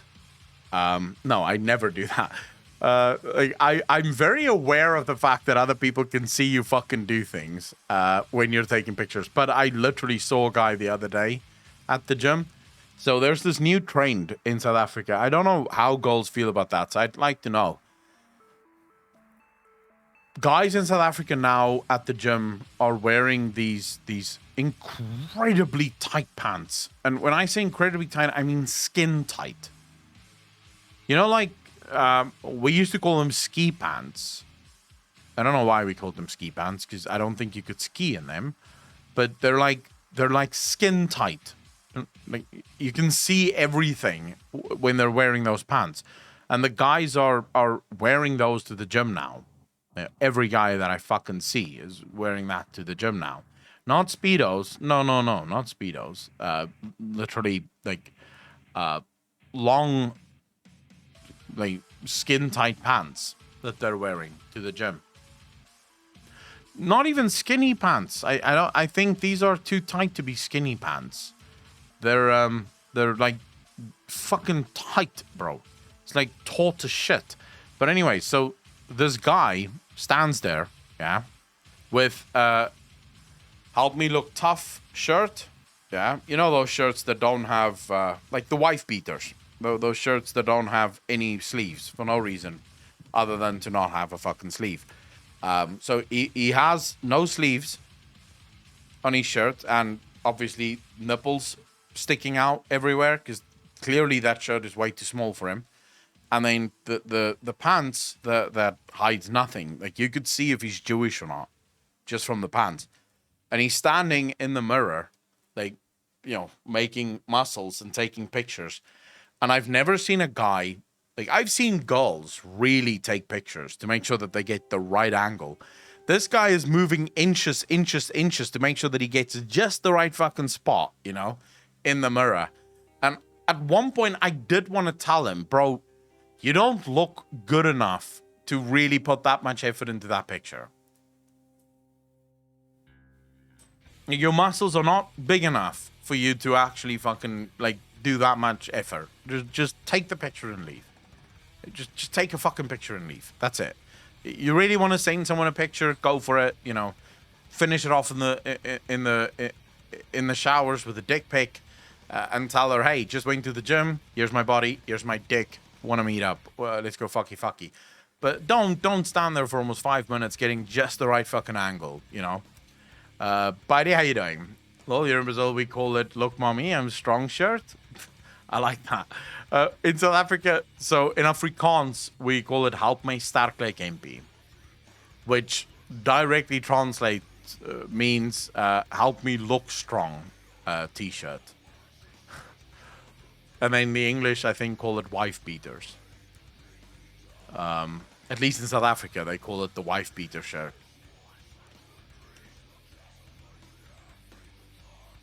Muscle shirt. No, there's a joke about those shirts. What do you say to what do you say to a guy's wife when the guy wears a wife beater?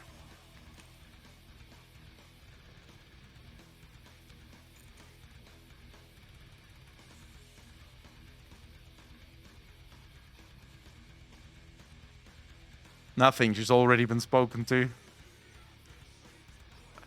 It's like just one of the, whenever you see a guy with a shirt like that, that's what you say to him. So you go up to the guy and you go, so what do I tell your wife? And he'll be like, what? Nothing. She's already been spoken to. It's like a way of making fun of guys with those shirts, because no one looks good in a shirt like that, but they think they look fucking awesome. That's like that old joke. Why did the woman cross the road? I don't know. Why did the woman cross the road, bro?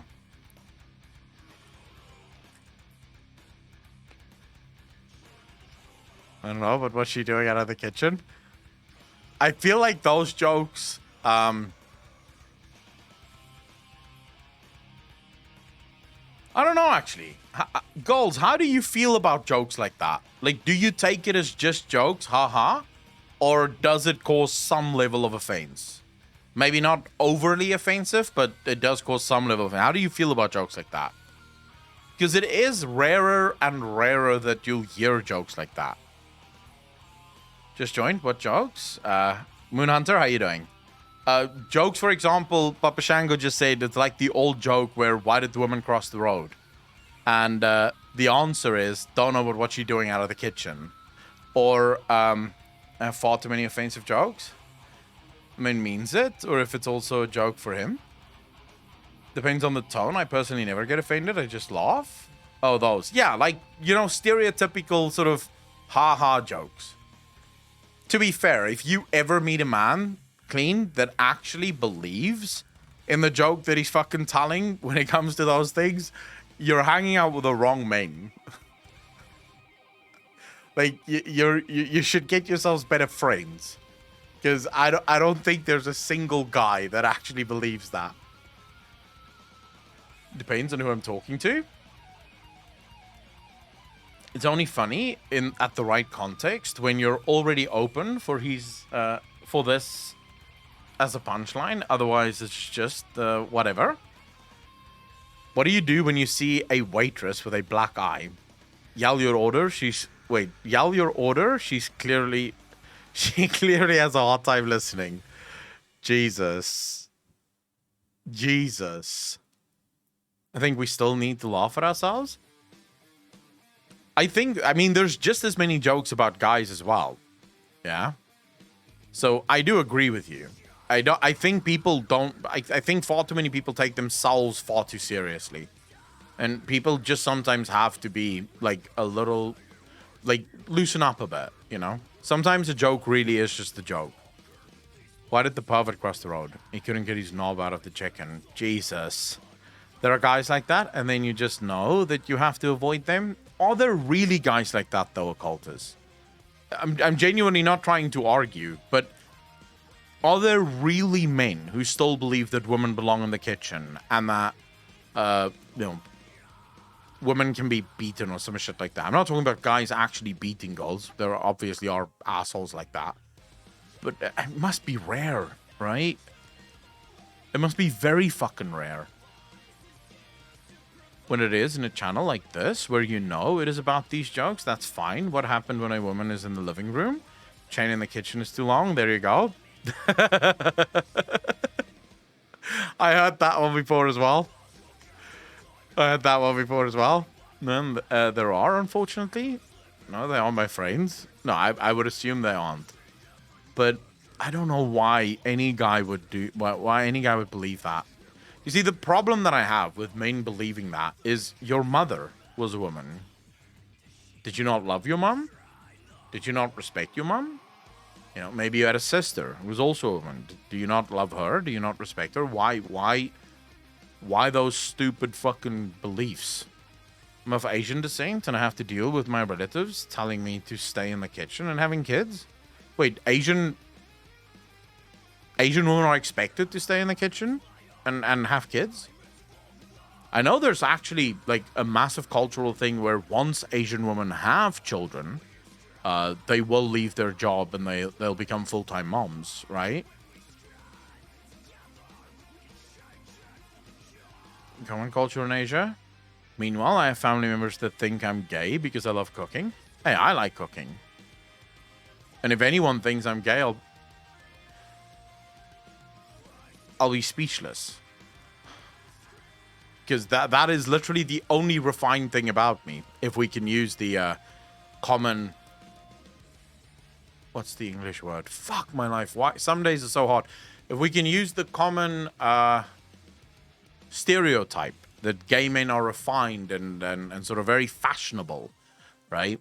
There's literally nothing fashionable about me, and I love cooking. I'm Korean, and it's not like that. Rico, how you doing? It's actually, so it's a Japanese channel that I watch sometimes. Like, I love watching food channels from around the world, and there's this one cooking channel that actually ended up being like more than just cooking. Like, they'll go around asking people questions and talking to people about Japanese culture and things like that. And according to them, like the vast majority of Japanese women, at least Japanese women, once they have children, they will leave their job and become full-time moms. Like the majority, not all. Obviously, there will always be some exclusion, or some outliers. But apparently, that's like very culturally acceptable there. So if people like that is because my country, Romania, for who is curious, we aren't yet mentally and socially mature, so to speak. We are still very behind. Was Romania ever part of the like the USSR? I want to say maybe. I knew men who say women can't cook food decently, from home kitchen to restaurants. Only men should be allowed to cook. Also very interesting. I find that a lot of countries that were once part of the USSR do seem to be more behind the times than the rest of the West.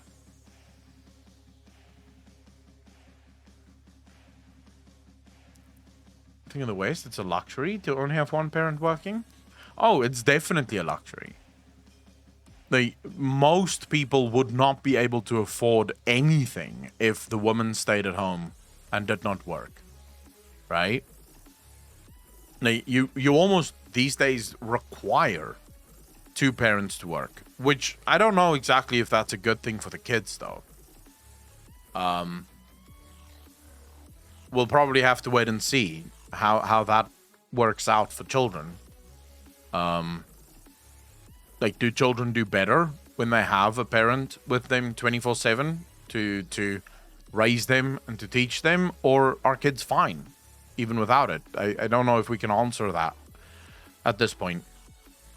And at the moment, we are still in a tug of war with Russia over Moldova. Everyone is in a tug of war with Russia, it seems. Fucking hell, that country. Russia just wants everything. In the weirdness of only men or women should do such and such. I agree with that.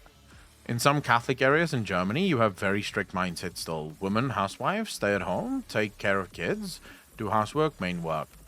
So I'd say in South Africa, it's not like it's a cultural rule in South Africa, because it does differ. But I will say, and I can only really speak for white women in South Africa because that's sort of what I grew up with. But the majority of white girls that I know all dream of being housewives. They don't, if they do work, they want some kind of half-day job, like work in the mornings and then be at home in the afternoons with their children. So that would be the majority of girls that I know would culturally still fall into that mindset.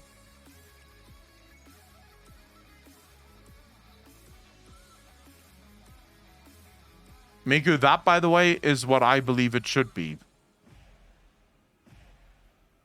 That is what I believe it should be. So I actually have a massive problem with, we spoke about this before, but I have a massive fucking problem with the feminist movement, specifically because there's the feminist movement now want to sort of almost vilify women who wish to stay at home and be housewives.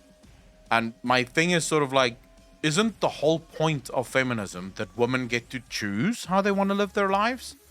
Like, if a woman wants to work, she can absolutely go work. If a woman doesn't want to work and she wants to raise children, she can absolutely do that. That's, as far as I'm concerned, the reason feminism is good is a woman's life should never be decided by anyone but the woman. And then now that same movement is almost turning anyone who doesn't choose to be like some high-powered fucking business person into a villain.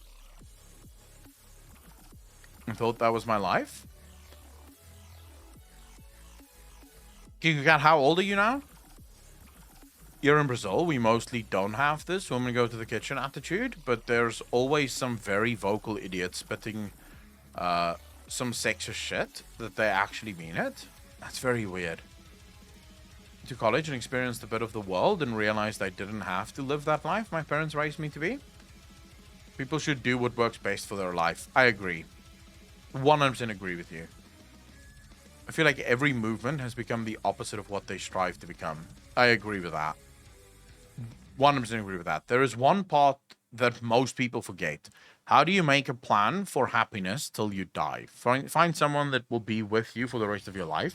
Find dual purpose in your children. Grow up to see your grandchildren. If you break this, you must have a high happiness job or hobby. Most people don't have that.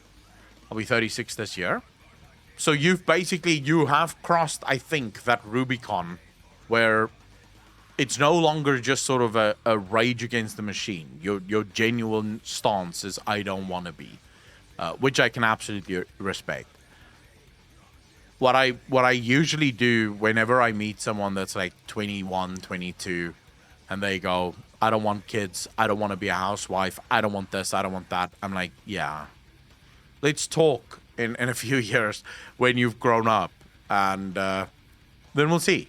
Maybe you remain the same, not saying you will change, but I know I know that I had so many views when I was 21, 22 that have changed entirely now that I am older. the feminist movement turned a weird way. It was necessary. We had it in the 70s, and today it is still necessary, but not to that extreme. I don't even know if it is that necessary today. I think it's necessary for some places in the world, right? I do think that places like Saudi Arabia, very many places in the Middle East, still requires a feminist movement, because a lot of those women live in absolutely terrible circumstances. But I want to say, for the most part, I think the West have at least solved 95% of most of their issues when it comes to these things. You know, most women are, like, at least, I would say women are completely equal under the law, and women have all the opportunities that they could possibly want. And I think nowadays, if you had a man that sort of came up and said, no, women should do X, almost every single person would be like, fuck off. Jesus. You can't say to women what they can and can't do. Fuck off and keep quiet and do your own thing, right? So I think for the most part in the West, it's kind of been solved. I mean, there's always going to be small problems, yeah? Always going to be small problems. But that's sort of, I wonder if that's not just human nature. I don't know if a movement can actually fix those. First and second wave feminism was absolutely required. Like, at 100%.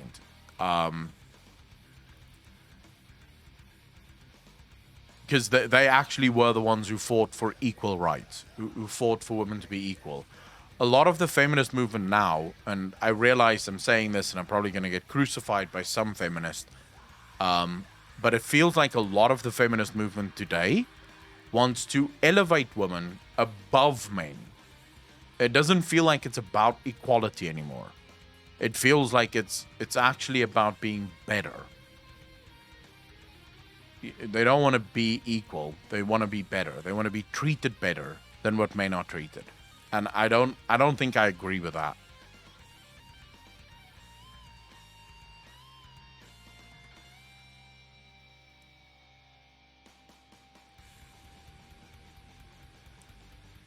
Like, you know, there's some problems that we as a society just don't talk about, you know? The British chefs changed to this man now and a woman, but the woman got less pay, even she was at the same position. Yeah, but I mean, that is a very specific case, which is, like, no one agreed with. As soon as that came out, no one agreed with it. I consider myself a feminist, but it's because of how I was raised that men were better than women. I'm just for equality. I consider myself a feminist if that feminism is only about the equality of men and women and not about the sort of raising women above men. Because as soon as you say that, my heart starts breaking for the young boys in our modern day society that is genuinely being left behind. And these are things that no one wants to talk about. Like, the media doesn't talk about it at all. No one is speaking about it. Young boys are dropping out of high school, like, not even finishing high school, dropping out of high school at alarming fucking rates. Only 40% of young men in colleges today in the US is actually men. 60% of colleges is women, not men. Men seem to be completely forgotten in our society. The vast majority of suicide victims are men. The vast majority of men on the street, homeless people, are men. The vast majority of crime victims are men. Like, by a mile, the vast majority of crime victims are men. And no one talks about this. Like, we keep bickering about bullshit that doesn't matter, you know? Like, oh my God, there's only 2 women in the FTSE 100 companies. It's like, yeah, but there's also only 98 men in the FTSE 100 companies. That still leaves millions and millions of men that isn't in the FTSE 100 companies. Because they didn't want to work that hard. They didn't choose that life. It's not a life they want. This is like a non-issue as far as I'm concerned. But there's real issues. Like, for example, girls. Their suicide rates are through the roof. No one's talking about that. Actually, their attempted suicide rates. And then also, to be clear, it's not like young girls are doing any better. I think I should just say this. My issue is it doesn't seem like the world we've created right now is actually leading to more happy men and women. In fact, all of the evidence seems to suggest that the world that we've created through either feminism or whatever have led to more unhappy men and more unhappy women. But no one seems to talk about that. You now have twice as many young girls at the age between the ages of 15 and 18 attempting and succeeding in suicide than you had just 20 years ago. What's going on? Why is no one talking about this? Something is wrong. But no one seems to care. We keep bickering about, there's not enough women in the CEO positions of the top 100 companies in the world. But I would say that our young girls and boys killing themselves may be a bigger issue, Like maybe that is like a bigger issue that we should tackle than how many fucking people don't want to be working for the top 100 companies in the world. Yeah, I'm talking about the media. There's obviously people that are speaking about it, but the media seems to not focus on that at all.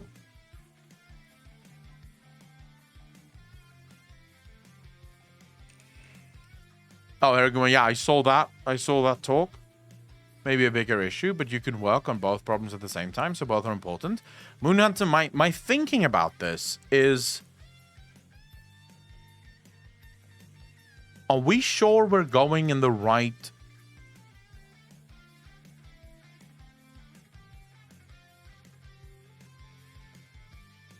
Are we sure we're going in the right direction?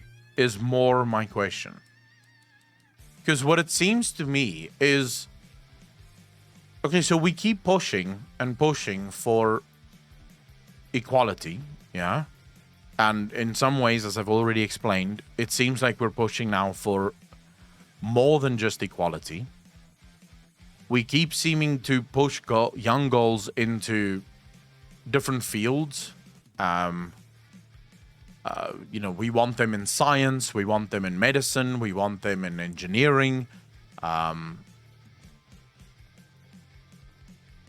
But our young people, the ones who are pushed into these directions, don't seem to be happy.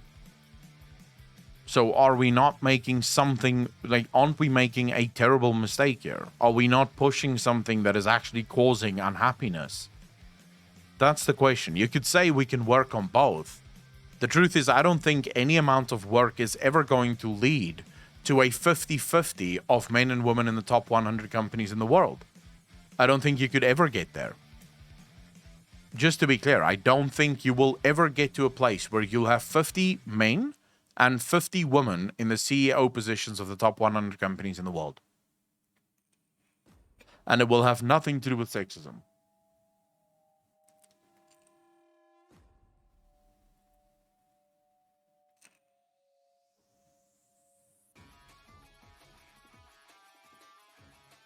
Core Moonhunter, I always find that argument very interesting.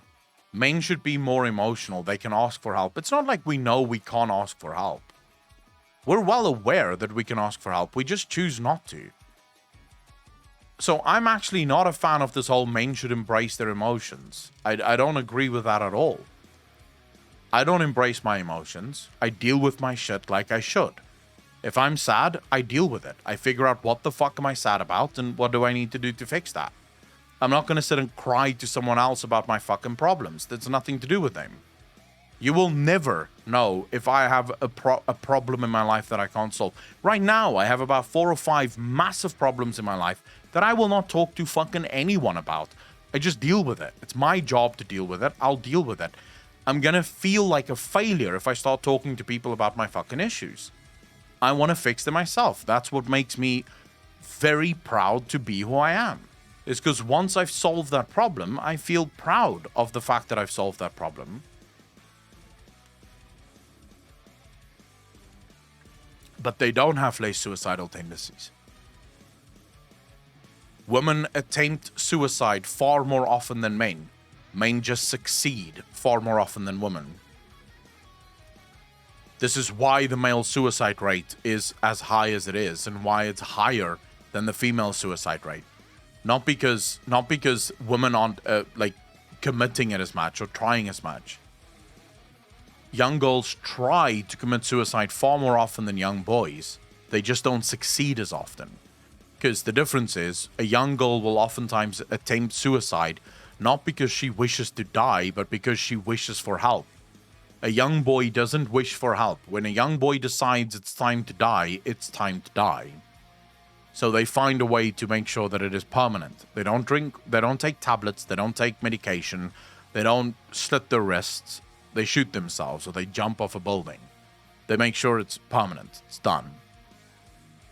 So no, the evidence suggests that both men and women are incredibly unhappy. Neither one is dealing with their emotions better than the other. I don't necessarily see how.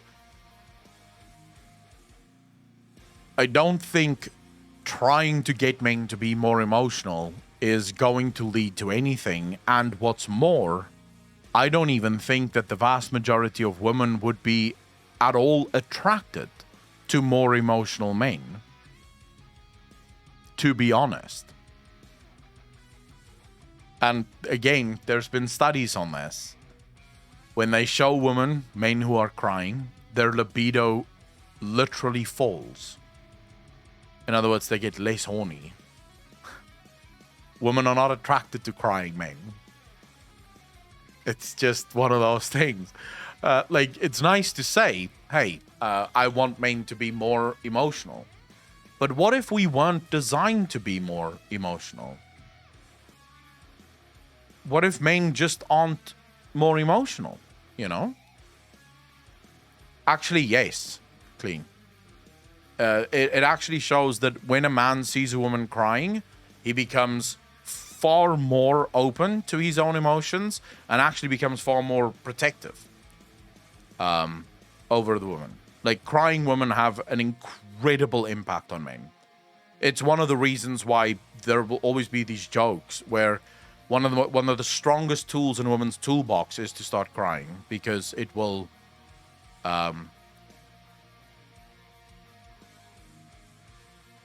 it will almost always trigger an emotional response within a man of he wants to protect.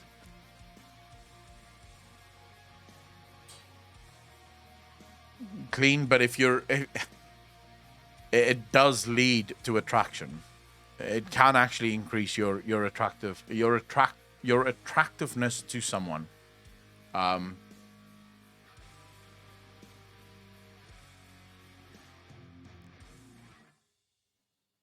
I wonder if it's more about how boys and girls are raised that people view things. So the most recent studies that we have on this, and this is not some far right bullshit. This is literally from Steven Pinker. If you don't know who he is, if you're on the left, you'd love the guy because he is a complete lefty. Steven Pinker is a psychologist and one of the leading social psychologists in the world. All of the most recent studies in the world that they've done on this show that how you are raised have very little, if any, impact on who you are. Like, all of our best psychological studies show that it's genes.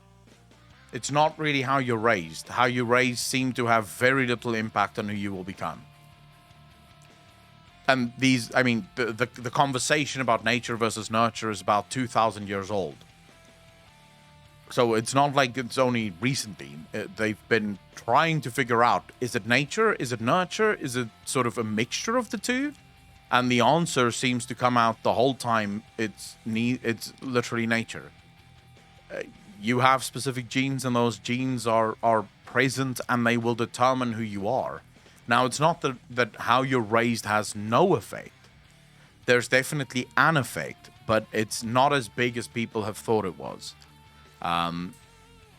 It doesn't seem to have the impact that people think it does.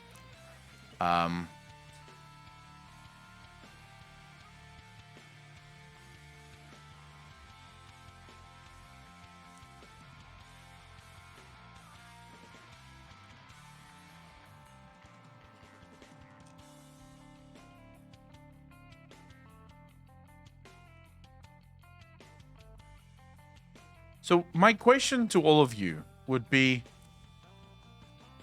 do you believe 100%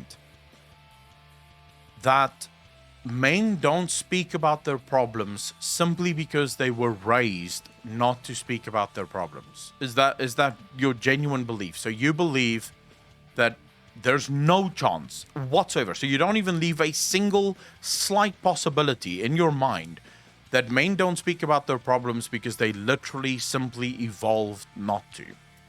It's 100% they don't speak about their problems because they were raised that way. Like, there's no chance of any evolutionary reason or any sort of cultural reason. No. It's all how they were raised. That's it. Interesting.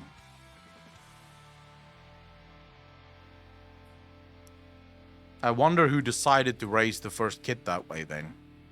That's also, like, very interesting to me. Who was the committee that got together and said, okay, from now on, we're going to raise all boys to not talk about their feelings. If I see one fucking boy crying, killing all of them. You'll raise your children not to feel shit. Yeah? Who was this committee that fucking decided this? When was this decided? Because you guys seem to think that this was some big scheme that just sort of happened to happen the world over. In almost every single culture in the world, this just happened.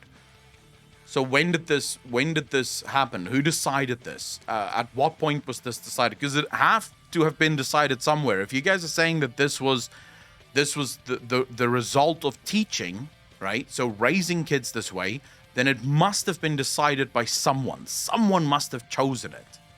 Because you guys have said there's no natural explanation for it whatsoever. I ask you guys straightforward. Do you truly believe that there is no chance, even slight, 1% chance, that it could be evolutionary? And you said no. Like some of you didn't even say no, I don't think so. You said fucking no. As in capital N-O, no. So when was this decided? Who decided that we will raise humanity for thousands of years? Men do not show emotion. When was this decided? Who came together? Was this done when they were still cavemen? Did they meet in someone's cave? Who cave did they meet in? And then decided that this is how boys will be raised for the rest of eternity.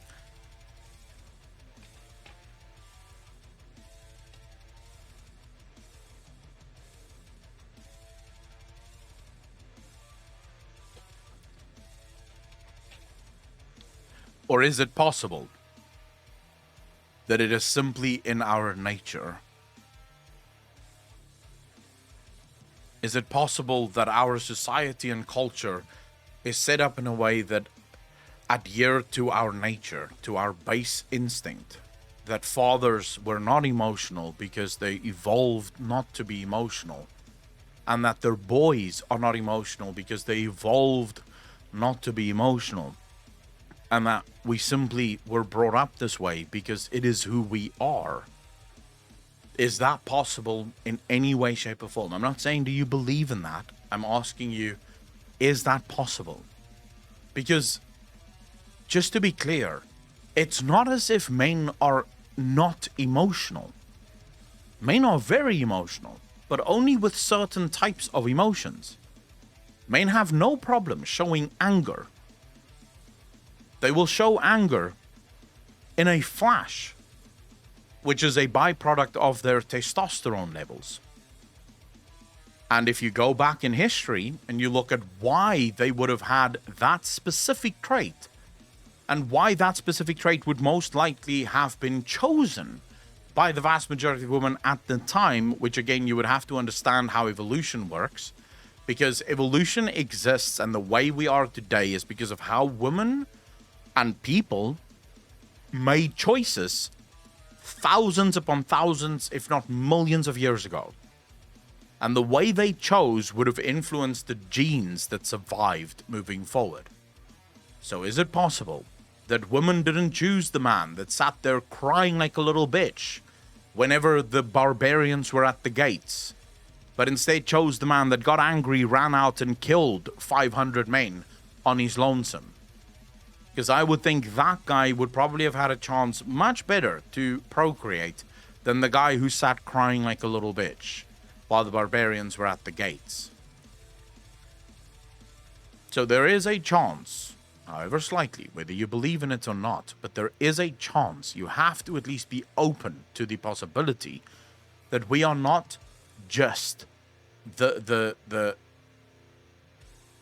result of culture or how we're raised, but that evolution has some place in all of this.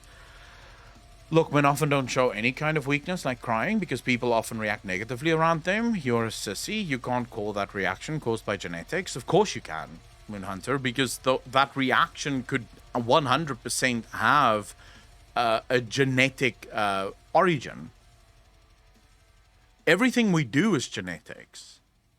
Everything we do is genetical, is in your genes. So the argument that you're going to divorce genes from thoughts, I don't know if you can make that argument until we can prove that there are things that we do that isn't genetic. I don't automatically think that that is the case.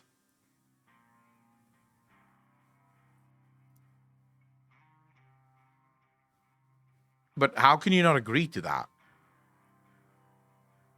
How can your genes somehow be divorced from your thoughts? Considering the fact that we know that psychopaths have certain gene variations that we don't see in non-psychopaths. They even believe that there might be sociopathic genes that isn't present anywhere else. So to even for a moment think that our genes wouldn't be, at least to some extent, involved in everything we do, seems to suggest that there might be a small portion or special portion of humanity, of our humanity, that is divorced from our genes, which would be highly irregular.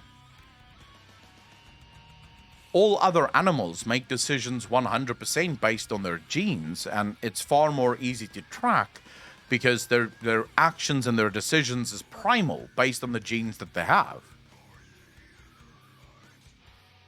But for some reason, when it comes to men, or humans, not even men, but when it comes to humans, we seem to have this almost religious belief that we're more special than just other animals. We're somehow different to normal animals, which I don't quite understand.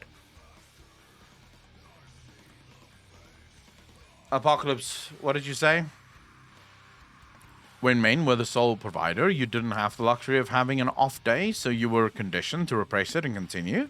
Technically, the sociopath becomes the more attractive mate because they can still provide without gaps, but that's where it began to develop as the accepted trait. Conversely, the same type of male would be more likely to snap and murder his wife when she is shagging another dude. There's definitely an argument there, but I don't think so. I don't necessarily automatically think so. I think that can definitely play a part, but I don't think that's the whole story. A gene does not prevent you from touching fire. You learned that by yourself. Not all your actions are based on genes. No, it 100% is, because you don't want to die, which is why you don't touch fire.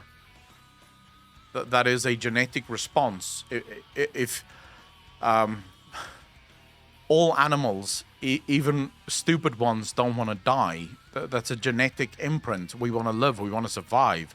So you absolutely have that genetic response. If I think it's a gross oversimplification. I don't want to get hurt, therefore I won't touch the fire. Even as a kid, you can say you had to learn that, but you learned that by touching the fire and realizing, Jesus, that is fucking sore. Maybe I won't do that again. Yeah? And now it's laid into you. But why wouldn't you want to do that again? Because there are absolutely people with masochistic traits, which is also most likely genetic, who would do that again. Because they want the suffering from it. They enjoy that level of suffering, so they would absolutely do it. So it's not obvious to me that we can highlight that as sort of a gotcha. moment. I'd gladly take the L if someone can provide some evidence to the contrary. But I don't think there is any evidence to the contrary to provide. If human beings are not their genetics, then what the fuck are we? Are we then more special than most other animals? How are we more special than most other animals then?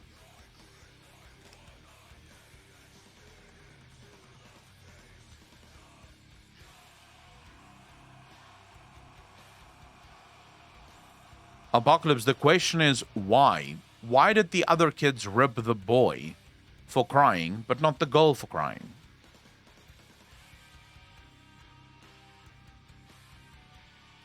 Why is it okay for the girl? Because, again, you're explaining something to me from literally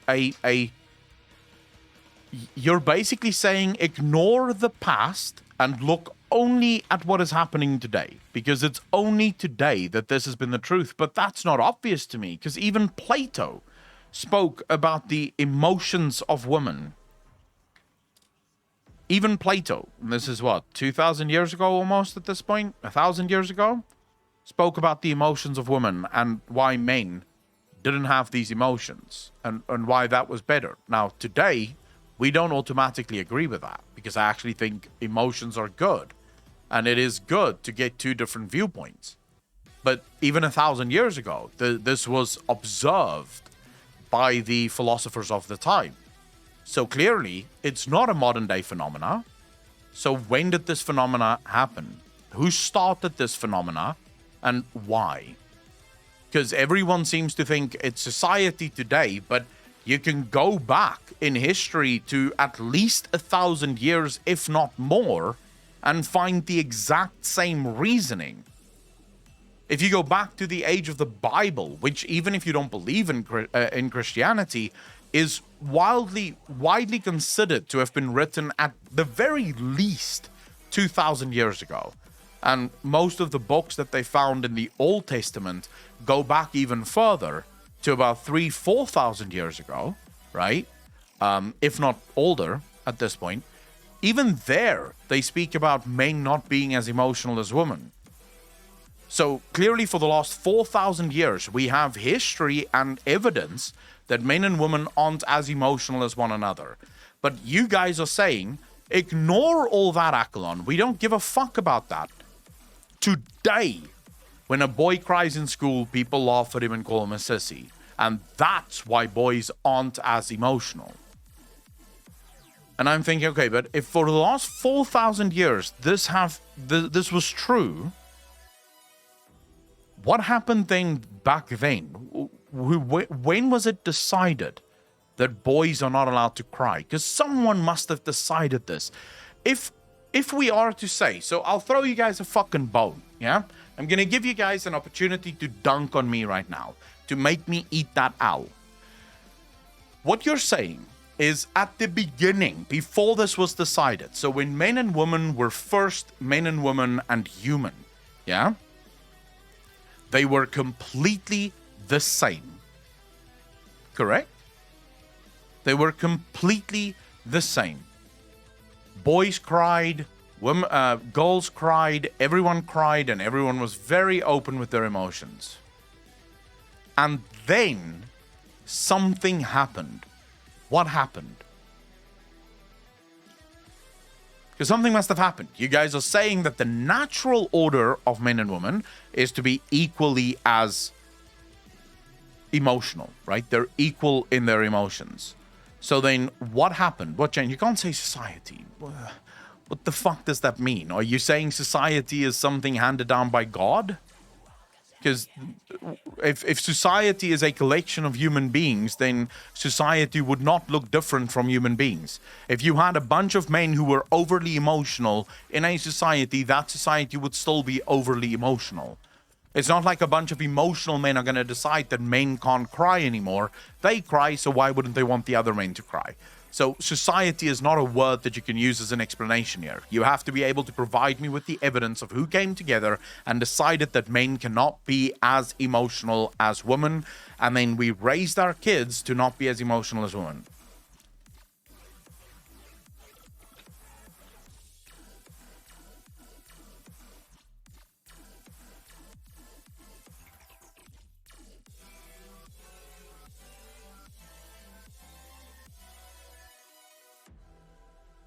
Cask, I can read chat once I'm done ranting, but obviously while I'm ranting, I'm not going to sit here and read chat. I wouldn't be able to get a single fucking word out.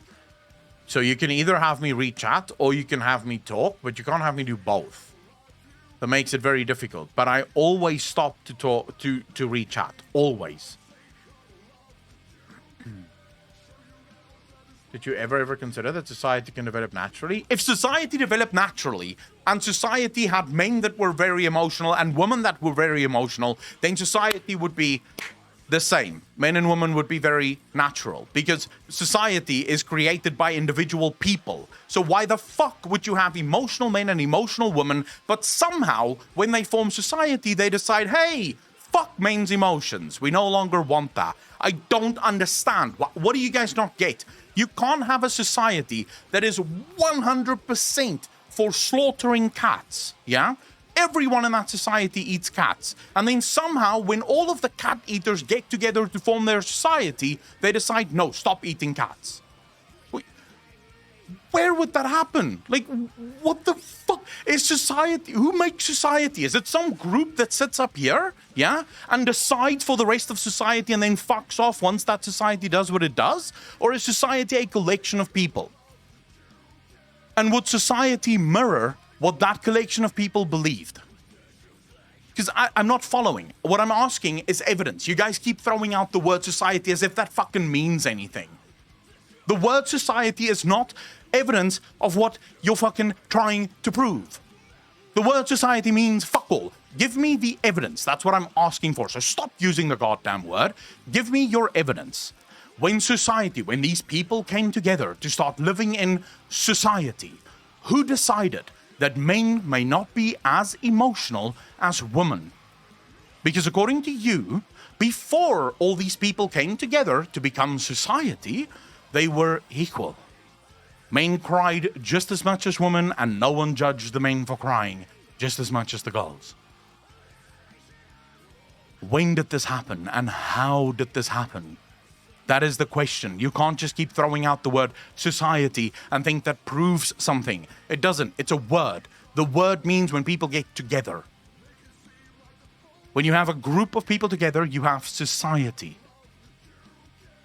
The society is almost guaranteed to mirror the beliefs of the group of people that live within said society. Or are you disagreeing with that as well? Do you guys think that you can have a society that is diametrically opposed to the people that live within said society? Do you think that is possible?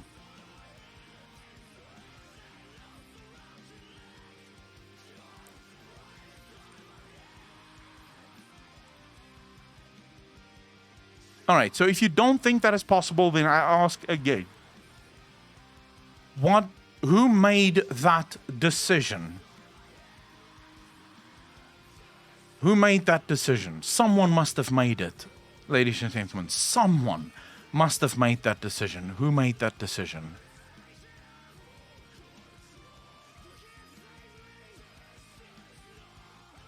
Based on a fallacy, though, it is not as if some tribunal of elders was like, nah, fuck emotions. How is my fucking... Like, I'm not making the fallacy here. I'm asking you guys to clear up the fucking fallacy.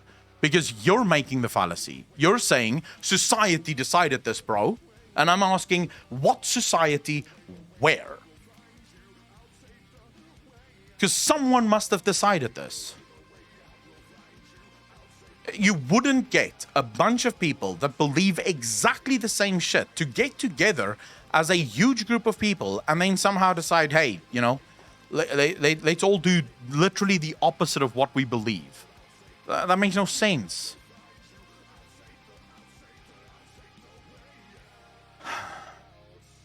Maybe men started to be less emotional because of wars. A guy with emotions can be unstable when in battlefield and warriors. Okay, but Death Knight, that's still... So now we're saying that war wasn't always part of what we do, right?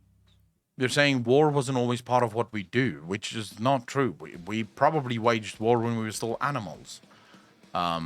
Considering that other apes also waged war, we would still have waged war even then. So it would probably have been decided then even before we had brains. before we had any prefrontal cortex, it would have been decided that men are not emotional and women are. Or at least open to emotions, because men and women are both emotional. It's just one group is more open to their emotions and dealing with their emotions more openly, whereas the other one seems to not be. Now, some in chat want to make the argument that no, men are just not open to their emotions because they've been taught not to be open by their emotions, and I'm asking the question, who fucking taught them? Because someone must have taught them, right? If we're going to make that argument, I'm not saying you're wrong. I'm asking you prove who taught them. I need to know who taught them, because society is not an answer to this.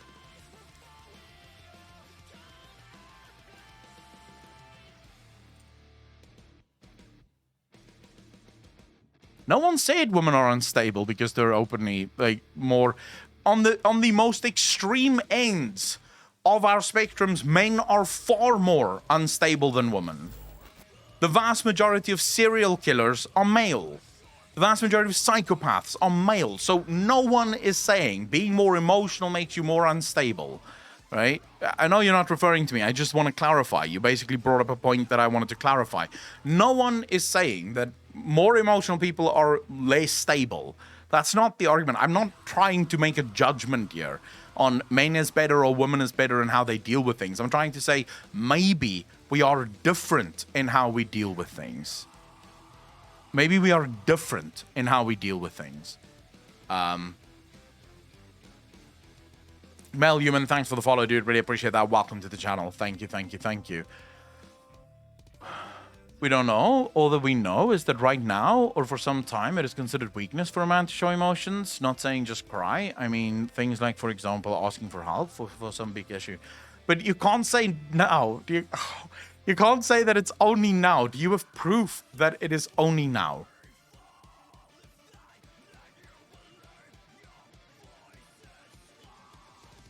Cormoon, there is actually a lot of evidence that seems to back that there is a metagenetic reason for homosexuality, as well as a metagenetic reason for murdering. Now, murdering is actually something that lies within the genes of every single human being. We all have the capacity to be murderers. Some of us have more control over our baser instincts and emotions, but we all want to murder someone at some point. Every single person in this chat have had at some point a murderous thought. Someone cuts in front of you on the freeway and you think, I'll fucking kill you, you bastard. That's a murderous thought. Now you have the ability, and you've developed the ability, thanks to your genetic markup as well as your evolution, to suppress that, to say, wait, no, this is going to lead to far more trouble than what it's worth. I won't do it. But it can absolutely be a genetic factor no matter what. I don't care if it's a dangerous theory. It seems to be the theory that works the best. It seems to be the one that is backed up the most by scientific evidence. I don't care if it's dangerous, because the Nazis abused a bunch of different fucking things. I couldn't give two fucks about them. They're gone. So it doesn't matter to me. The truth is, the fact is, I care about the truth, and I want the truth. And if something appears to be more likely, then it is most likely true, or at least the best answer we have right now. But I don't think simply saying men are less emotional because of society means anything. I don't think you've made any sort of point there, because you still haven't explained to me how society got this way. Considering the fact that I've just shown you, we have 4,000 years of evidence where men and women were viewed differently based on their display of emotion. So, in other words, whatever change happened between men and women isn't recent. It's not as if this was decided in the last 50 years or even 100 years. If this was decided by someone, it was done at least 4,000 years ago. So then the problem becomes, when? And by who? Who decided that men can't be as emotional as women? If we have all of this evidence over the last 4,000 minimum years of men not being as emotional as women, and and I should actually rephrase that, not men being as emotional as women, men being as open to their emotions as women, because I think both species or both genders are equally emotional. I think one is just more open with their emotions, the other one is more contained with their emotions.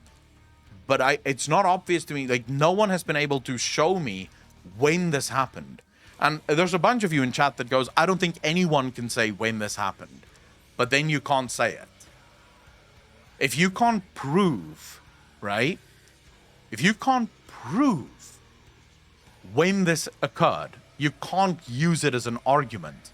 Because then you're basically telling me, right? Believe me because I say so. Don't believe me because I have evidence, because I have zero. But believe me because I say so. And I'm sorry, but my priest tried to do that, and I left the church.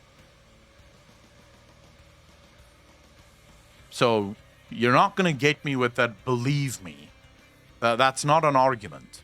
You either prove that this is where it happened and this is how it was decided, or you have to admit, maybe I don't have a fucking clue what I'm talking about. Maybe it's not society, it could be something else. Maybe it was aliens. Fuck knows. You could say, dude, it was aliens. Clearly it was aliens. And I'd be probably more inclined to believe you, because at least there now we have someone to blame, right? But what you're saying is, bro, I don't know who it was, but I know it was someone somewhere that did it. It was society. Let's use the umbrella term for absolutely fucking everything. It was society that decided this. God knows who this society would have been, because for this society to have decided it, the men must have already been unemotional or unwilling to show their emotions, and the women must have already been very willing to show their emotions, and then they decided that this is how society must be operated, because they basically operated the society in how they themselves were. But what you guys are saying is that we came together and then we created a society that is diametrically opposed to how we actually are. I don't understand that. I don't think that works. Apocalypse, I want to see the pictures. Make sure that you have the flash on, please.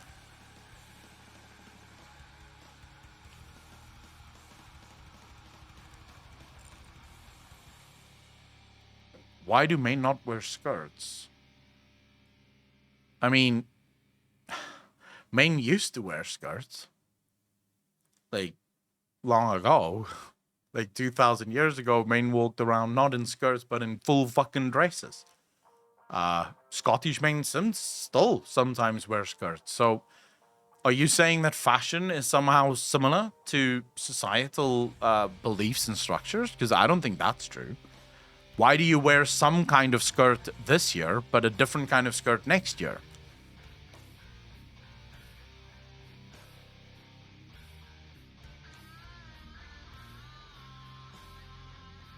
I don't think that makes the argument that you want. Because all you're basically saying is, why do I like X more than Y? It's not, that's definitely not the same as an ingrained belief. Because if you wanted to make that argument, you would have to prove that women were wearing skirts from the beginning. Right? What we're talking about here is an ancient, at least from what we can tell, ancient belief that's held between men and women that isn't just a fashion sense. I don't see what argument you're trying to make. Who tells them not to wear them? What do you mean? My little brother wore skirts up until the age of 5. No one told him not to do that.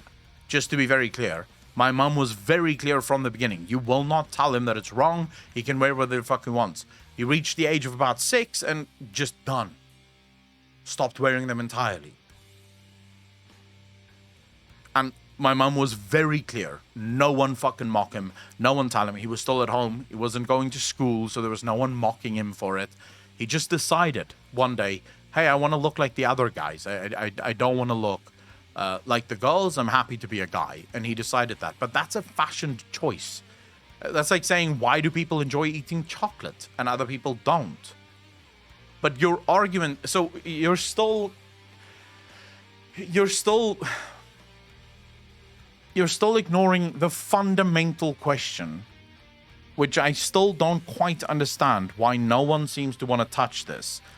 Actually, no, I do understand why none of you seem to want to touch this, because if you do, if you even go near this argument, your entire ideology falls apart.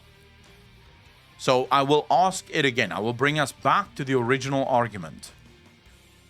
If, in this hypothetical world, men and women used to be equally open to showing their emotions, and there was no difference from an emotional standpoint between men and women, when was it decided that men must not show their emotions? Who decided that from now on we will raise all boys not to show emotion? When was this decided? I think society is more like a trend that may last thousands of years until, like, for example, Twitch hot tub meta for a few months was big, but worldwide meta, I think, would last thousands of years for a long time until people slowly change their minds. No, because I think you would need more time, right? You would need far more time than that. It wouldn't be thousands of years. It would be millions of years. Because you would need to change the literally the evolutionary direction of humans for the vast majority of things.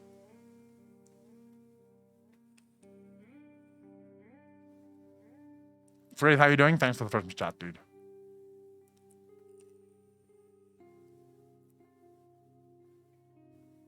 Like a man needed to suppress emotions to continue to provide. The ones who couldn't provide got no pussy, so men were taught by their tribal society to suppress emotional response to the hardships of time to continue to be productive. All right, so are we then in agreement that the man, Apocalypse, who would have been chosen to reproduce, would probably have been less emotional than their counterparts? Because if that's true, then yes, this is not society, this is evolution. So then it proves that this is an ingrained thing. This is not some, you're raised this way, this is an ingrained thing.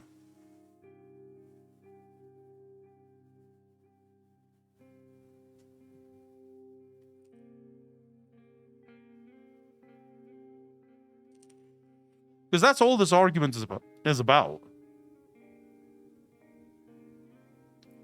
We're not talking about suppressed emotions. Men have different ways of treating their emotions, which is what I think very few people understand.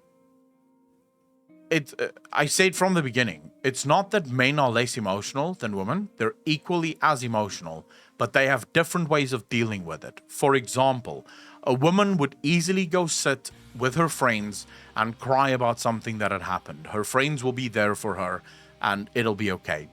A man, on the other hand, would go out on the sports field or go to the gym or go to a bridge somewhere, scream at the top of his lungs to get that shit out.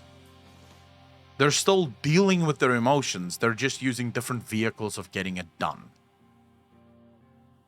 So the question becomes, according to you guys, right? According to some in chat, not all, but according to some in chat, you say that this suppression of emotions by men is taught to them by society. My question is, when was this taught then? Because in your world, there must be a hypothetical paradise at the beginning of time where men and women literally showed their emotions at the exact same time and in the exact same way.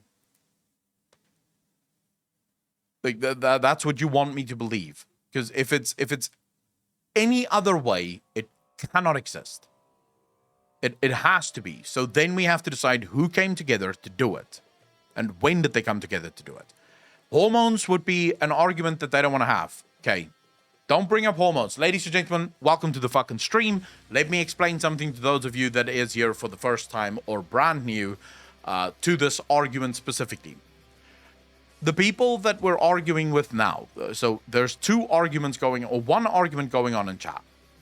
There is the one that I'm making, which suggests that our repression, or men's repression of emotions, the reason why men don't go sit with their friends and cry, is a genetic one. So that could either be through emotions, that could be through genes, that could even be through metagenes. But it's a genetic one. It's one that is ingrained within us. We are just like that. Doesn't matter how you raise us, doesn't matter how much you're taught to cry about your feelings, you're just never going to be comfortable doing that. It's just not going to happen. Yeah? And then there is the other one from the other side of the argument here that says, no, that's bullshit. It is 100% how we are raised. It's society. Society decided that men, right, cannot cry about their feelings and men should suppress their feelings. So these are the two arguments on the table. My problem with the argument that it is society is that it seems to suggest that at some point in history, there was a group of people where the men did not suppress their emotions at all, and the women did not suppress their emotions at all. But then when they came together as society or in a tribe, they decided on something that was diametrically opposed to their nature. So all of them were very open about their emotions, but they decided to raise their children not to be open about their emotions, which is literally impossible. A society that believes something would not come up with a diametrically opposed position to the things that they believe. And Apocalypse, you have not answered that. You've basically described how it would have happened. In your description of how it would have happened, it would have already been there from the beginning. It would have already been ingrained inside certain men. Certain men would not have cried. They would have run out and faced the enemy head on, while other men sit and cry inside the village because the barbarians are at the gates. So the men that are crying about it in the village because the barbarians are at the gates would not have any children because no one wants to mate with the guy that's crying and not out fighting. So the guy who is out fighting would ultimately land the tail, get the babies, and his genes would carry forward, which would make this a gene discussion, which proves me correct. Which you guys are saying isn't true. That's not how it works. It's taught, which doesn't make sense. Lucer, I don't have to ask a scientist. There have been many books written on this, like by psychologists. The scientists would also not really be able to help me here. I would have to talk to a psychologist. Agent, thanks for the follow. Really appreciate that. It's a wild thing.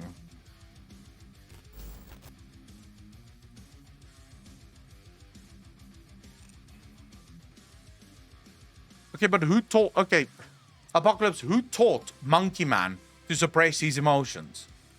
If you're... We keep coming back to this. Someone taught them. It must have been God, right? Are we saying it's God? So, did everyone just convert to Christianity or at least some kind of religion here? Because someone from something came in and taught people not to do certain things.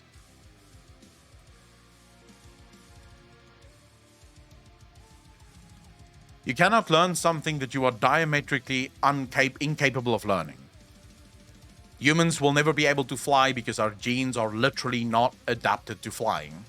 Even if you learned that flying is actually better because you will die if you stay on the ground, let's say the entire Earth burst into flames, flying would be better, but we can't do it. It's literally impossible. So the very fact that you can learn to do something must suggest that you are genetically capable of doing it. That there is a genetic component to this discussion. So no, it's not fallacious. I'm literally laying out the fucking fact. You calling it a fallacy doesn't change the facts. You're making my argument for me and somehow still arguing with me, which I don't quite understand, because you're basically saying, "Hey, bro, I am saying it's genes, but I'm not saying it's genes."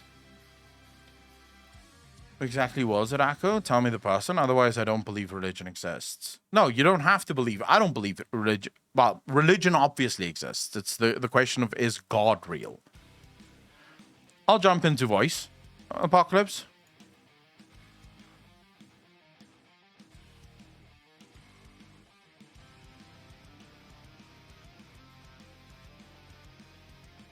All right.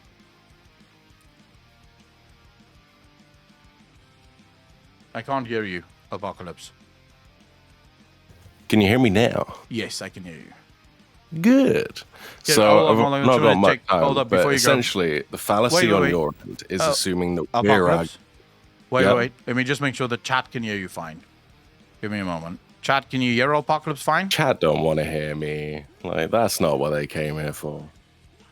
I wouldn't jump into Discord if they didn't. Plus, who gives a fuck? All right.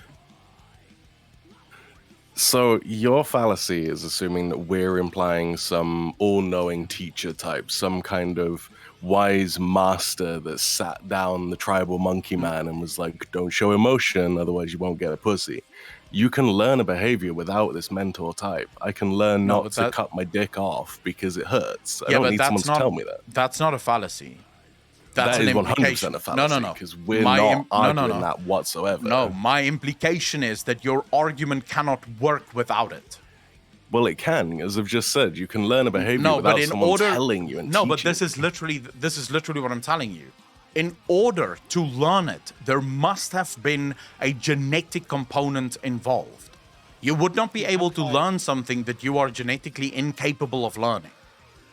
Well, that's completely not true because people have learned completely made up bullshit. So you're not genetically predisposed to understand what NFTs are, right? Name the completely like unnecessary bullshit that people have learned that they're not genetically capable of learning. Well, I just said you're not genetically like hardwired to want to learn what coding is or NFTs or any of this other made up shit of the modern era. Of course right? you are. You're genetically programmed to want to collect knowledge. The knowledge will shift from 1,000 years onwards, but that knowledge is still there. That one is pure bollocks. You're not genetically predefined to want to search for knowledge. Otherwise, we wouldn't have idiots and morons. No, what like, the fuck, that's bro? just even the thing. Like, even if you are idiots and morons. Wait a genetically second. What the fuck? Even idiots and morons are 100% wired to collect information. Just because we don't agree with the information that they collect doesn't mean that they're not.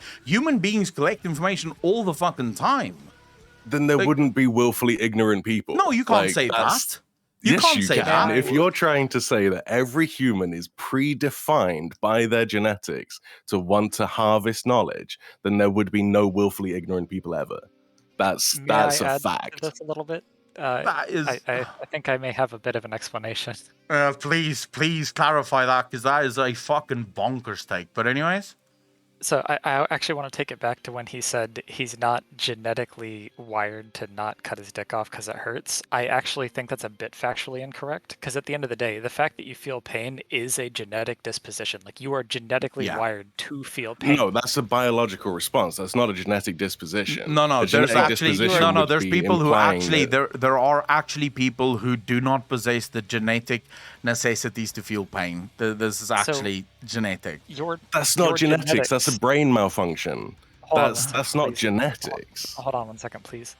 You all, or I can't say all because I don't know for certain, most living creatures are genetically wired to, when you are born, your genes produce your entire body, including your nervous system. So your genetics create your nervous system, which transmits pain to the brain. Yeah. If that gene was removed, you would be unable to feel pain. Yeah. But I'm gonna do a kind of devil's advocate thing and try to explain something, because I actually think personally this entire debate is half and half, like half genetically and half societally. Mm-hmm. So back when people were monkey men, men kind of ruled in a way. So like men would take women and create their family, and that would be their tribe, right? So I don't necessarily agree with that, because that is making a giant leap that suggests that women, in other words, right at the start, had no say in the men that they end up with, which if we look evolutionary but also in the animal kingdom, it doesn't appear to be the case. It's So now you're arguing from a current modern perspective back to Monkey Man era, and that doesn't work. I'm getting there. Because I'm not. No, Can I, no. I'm arguing from an anthropological sense. If you look even in the animal kingdom, women don't have no fucking say in who they mate. If you look at lions, the No, of lion course will they try do. and if They can eat the mate if they don't wanna mate. If the female does not want to mate with the lion, she will get angry. She will keep leaving. So he has to keep working. Birds. A bird will spend fucking countless thousands of times rebuilding a nest for his mate, hoping to make her happy. He doesn't get to choose her. He has to hope that she chooses him. So the argument that men somehow had this like sole choice over who the woman is, I don't automatically agree with. But anyways, let me grant you that and say let's move on. Let's accept that might be true. Keep going. So part of the reason that I say that, right, it isn't like a, kidnapping kind of sense. It's more of a men were the one out hunting mammoths with spear, and that's like the earliest recorded thing that I can find, right? I agree with that, yeah. So even if they did have, like, even with the choice, right, would you choose the guy that's going out and getting that mammoth and bringing home that slab of meat for your family? Or would you choose the guy who's sitting there, right? No, obviously the think one who hunts, yeah. So I think that's where the societal part stems from, right? So from that point on, any man was scared of being seen as weak, which is why moving into recorded history, most men are seen as the leaders. Yeah. And as a leader, you do not want to be seen as an emotional, exploitable figure. Yeah. And I think that's where the societally taught thing stems from.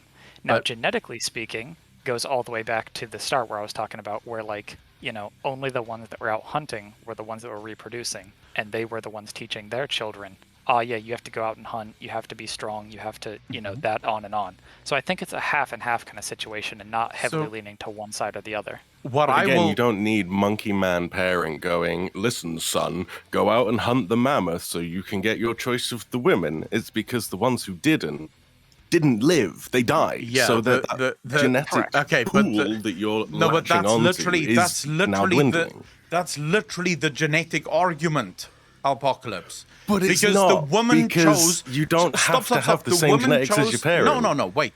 The woman chose the men who went out to go hunting. So the men who were active and tried to survive, the alpha male, so to speak. So it is absolutely scientifically correct to suggest that their kids would most likely possess similar genes where the children would want to go out and hunt, would want to protect the family. They would have that fight response, so why are you which not we a doctor? also know, the fight or flight response, we also know is a genetic disposition. So men who would be chosen more would be the ones who fight rather than flight, right? So it is 100% If that's your argument, why are you not a thing. doctor? What the fuck kind of argument Well, is you're saying that you that? want to follow into the same kind of trajectory as your parents, that you're genetically predisposed to follow along their similar lines. Your dad's a doctor, right? I don't know what your mum did when she was alive, but I guarantee she wasn't a streamer. So your genetic predisposition doesn't follow there, does it? Jesus, that is such a bonkers fucking argument, dude. Like, what the fuck are you saying? So because I have so many things from my mum and my dad, and I happen to choose not to become a doctor, it's all a fucking lie? Like, what the fuck are you saying? Like, Not that it's all a lie, but you can't exactly base your entire argument on something that can be I literally fucking can, because because... for a sec here, I'm sorry. Yeah. So I don't think genetic disposition goes as far as you're trying to infer it does, Apocalypse. I think the genetic disposition thing is like people are genetically more aggressive, or people are genetically more of a passive individual, right? Yeah. So I don't think genetics would go as far as to say like, yes, my parents were in this career field, therefore I am born to be this career field. I think that goes into, my genetics has a long line of just passive, like, I don't want to say passive aggressive because that sounds weird, but like my genetic line is aggressive by nature. Therefore, I am aggressive by nature. Whereas what you're inferring is, like I said, I was born to be this. Now, I think what Akalon is trying to make the point of here is that the people that were able to reproduce, that were out hunting, that ended up passing that down, were of the more aggressive and less emotionally responsive, like, genetic nature. Yeah. That's not to say that they were genetically born to hide their emotions, which everybody feels emotions, right? Yeah. But you show you it don't in have different the ways. time.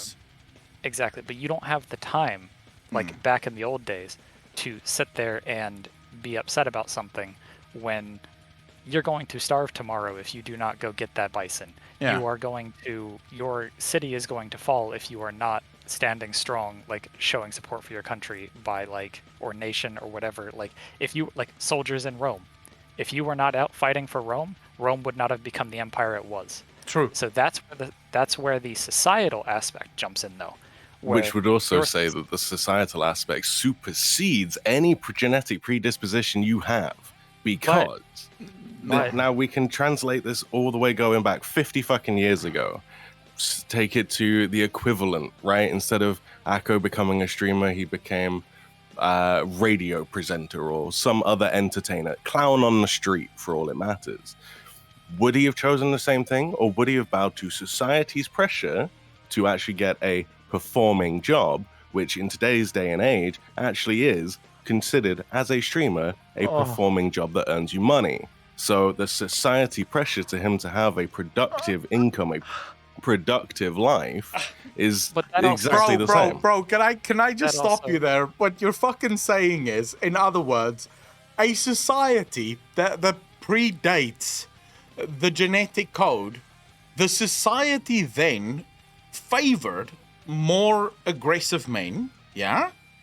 And therefore more aggressive men were born. Men who aren't as open to their emotions. No, not at all what I'm saying. Like, just because your parents are aggressive doesn't mean you have to be aggressive yourself. That's not the case at all.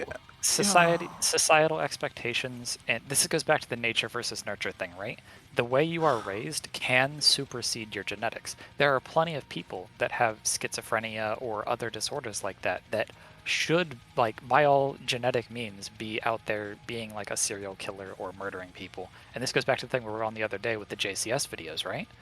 But the way you are raised and the way your mind develops consequences of actions and the way that you learn growing up, I think supersedes your genetic nature in a way. Exactly. But I still think people are genetically disposed or have a genetic disposition. You know what I mean? You can do to some extent, right? So this is not something that I ever argued against, not fucking once.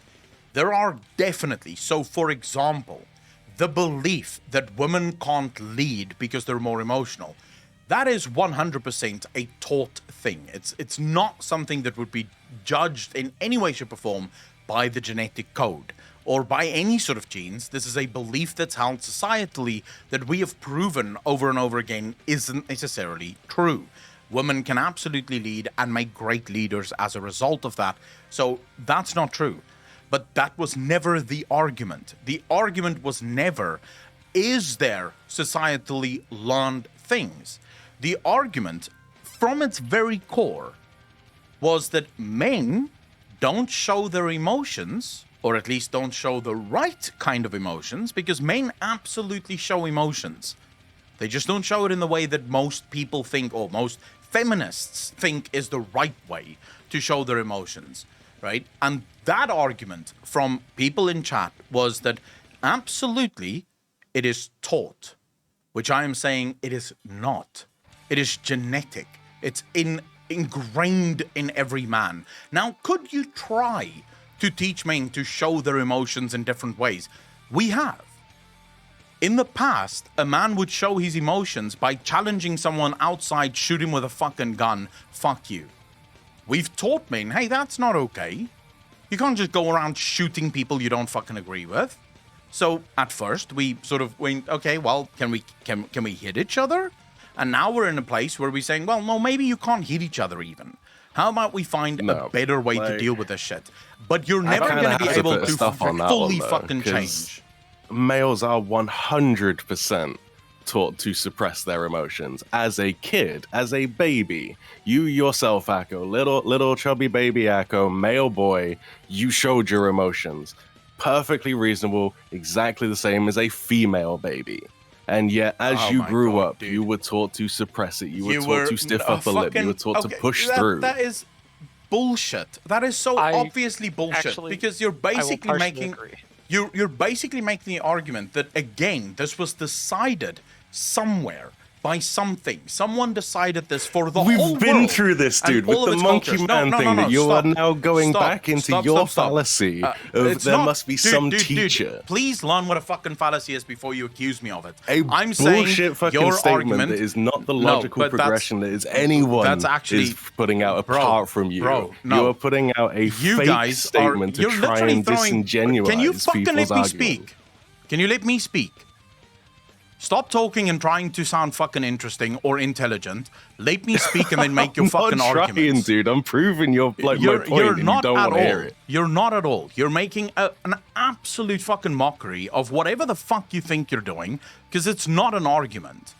Because what I'm saying is that your argument is bullshit.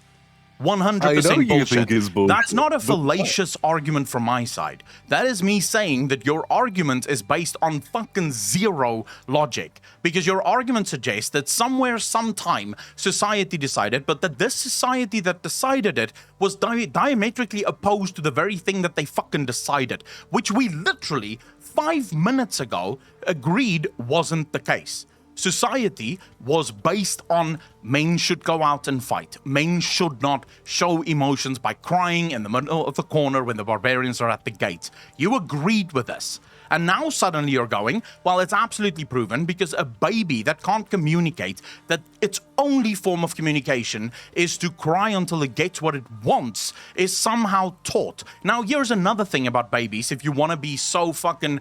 if you want to go back to that argument, it is fundamentally proven that men and women are not the same even at the age of babies. They are not the same. Babies don't focus on human faces as much. They focus on items and things around them. Human babies are far more aggressive, or male babies are far more aggressive than female babies.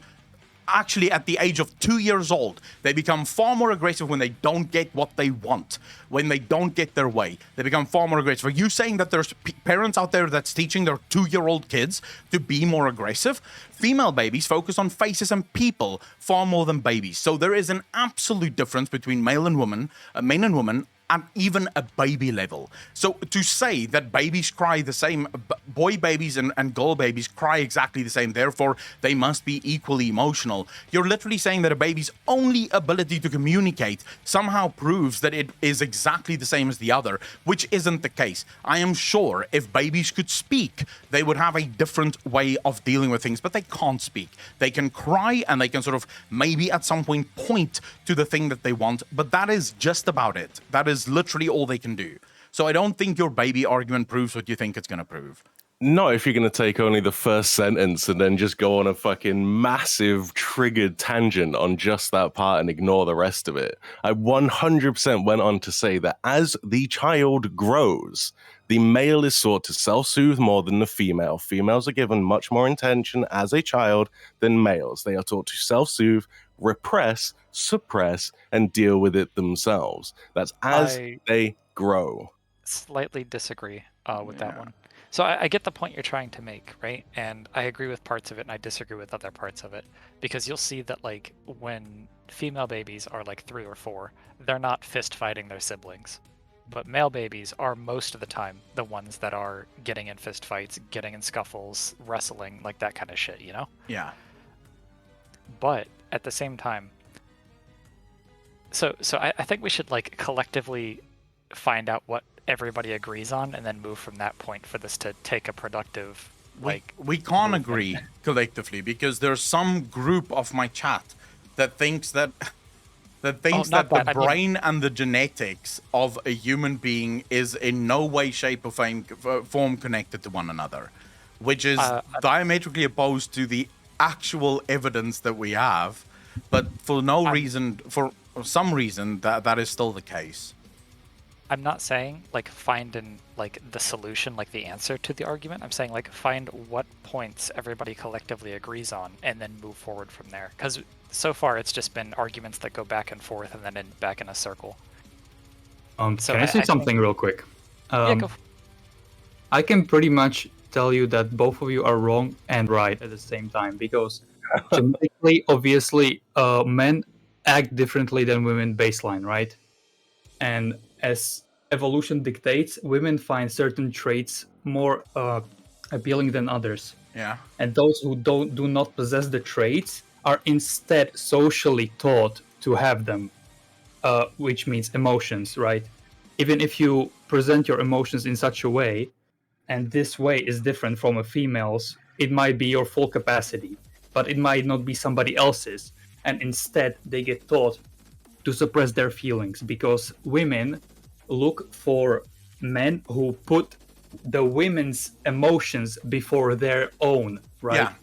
Because the emotional stability of a parent that is more often with the child, which is baseline, the mother, is more important than the emotions of the father. Yeah. So her being in a good emotional disposition is beneficial to both. Thus it's pushed genetically and socially, and it aligns at some point. And that's why these people basically say that men have no emotions, because it's not only genetic, but it's also by society, because those who lack it are pushed to habits, right, that align with this desire. Which goes back to the comment I made about monkey men, that it was the ones that had to suppress their emotions, or they died. But again, that argument only works if you divorce genetics from the mind.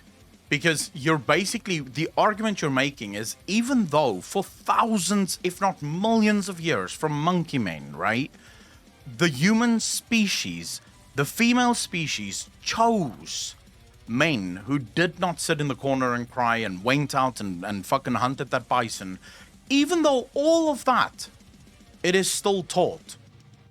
And that's not true, because based on the very fact that it was the chosen trait that women wanted, because without it, they wouldn't have survived, right? It's not a choice if the others are dead. Like, if they remove that from the choice pool, it's no longer a choice. No, but you can't fucking... The reason they are dead is because they didn't possess the genetics necessary to survive, which is the literal point of evolution.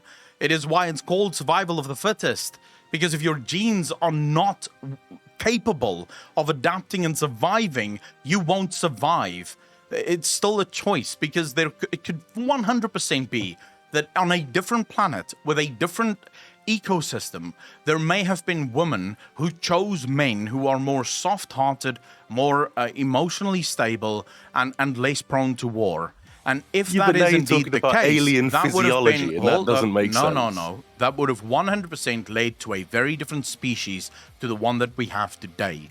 Now, like I said, I threw you a bone, dude. I said there are certainly things that are taught from a societal standpoint based on how choices were made. But the argument that men suppressing their emotions is 100% a societal choice and society pressured them is not an argument that holds true when you apply it to the facts. It cannot hold true, because then you must then prove that there is no link between how we are and our genetics. No link. So why do we medicate the emotionally unstable then? What? If there was no societal norm, there would be no reason to medicate the emotionally unstable. Because they pose danger to you. Yeah, I mean, because their weakness. Okay, genetically and evolutionary, their weakness not only attracts like predators, obviously, but since we are a societal animal, or whatever how you want to call it, a discourse in your group may prove fatal. So that's why. I genuinely don't.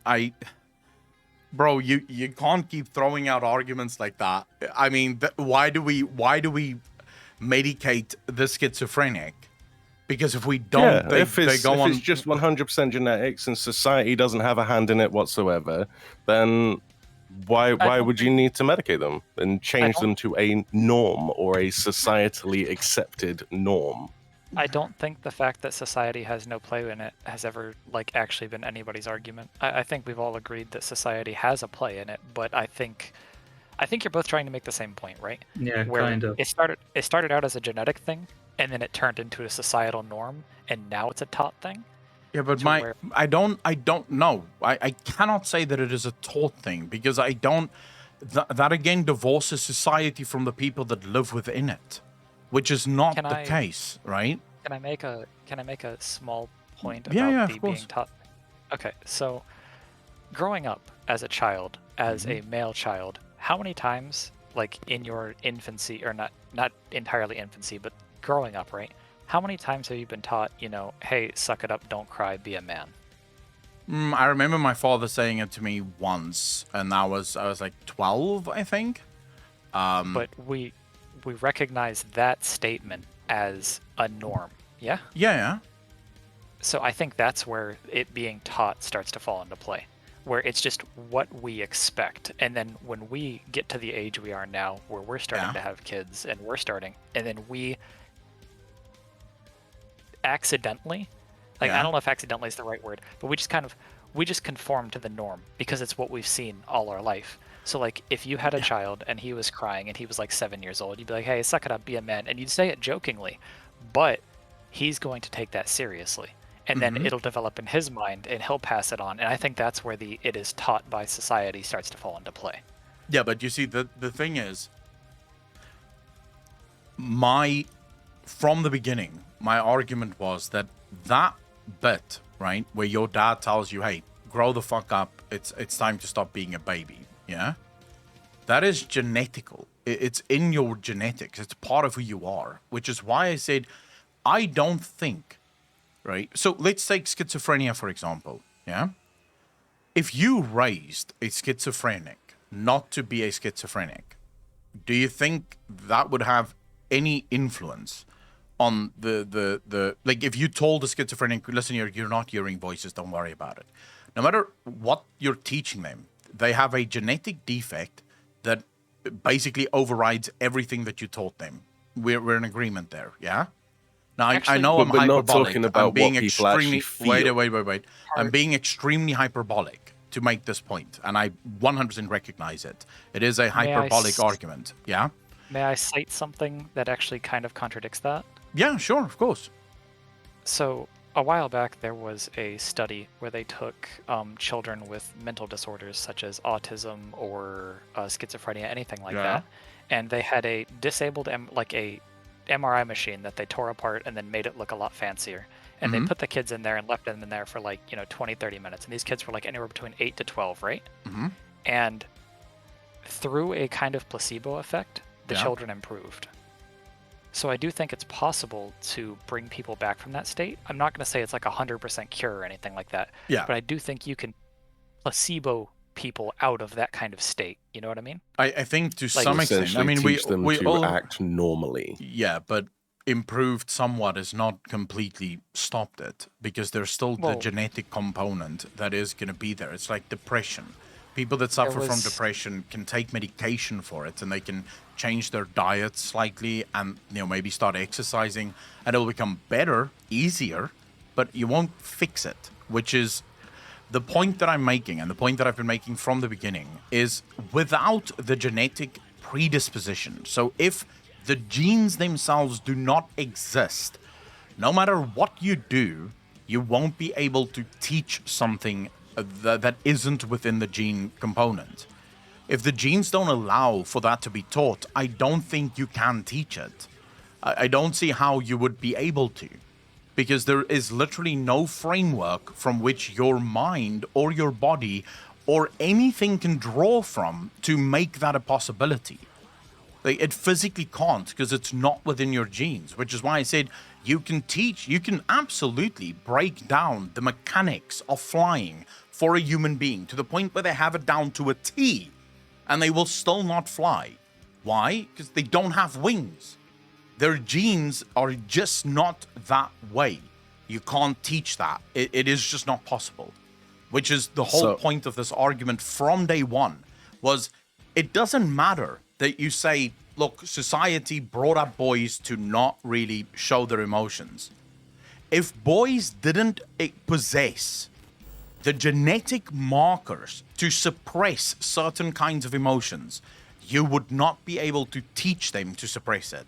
You could try, but this is where we get into sort of the meta genetic argument, where we could say, and this I will actually give you, you can absolutely use this to hand me a big fat owl, right?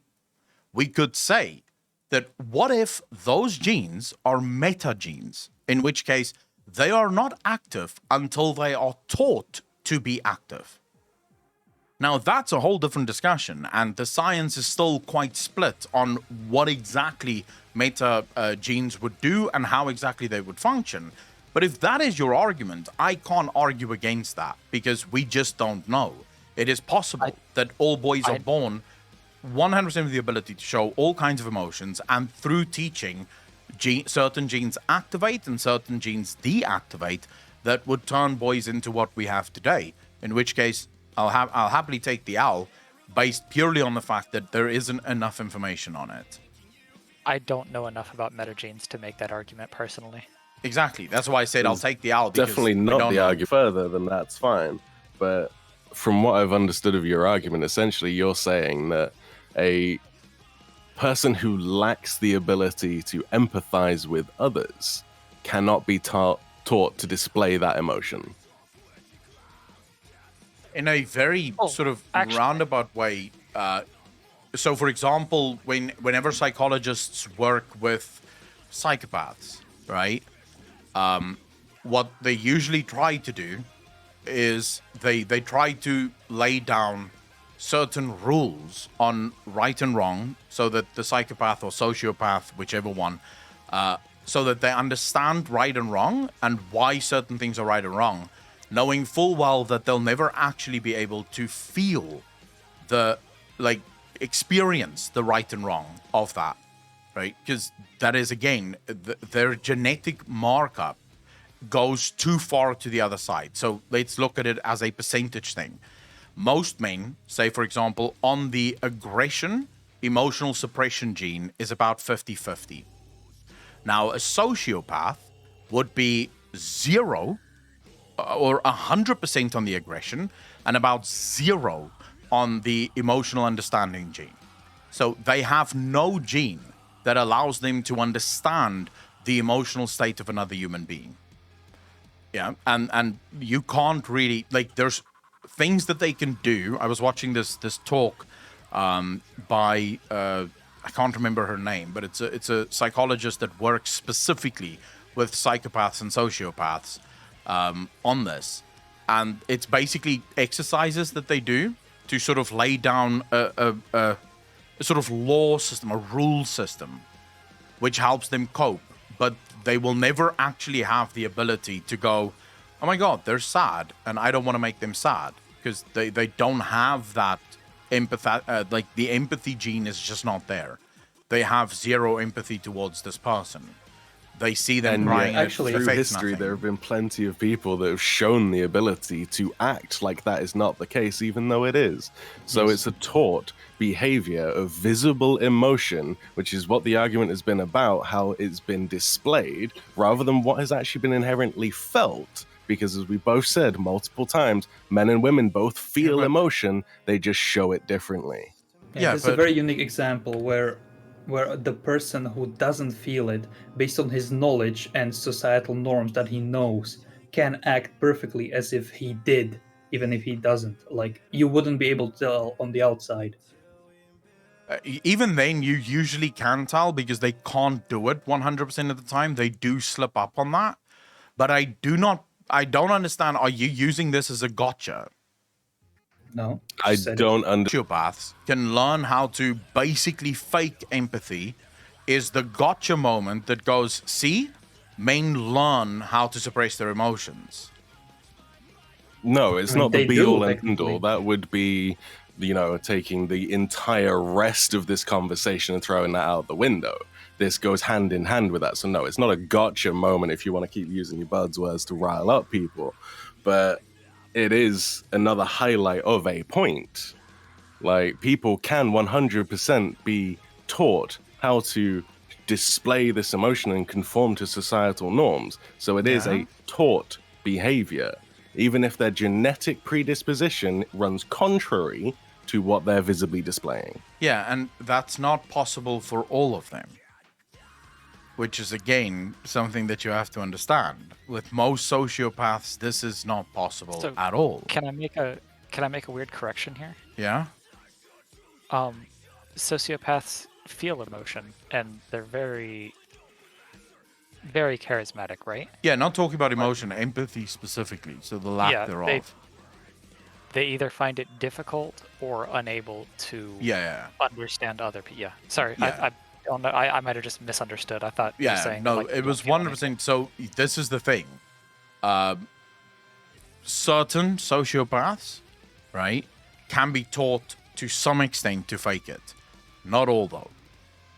Not all. There are some that we lock up and we throw away the key because they don't have difficulty understanding other people's emotions. They have no possibility of ever understanding it. So we basically put them in a home somewhere where they're out of the general population, because if we put them in the general population, very good chance that some people are going to die at some point, just as a result of this. Whereas people who have high sociopathic tendencies can oftentimes be very valuable members of society, which is the whole point. If you don't have the gene at all to experience empathy, it can't be taught. Like, no one can teach you empathy if you have no possibility, no capability of having it. So the very idea that you can teach someone to suppress their emotions without those genes already being present is impossible. The very fact that you can teach it means that those genes or that genetic markup should have been there to some extent. Okay, quick point into this. I think basing this part of argument on the irregular outliers is irrelevant. I actually want to add something as well. Yeah. I am extremely sociopathic. But I don't want to say fake empathy.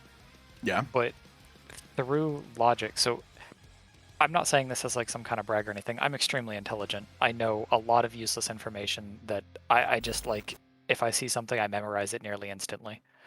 Welcome to the stream, bro.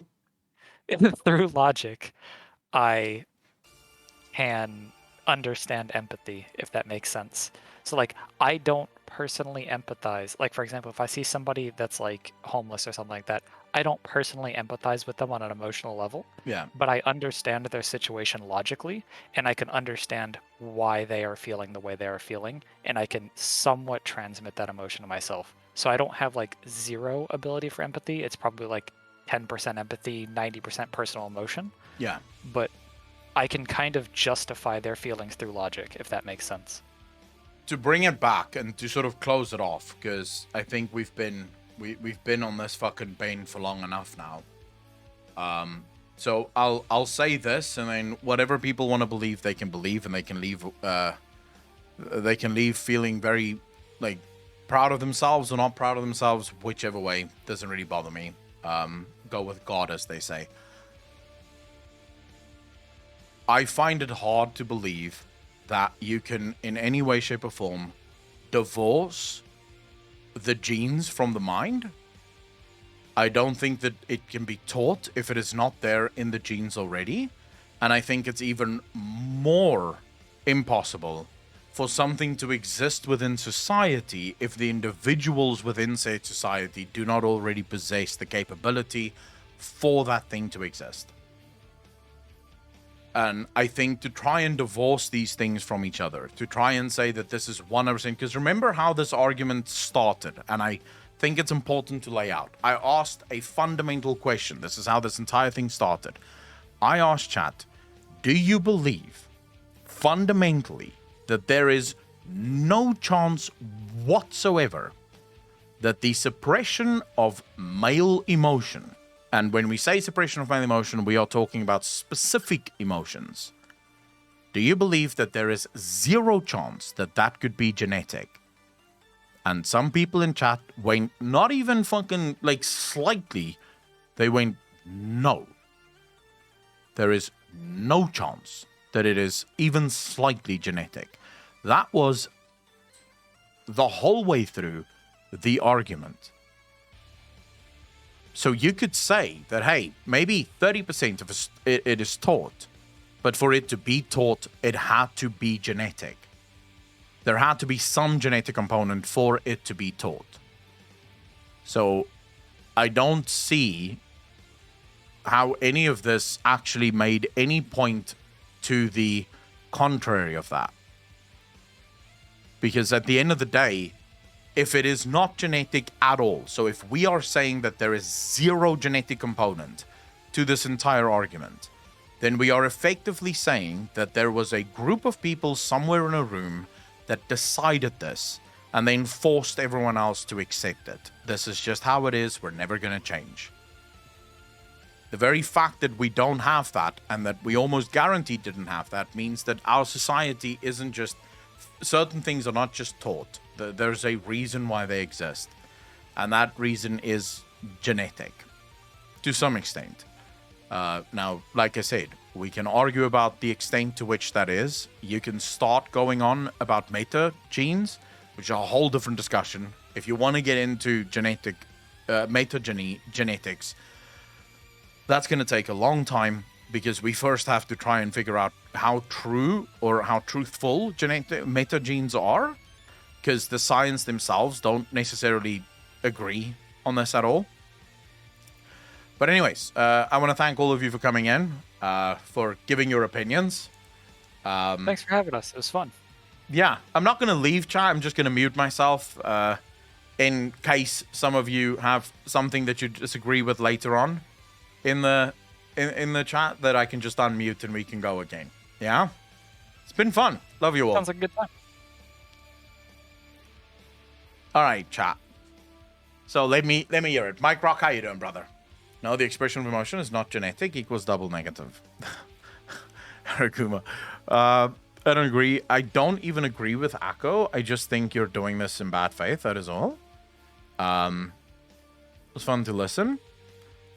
I enjoy things like that, and it does get heated. And Apocalypse knows me, just very quickly.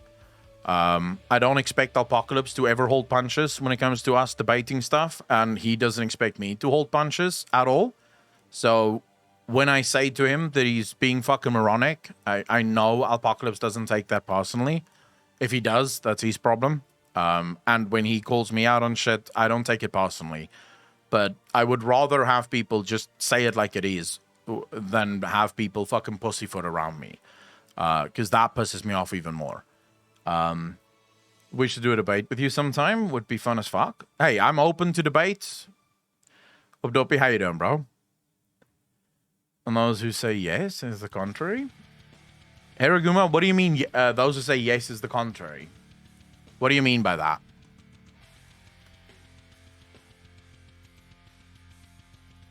By the way, quickly want to say Lou Bloodmoon, Russell Hammond, Raid Spectre, Agent, thank you so much for the follows. Really appreciate it. Welcome to the stream. Very happy to have you all here. Bring another controversial topic. It's not me that brings up the controversial topics. Firefox, how you doing, brother? I only respond to stuff that chat says. Like, don't fucking come to me and go, hey, bro, say something controversial. Go, say something controversial. Piss off chat again. I don't piss off chat. Chat piss me off, and then I have to respond, and then we get debates. That's how this works. You guys trigger me, and then we get debating. Sometimes I trigger you guys, but that doesn't always lead to a debate. Because sometimes I know I'm right, so I don't give a fuck. Just your questions say that it is societal. Those that say no, so Heraguma, those who say yes to the question says that it may be to some extent learned, but there's definitely a genetic component to it. to whatever degree doesn't really matter. You can say that it's slightly genetical and mostly learned. You can say it's massively genetical and somewhat learned. You can say it's 100% genetical, right? It's 100% genetics conversation. The point is that there is genetics involved in it to some extent. Doesn't really matter to what extent it is. Chat definitely has the being fucking difficult gene. Sorry I wasn't here for the start. Just joined halfway through and decided it would be fun to participate. Hey, you guys are always welcome to participate. I love debating. I love arguments. I specifically love it because I haven't done it in so fucking long. Like, I used to debate almost all the time. And it takes practice. Like, the more you debate, the better you get at it. So I would love to debate as much as possible. So the people saying yes would say there is a 0% genetic influence. Do I get that right? No. Clean. No. The people who says no would say that there is 0 genetics. Because remember, this was my question. My question was, do you believe, in other words, yeah? Let me just make sure that I'm phrasing this correctly. So my question was specifically, so I think actually, Clean, you're right. How did I phrase it again? I need to make 100% sure. I said, so you're telling me, this is what I asked chat, you're telling me that there is no chance whatsoever, like 0 chance that it is genetics. It's all learned. It's society that taught people not to show emotions. So you are correct. Those who say yes would say no. Yep, this is it. This is 100%. You're correct. And those who say no would be no. There might be some genetic thing. If I'm correct, if that is actually how I phrased the question, I can't remember. People would have to clip that and tell me how I phrased the question. It's been fucking 2 hours ago. So don't ask me questions of shit that I said 2 hours ago. I can't fucking remember. It's been long ago. Like, we started this goddamn debate 2.5 hours ago. We've been on this debate 2.5 hours ago. Because I think people didn't get that. At least I didn't. It might be that we had this entire argument and no one actually disagreed with it. Who knows? It was still a fun argument. For society, but more genetics, I believe. I think it's 100% genetics because I don't think you can teach something that isn't genetic. If there's no genetic component or possibility for someone to learn something, they're not going to learn it no matter how much you try to teach them. It's just not going to happen. You could maybe try to explain the basics of it, but I don't think even that would work.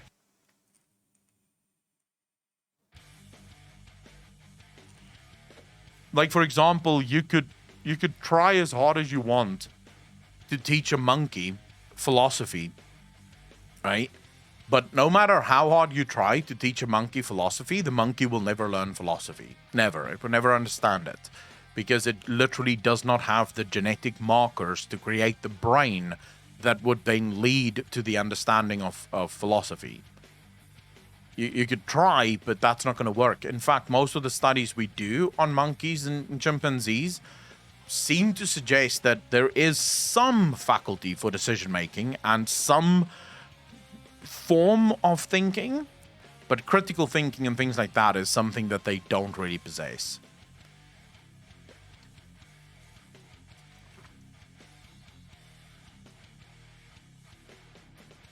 Zuzu, yeah, that's actually brilliant wording. Teaching something that genetics does not support would not be possible.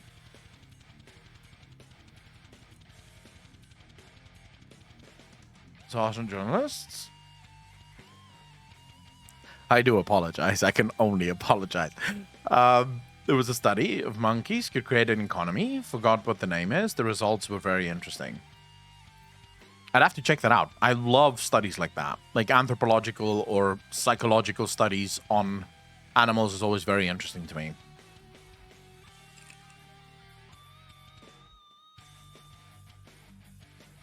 But it would still have to have been very rudimentary, right?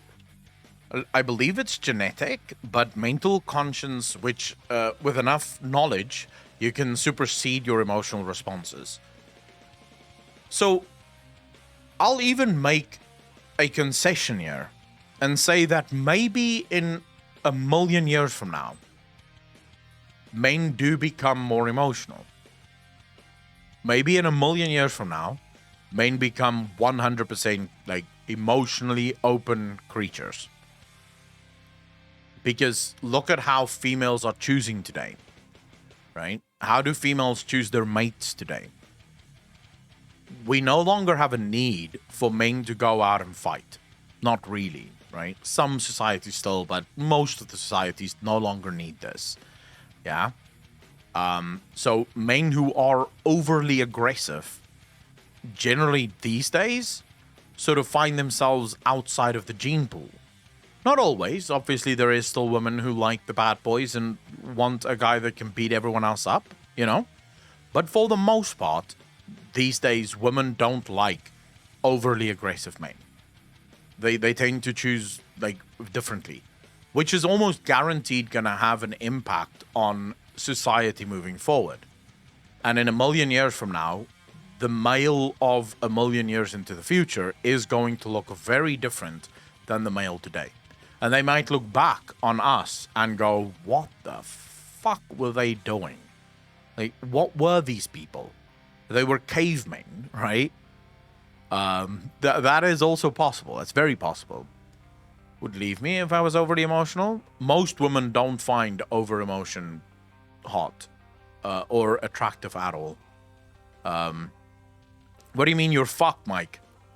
Looking at all those streamers reacting stuff and being successful, yeah, more emotional openness. Clean, you have to understand the reacting stuff. So again, it's so difficult to express this in a way that makes sense to people, because when we say emotionally closed off, we are of course not talking about all emotions, which is sort of weird because you first have to explain the emotion, right? It's not that men don't show emotion, it's that men have a proclivity of hiding certain emotions and showing others.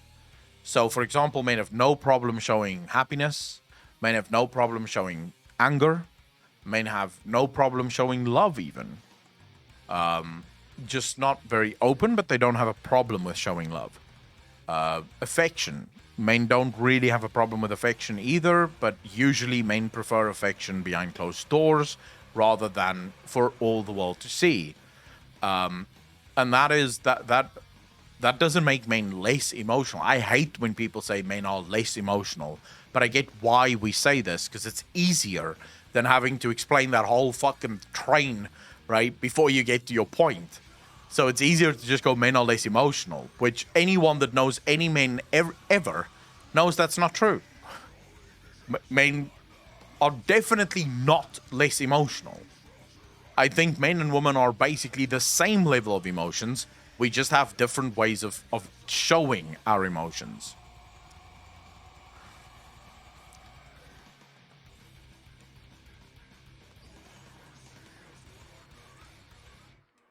Yeah, men showing passion, obviously very sexy. Affection, very sexy.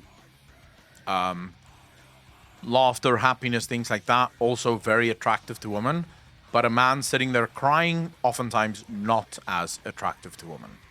And again, I wonder sometimes if that might not be a sort of evolutionary thing as well, you know. But based on at least what I know from most women would believe that their emotions come first in a relationship. So if I'm sad and my husband is sad, my emotions should take precedence over his emotions. Like, his sadness isn't as important as my sadness. And this is just sort of like how it's set up, right? No girl is going to, or few girls, not all girls, but obviously I don't see it being the majority of women that want to sit there crying and their man sitting right next to them, bawling his eyes out alongside her. I might be wrong, right? Maybe I am completely wrong. Maybe girls go, no, like when I'm crying, there's nothing I like more than my husband sitting there crying right next to me. Maybe I'm wrong. Maybe that is something that women love. But that would run completely contrary to my own experiences and also the experiences of what I see around me.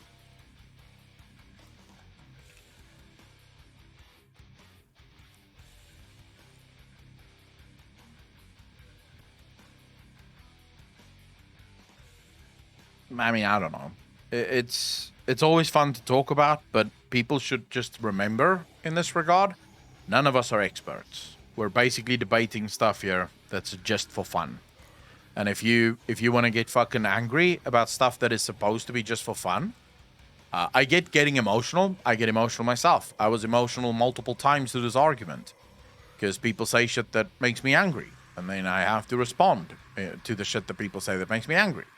I get getting emotional about stuff, but if you're gonna get like nasty and angry and sort of like want to fucking leave because people are saying things that you don't agree with, then hey, more power to you. Rather leave than say anything else. Apocalypse, go suck a dick. Don't fucking start this shit again.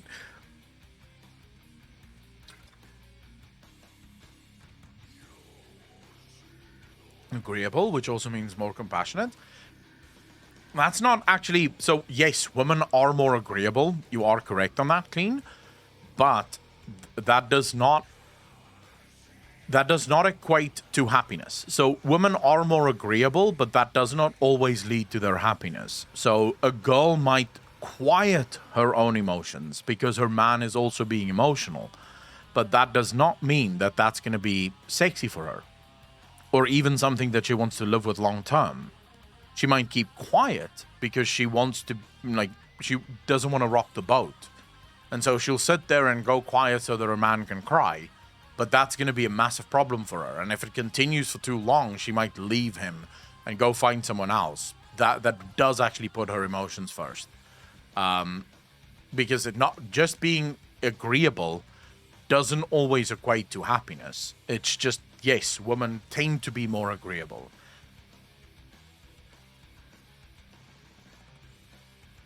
Iriguma, take care of yourself, bro. See you later, bro.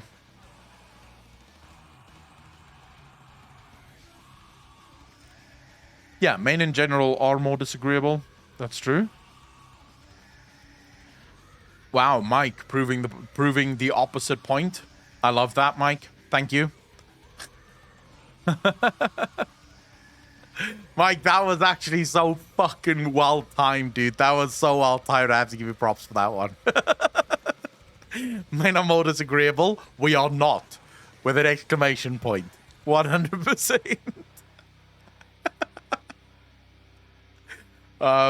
Yes, as you puts the emotions of others first, doesn't mean it makes her happy. True. I hate the viewpoint of I disagree, therefore I'm leaving. Same. God damn, I'm happy that I'm B. That you're B. What do you mean? Genetically influenced. What one displays is taught behavior, and we were discussing the need for men to display this. I don't necessarily like Apocalypse. I'm not going to get dragged back into this argument, but I also think that is genetic, because there are very many people that don't have that self-control. In fact, I would say the vast majority of people don't have that self-control. You can say that you are taught not to display X, Y, and Z, but most people are taught not to display aggressiveness and anger, and most people can't fucking not do it. Look at the amount of road rage that exists, and yet we've been trying for a long time to get men to stop fucking, like, being as aggressive, and it's not obvious that that's working.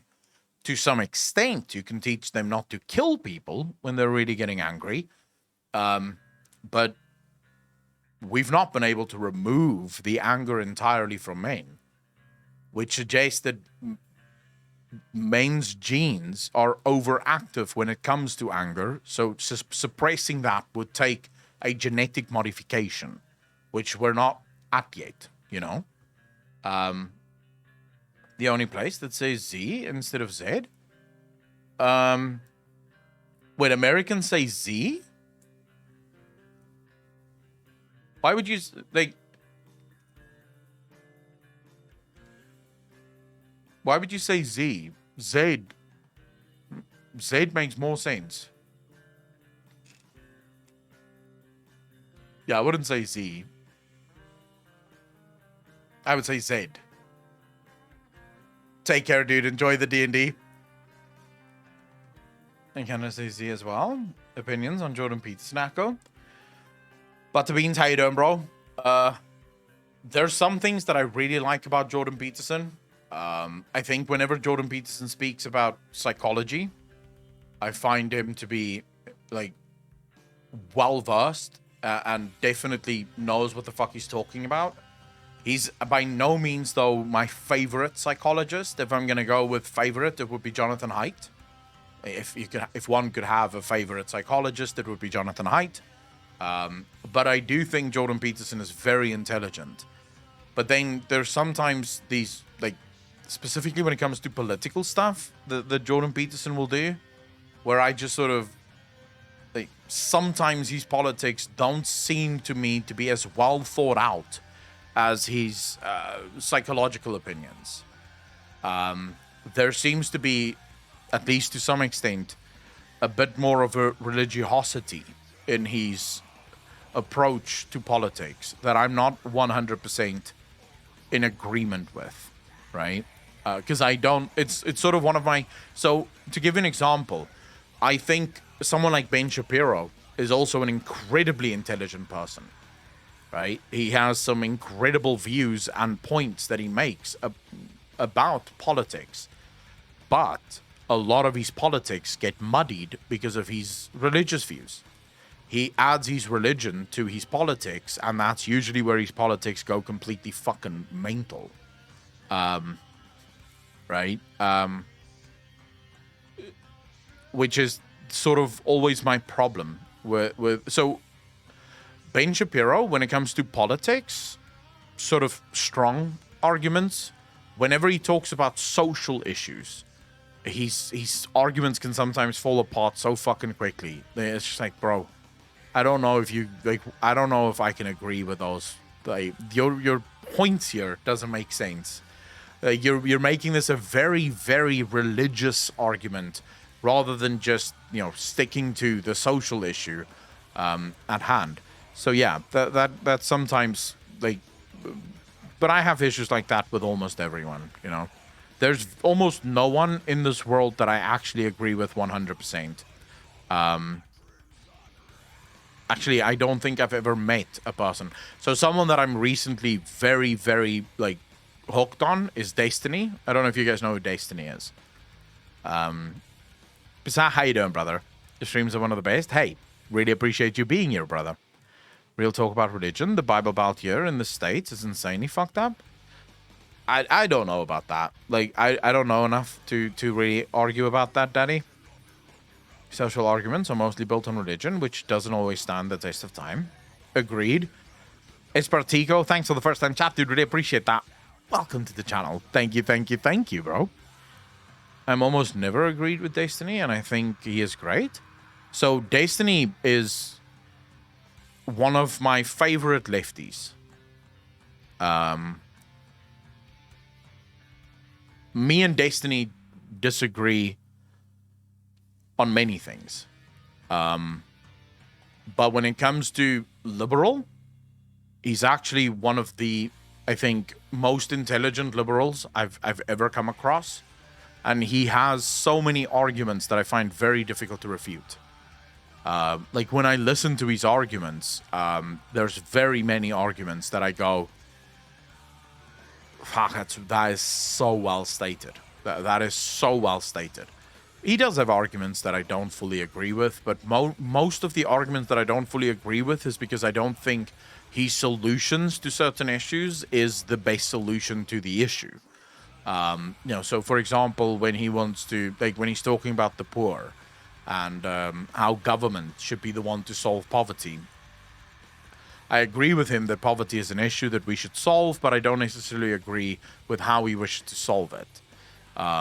That's where I would think he could do he could do better. But I don't necessarily, like, I love his stuff. I'm basically binge watching Destiny shit at the moment. Really enjoying it.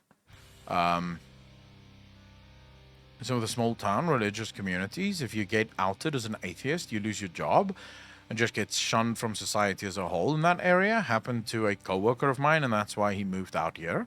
His parents even kicked him out of their house because he was 20 and didn't believe in God. That's weird. But, you know, I am 100% for freedom of association. So I don't actually, like, I don't think you can force people to live with people that they don't want to live with. So it is better that he moved. And I'm glad that he got out. I think it depends. What does exactly mean, stand the test of time in that sentence? Zach,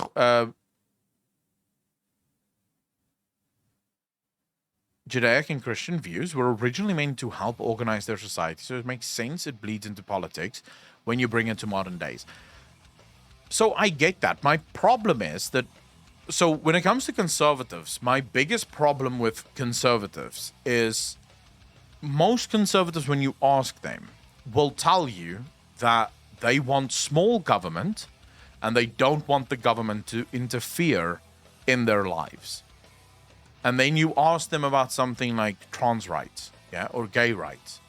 And then suddenly it's like, no, but the government can absolutely interfere in that. And it's like, okay, but wait a second. Didn't we just say that government should not interfere in people's lives? And then it becomes a whole argument of, well, you know, what's good for society. And it's like, wait a second, you can't have it both ways. You either believe that government and society should not mix as much as possible, or you believe that government should 100% affect society. In which case, you and I have a disagreement here, right? It oftentimes feels to me as if a lot of conservatives are okay with the government as long as the government does the things that they agree with, right? So they're more than okay with religion in government as long as that religion is Christianity. And then my argument is just sort of, but wait a second. I don't automatically believe that. I think if we're going to have religion, then that becomes a dangerous thing. Because what happens if a Muslim president comes online, you know, gets elected? Will you be okay then with a Muslim government? And that's usually where they go, no, it must be Christian. I'm like, okay, but what about all the Muslims that live in your country? Must they also be governed under Christian laws? I mean, you that's not, like, if it's not fair to you to live under a Muslim government and live by their laws, then surely it can't be fair to them to live under Christian laws and be governed by Christian laws. So wouldn't it then be better that we have no religion in the government and they just let people believe what they want to believe? You know, so that's oftentimes my problem. My problem with left-wingers is, I want to say almost deeper. Because most left-wingers know nothing of the side that they oppose.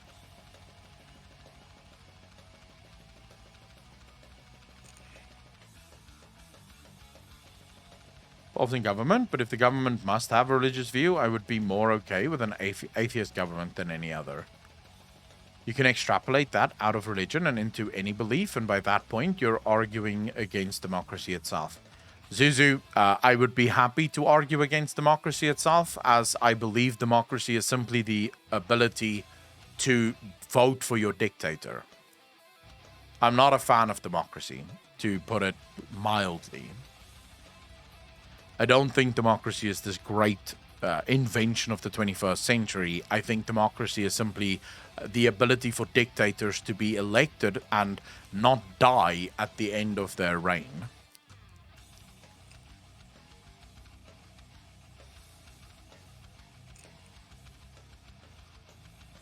I mean, my problem with the left, almost exclusively, is actually there's two big problems that I have with the left.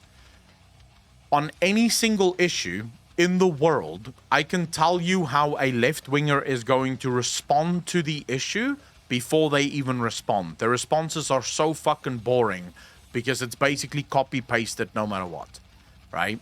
So their responses are basically so ideologically driven that every response that they have to any specific problem will almost always be textbook.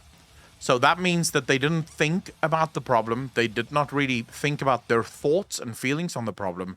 They simply followed the book. They followed the rules. The rules state that X is bad and therefore X is bad, right? Diversity is great, therefore diversity is great. And there's no arguments about that. Diversity is great. Even if you can make an argument that diversity isn't always great, it doesn't matter because the book says that diversity is great and therefore diversity is great. So that's my first problem. They are intellectually very bland and boring. My second problem is that almost every single... actually, yes, to some extent, Clean. To some extent, yes. Conservatives can have, like, very well thought out positions. Doesn't mean their positions are correct, just to be clear. Sometimes they can have very bad positions, but their positions tend to be more thought out. It's not always, not on all things. There are definitely things where you can sort of go, right, the conservative will absolutely answer this way, right? Because it is just sort of like, copy paste, but not as many as with the left. The left is far more ideologically driven than the right. The right also doesn't, you can see this almost in the way that the right stands together in that they really don't. The right has so many groups within it that disagrees about so very many things because they have different viewpoints on different things. Whereas the left seems to be codifying itself around a single ideology that rules everything. And if you're not part of that ideology, then you must be ousted and burnt at the stake, so to speak. The second part that really annoys me about, and this is actually something that I can say about conservatives as well in a slighter way, but also about conservatives, and I'll get to the conservative point. Every lefty that I've ever met, almost every lefty, and when I say lefty, I don't mean liberal, I mean lefty. So these are people that are further left than the liberals, are socialist and communist, right? None of them have a clue what capitalism is, but they are socialist and communist. They don't know what capitalism is. It's literally the enemy, but they have no idea what it is. If you ask a lefty what is capitalism, you will get some of the most bonkers answers you've ever heard in your life. Like, you will look at their answers and you'll be like, where the fuck does that come from? Because it doesn't come from the literal capitalist manifesto. It doesn't come from any theory of capitalism. It's sort of this weird manifestation of everything that is bad within the world must be capitalism, right? And if it's not straight up capitalism, then it's late stage capitalism, but it must be capitalism. They know everything there is to know about socialism and communism, obviously, because that's what they believe. Not even realizing that much of what they think is the answer to the problems of the world is created by the very thing that they think the answers to the problems of the world would be. So they don't even realize that they live in a socialist society, and asking for more socialism will just lead to more of the same problems because they don't know what capitalism is. So they don't actually know what they're fighting against. They just fight against the boogeyman of capitalism. The right, on the other hand, pisses me off because they don't seem to fucking understand capitalism at all. So I was listening to Ben Shapiro the other day defending capitalism, and I wanted to scream. He's sort of talking to a bunch of students and he's telling them about how great the markets are and how being rich is simply getting into the market and that's how you get rich. And I was like, bro, you do realize that your entire market is literally not capitalism. The entire market of the West isn't capitalism. The government is being controlled by corporations, and corporations control the government to get legislation passed that would favor them. So the system that you're defending isn't capitalism. You're literally defending socialism or corporatism under the guise of defending capitalism. Like, stop talking. Stop talking now. The current system as it exists is sick. It's a sick system. It's a system where the corporations control the government and the government makes sure the corporations stay on top. How is that at all a capitalist system? You know, so conservatives love to walk around with these sort of blinds on that just sort of goes, no, we're not going to change anything. This is what we've done. We've always done this. Liberals walk around with this, let's burn everything down. And at the end of the day, everything gets burnt down. And I'm sort of going, let's just... If we're going to argue with things, at least let's get our story straight. Let's figure out what we actually fucking have, and then we can start arguing about it. But no one seems to want to do that. Everyone just seems to want to disagree on everything, even if they're fucking stupid. Which seems to be the one time when people will disagree is when they sound fucking stupid doing it. Wake, how you doing, bro? It is an eternal battle. Bada beans, this is why there needs to be more loose centrists, bro. Yeah, we need more centrists. Absolutely. The confidence of people on the internet. Bro, most people on the internet suffer from the Dunning-Kruger effect in the most extreme version I've ever seen of it. Like, I have seen people on Twitter make statements where I look at the statement and I think, if you spend 2 seconds longer thinking about what you just wrote, you would have realized that you can't write this. This is the stupidest take I've ever read. And they make it proudly, and then they defend the statement. It doesn't matter that the statement is completely fucking bonkers. They defend that statement, right? So people on the internet suffer from Dunning-Kruger in the most extreme way possible.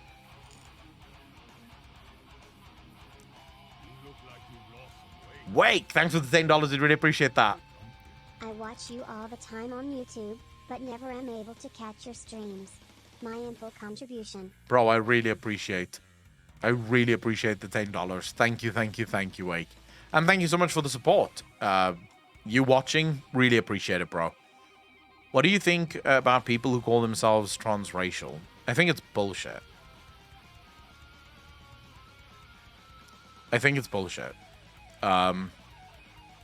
But I don't necessarily know how I feel about half of this stuff. I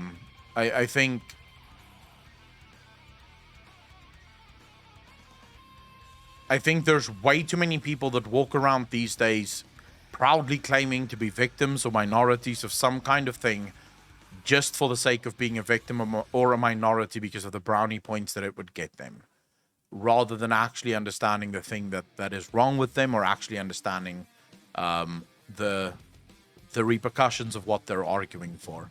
Miracos, how you doing, brother? What do you think of people... Okay, white person who says he's Asian? Yeah, that's obviously bullshit. It is obviously bullshit. Look, here's the thing, yeah? When you talk to me about trans women and trans men, we know from a psychological standpoint, yeah? We know from a psychological standpoint that dysphoria is real. It's a psychological condition. We know what it is. It's well documented. We know what it is. So we can actually... The best way for us to treat it is by literally working with that patient and, if necessary, have them transition. Some people struggle with dysphoria and they never actually have to do a full transition or even a partial transition. They figure out how to deal with it, or maybe it goes away depending on their age when it manifests. But for a lot of trans people, medical transition is the only way for them to get rid of dysphoria. Yeah, so we know that. So when you talk about trans people, there is medical documentation of it. But now you're coming in and you're saying, hey, what about transracialism? And that's where I go, wait, there's literally zero medical evidence that anyone has ever been born in a specific race and believe themselves to be a different race. Like, there's no evidence of that. So you're just making shit up now, right? And what's more is, and this is what's funny, do you know where the transracial meme started? Do you know where it started before people actually started wearing it as a badge of honor? Martin, take care of yourself, bro. Thanks for hanging out. No, it wasn't a Dave Chappelle skit. It started as a meme from people who were anti-trans, who basically, it was basically this, you guys remember that Apache helicopter meme? It started as the same thing. It was people basically trying to make light of something that they did not understand, going, so if I think I'm black, am I black? Right? So it started as a meme, and then suddenly people started like seeing that as a legitimate path to victimization, which is just like, wait a second, I don't think you can do that. You can't turn a meme into something real just because you want to be a victim too. I don't think that's healthy. I don't think that's healthy. And I also don't think our society is very healthy for making people feel like being a victim is a good thing. I don't think you should try to give people like points for being a victim. You should teach people not to be a victim. You should teach people to rise above their circumstances. We're living a very dangerous world right now where we sort of praise the victim, and then people want to stay victims forever because that's where the praise is. I am transracial because I am not a human. I identify as a robotic half panda half vulpera, living in Orbos. But Zigzags, that's because you're fucking weird. That's why. Thanks for the 100 bits, dude. I'll take your money, even though you're a fucking bonkers arbiter worshipping man. Zerk, how you doing? It is hot where I live. I'm in South Africa, in Cape Town.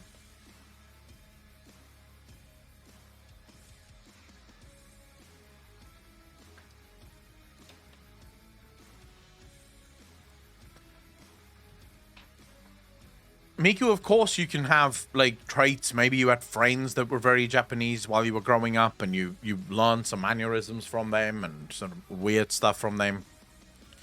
But the argument, so there's literally white kids right now that's going through surgical procedures to turn themselves black or to turn themselves Asian, and it's just like we're feeding a mental issue with things that's not going to fix it. Because if you look at those people, they end up going through sometimes thousands of operations, and then they're still not happy. They destroy their entire bone structure, and they're still not happy with who they are.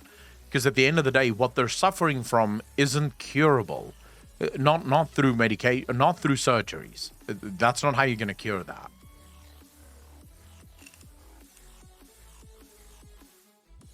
Shadow Grow, how you doing?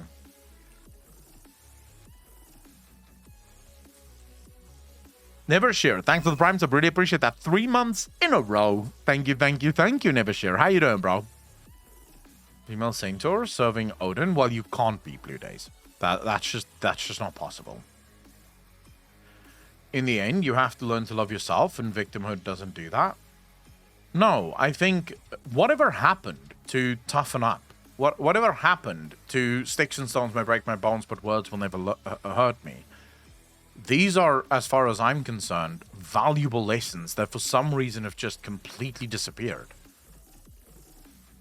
Mine is Casper the Ghost, but I'm half Italian, half Abo, but get called full-blooded white man. Oh shit, Zerk, you're like at the bottom of the tandem pole? You're like me. They got cancelled. I believe that we need more stoicism. If I'm going to be honest, I think the world can do with a little bit less embrace your shit and a little bit more toughen up. I think there's far too many people that run around with all sorts of imaginary bullshit things that isn't wrong with them. Telling someone mentally unwell to toughen up does nothing, Echo. Yeah, but we're not talking about people that are mentally unwell that can actually be diagnosed as mentally unwell. I'm talking about people running around with literally zero. If that person went to... So, for example, there's something that's been standing out to me quite a bit in recent years. The amount of people that sort of claim to be, like, suffer from social anxiety or depression have shot up. You go on Twitter, and every single fucking bio that you see, every second bio, is someone saying that they suffer from anxiety and depression. It's like, well, something fucking changed, because we never used to be this way. And then you learn very quickly on that they were never actually formally diagnosed. They're not on actual medication for their depression or their fucking their anxiety. No psychiatrist. They were never at a psychiatrist to diagnose them with the thing that they say they have. And diagnoses is so fucking important because we diagnose you in order to treat you. These are people who literally went online and basically looked up some symptoms. Oh, I feel sad today. I must have depression. But you don't have depression. You don't. I'm sorry, you don't. Sometimes you feel sad. Fuck. Sometimes I feel sad. I don't have depression. I just sometimes feel sad.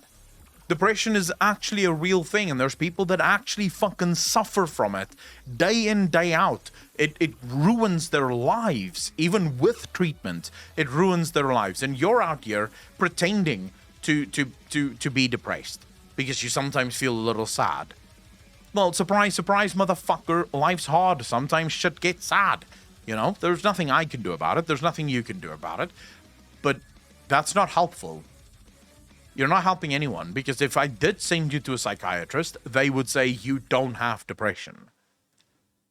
But you see, most people these days don't use mental issues like depression, like social anxiety, as something that they have to overcome.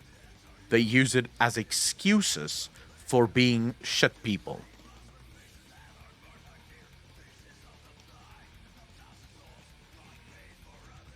Something to blame for a lot of people who can't cope. Shadowgrove, I do agree with that. I grew up a fat kid in the 80s. Life is hard. Toughen up a bit. Jesus. Yeah, I was a fat kid too. Like, you just have to fucking go with it, you know? 7 minutes. Fuck you, Box. You just reminded me. Do I have load shedding soon? Fuck. Well, I need to check. Fuck you, Box. Jesus. Just reminded me. I haven't checked when mine is. No load shedding during the day. Ooh. Cape Town doesn't have load shedding at the moment. Nice. But we will have tonight, which means tomorrow morning at 10, I will have... No, we're good. We good, fam. We fucking good. I'm a smart Mexican male. Tell me the last time you heard that phrase. Pink Turkey, I will actually say the vast majority of Mexican people I've spoken to don't always buy into this shit. Like, I've had the pleasure of meeting quite a few Mexican people now who don't seem to buy into this crap at all. Hardworking fucking people who take life by the balls and get shit done. Now, you would know better than me because you live in America. You'd obviously have a very different viewpoint than I do. Crispy, thanks for the 100, dude. Really appreciate that. Twitter is a blight upon the world. People on there can't deal with emotions. They are unable to give it a place in their lives, or accept them for what it is. They are unable to perceive themselves any other than the sad person that the entire world has to adapt to, instead of adapt to the world. I agree with you, Crispy. Thanks for the 100 first and foremost. And yes, I think Twitter has a massive amount of blame on it for most of the problems we have in this world. Twitter have first and foremost given a voice to people that should never have had a voice to begin with. And I don't mean that as a bad thing. I think in that regard, Twitch and YouTube have given some people a voice that should never have had a voice to begin with. But I do think that Twitter specifically made it so that for some people that should only ever have been able to speak to themselves now have the ability to speak to the world. And they're creating more trouble, more problems than what they are ever going to be able to solve. And yet they love coming up with new fucking problems. Yeah? But I also think that we live in an unprecedented era. And you have to think about this. It used to be, and I'm not saying this is healthy, but it used to be, you did not admit your weaknesses at all. Think back 50, 60 years. Think back to this. So I'll tell you this. I have members of my own family who suffer from actual depression, diagnosed depression, and actual social anxiety. I even have someone in my family that suffers far off, not closely related, but far off related, who suffers from schizophrenia, who's on medication for schizophrenia. I heard that shit from my mum. They didn't admit it to anyone. They tell no one. They keep that shit to themselves 100%. They will not tell anyone because it's a weakness and you don't want people to know your weaknesses.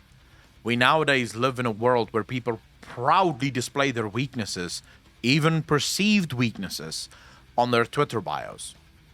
Now, my question is, how is that helpful? If you are a person that truly struggles with depression, do you think it's healthy to be on Twitter? If you really struggle with depression, do you think it's healthy for you to be on one of the most toxic places on earth?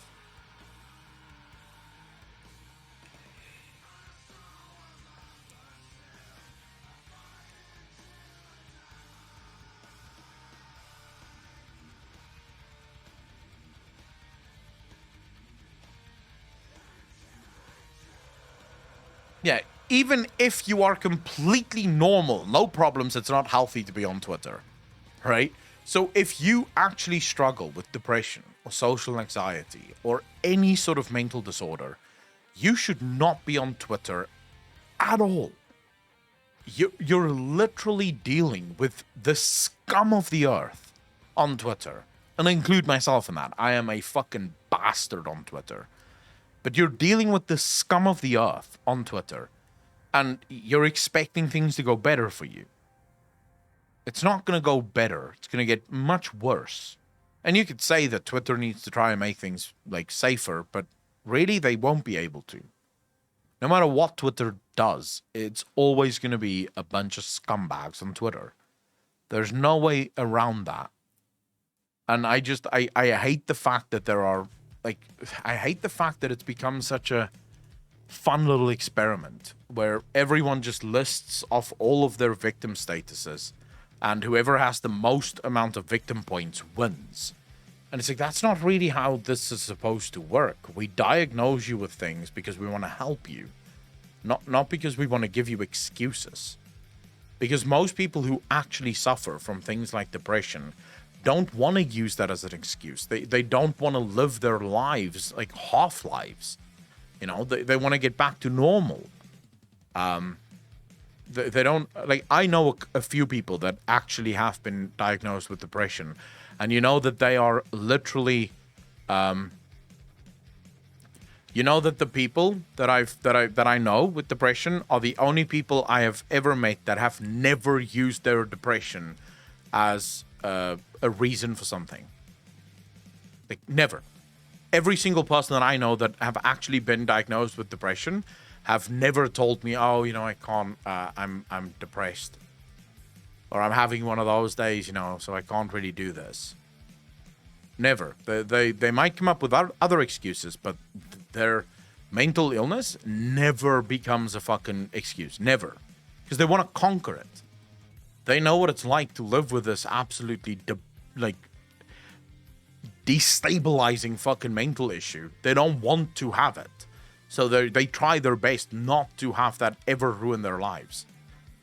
And then you get these people that every second thing you ask them, oh, you know, I'm just depressed, you know. It's just my depression kicking in. It's like, no, maybe it's not your depression kicking in. Maybe you just feel sad. Because you need to show me that you've actually been diagnosed with this shit before you start using it as an excuse. WebMD is not your friend, people. Like, whenever people go on WebMD, they're almost guaranteed to walk away with a couple of diseases.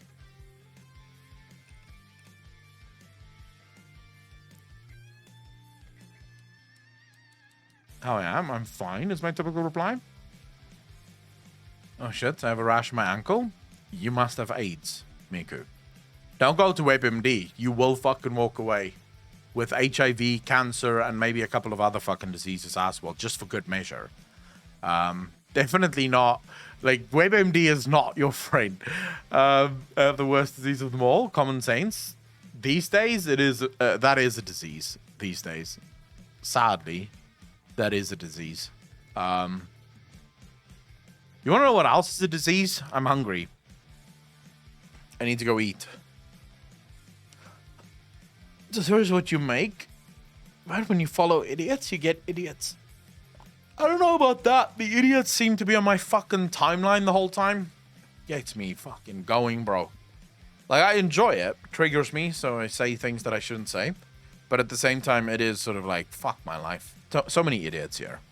But no, I'm gonna go eat, you motherfuckers. I'm hungry. You guys are keeping me from eating. I don't think we have anyone to host. It's a Saturday night. Is there anyone online?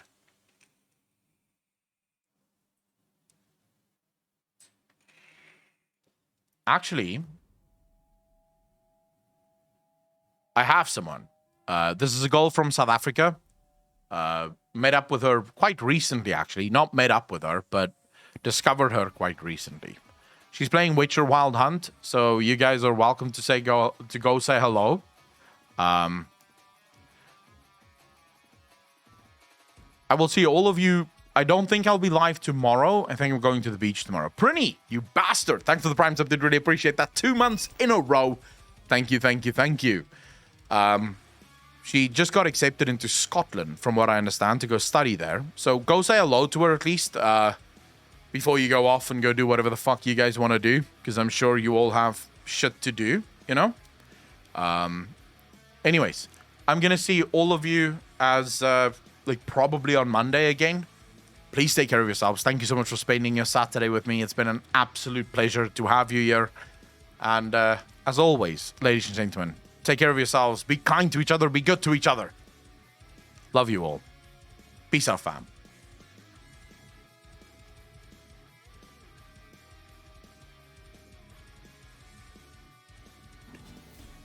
Gonna put it in some tea.